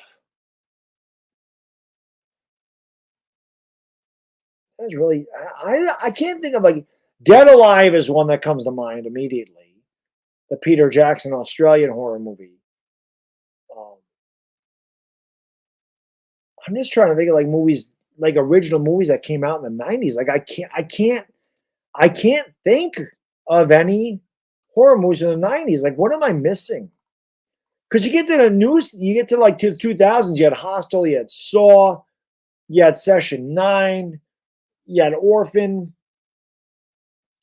Let me look over there. There's stuff that's just not clicking because there's so many I love from the 80s. Like the 80s was the golden age of horror movies. God, like I cannot think of 90s horror movies off the top of my head except for Dead Alive. It's like the only one I can think of that came out in the 90s. That's not like a sequel, you know what I mean? I be honest, RJ, I can't think of like I just can't think of. Pumpkinhead. Pumpkinhead would be in there. That's a good 90s horror movie. No, Pumpkinhead was the 80s. What am I talking about? That was an 80s horror movie. Scream. Scream's a good one. That's a good one, Punkum. Yep. Scream would be in there. Black Christmas was a 70s one, Jedi. That came out in 1974. That's actually my 3rd favorite horror movie of all time. But Pumpkin came out in 1988. That was an 80s horror movie.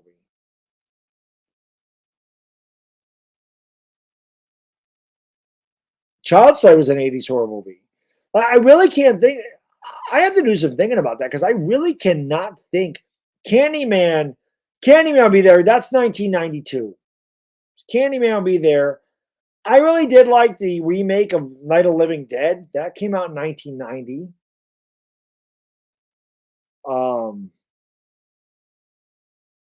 There's got to be an Italian horror movie that came out in the 90s that I really like. There's got to be, and I just can't think of it because there's just so many.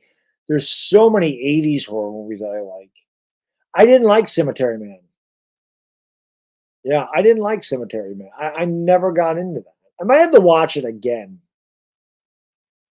Blair Witch, didn't that come out in 2000 something? Or was that a 90s thing? I thought that came out in the early 2000s. I don't know. It's a really good question.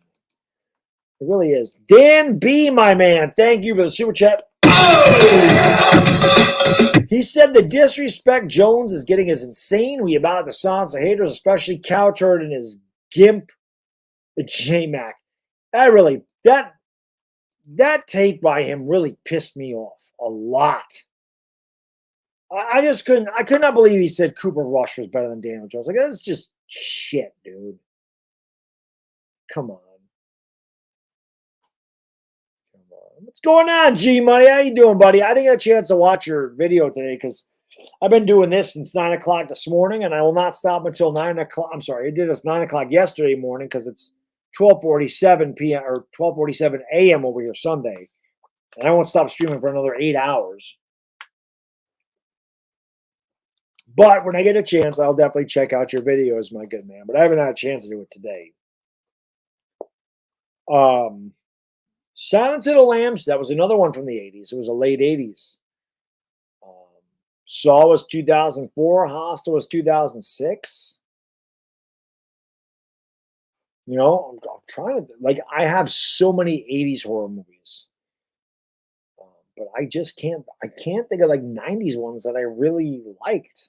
Outside of Dead Alive. I really liked Dead Alive. 500. So, Ben, Philly 500, I said this where he texted me. And he said, hey, man, I'm not going to be home for a while. Me and my wife were just getting ready to head out. He said, I'll text you when we get back unless it's really, really late. I said, okay, no problem. I said, it can be really, really late as I'll be here till 6 o'clock a.m. Pacific time, meaning it's 9. And he said, okay, with the laughy face. Louis said he'd be on at like 2 in the morning. So I had to drop him another link.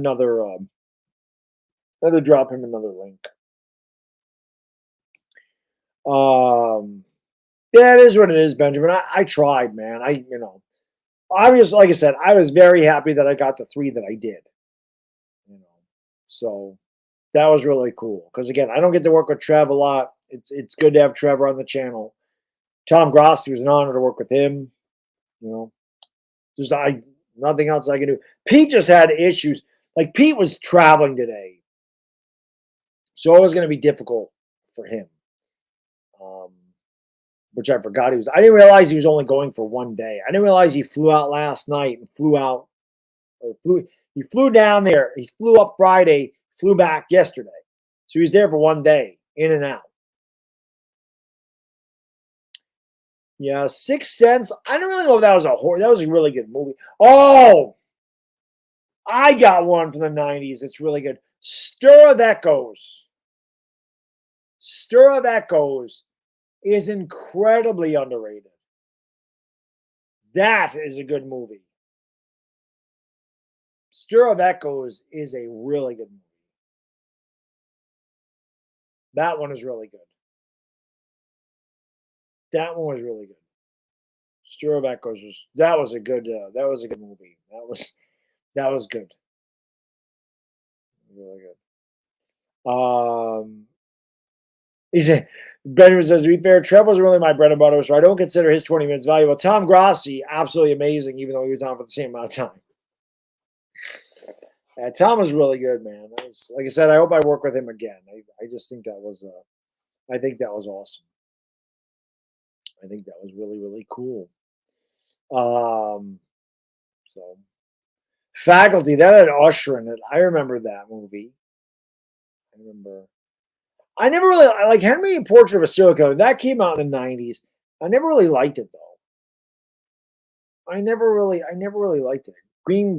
The Green Bay game was suspended. Why? So Tom went to Lambeau and it got suspended?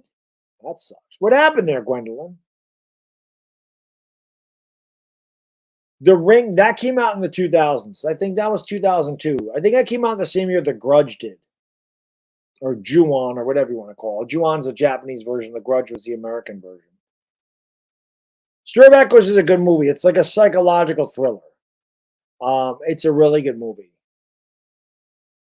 I really liked that one. Some player had to get carted off. No, I know Tom. I'm saying Tom was there. Tom went to that game today. I like the mob movies too, Big Move. No question. Mob movies.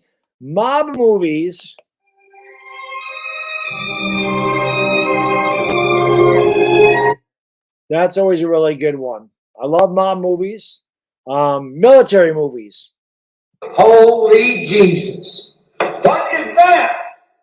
What the fuck is that? And horror movies.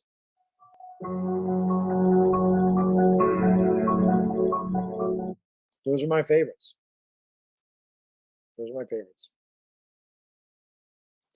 1 hour photo. I saw that was with Robin Williams. That was weird. That was a weird movie. Traina was working at the movie theater when The Ring came out. Yeah, Traina was just was in high school when that came out. Isaiah Bolden sent to the ER. I know a lot of people like The Godfather 2 better than but the original Godfather is still the best to me.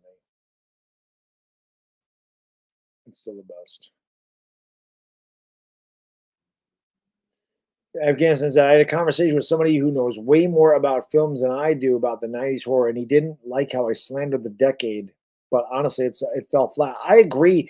I think what happened is after the 80s, listen, there were so many corny slasher picks in the 80s, but they were cheesy in a good way. Like if you liked horror movies, you liked all of the slashers. You liked He Knows You're Alone. Even though you know they're all the same. You liked He Knows You're Alone. You liked The Prowler. You liked My Bloody Valentine. You liked Slumber Party Massacre. You liked Prom Night. You liked Sorority House Massacre. You liked Last House on Sorority Row. You liked April Fool's Day. You liked Happy Birthday to Me. You liked all those. They were all the damn same, but you liked them all. Then you had the ones that stood out, your Hellraisers, your Friday the 13th, your Nightmare on Elm Streets. Those ones stood out. You know, you had your fun ones like Basket Case, Motel Hell. You know, you had your Dead and Buried. You know, there was a lot of really good. You had a shitload of amazing Italian horror movies. I mean, Dario Argento killed it. Inferno, Tenebrae, Phenomena, Opera. They were all great. Lucio Fulci, man. New York Ripper. House by the Cemetery. You know, Demonia. Like, good ones. Like, the 80s was the best. You know, even out of the trauma films. The Toxic Avenger. You know, you just had a lot. That wasn't really a horror movie, but you know, you get my point. One Dark Night was a really good underrated horror movie from 1983. Listen, and I know it gets killed. I know a lot of people don't like it. I love Halloween 3. I love Halloween 3. I really do. I think it's a very interesting premise. I think everything that needs to be represented in a horror movie is there. It is an amazing score. It is one of the best synth scores there is, in my opinion. The setting of the factory, you know, kind of out there isolated was amazing.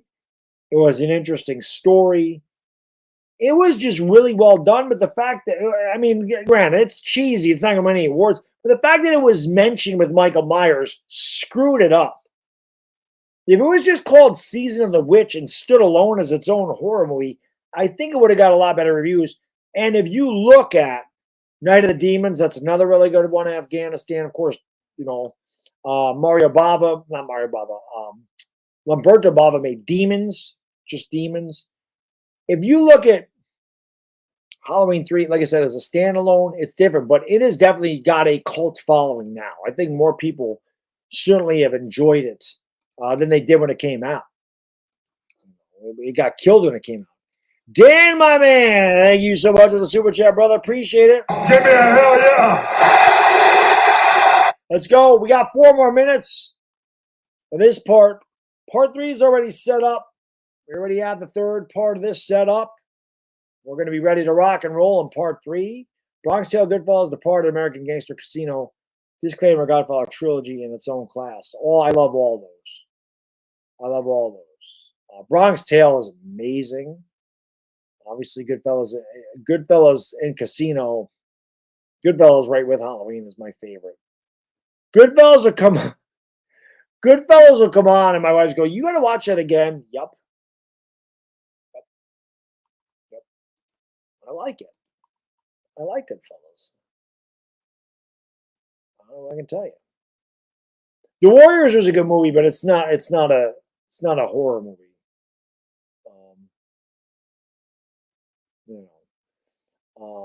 Blood Rage. I don't remember seeing that one, Afghanistan. You know what was good was with Chuck Norris was Silent Rage.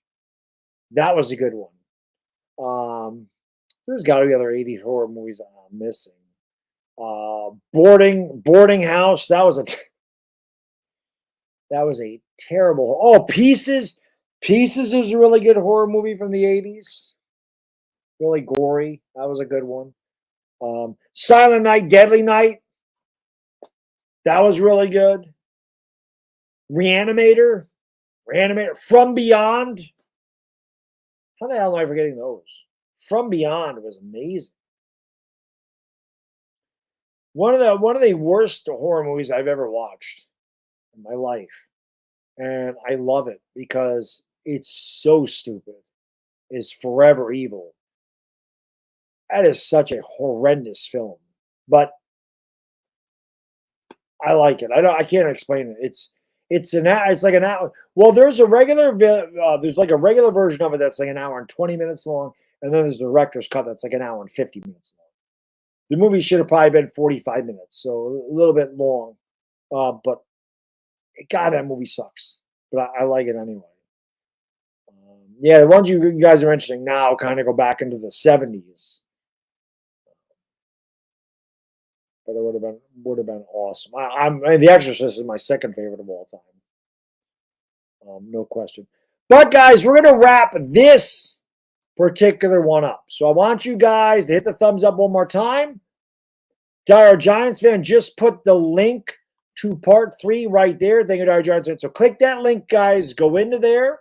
I'm going to shut this one down. I'm going to be live in about a minute. We'll do it again. We got 8 more hours to go. Thank you guys and girls so much for the continued support. Really appreciate it. Let's start part 3. Let's continue to kick cancer's ass. And I will see you over there. Part 2 is complete. It's the Bad Diggity Dizzle. And I'll see you in part 3. I'm out. Peace.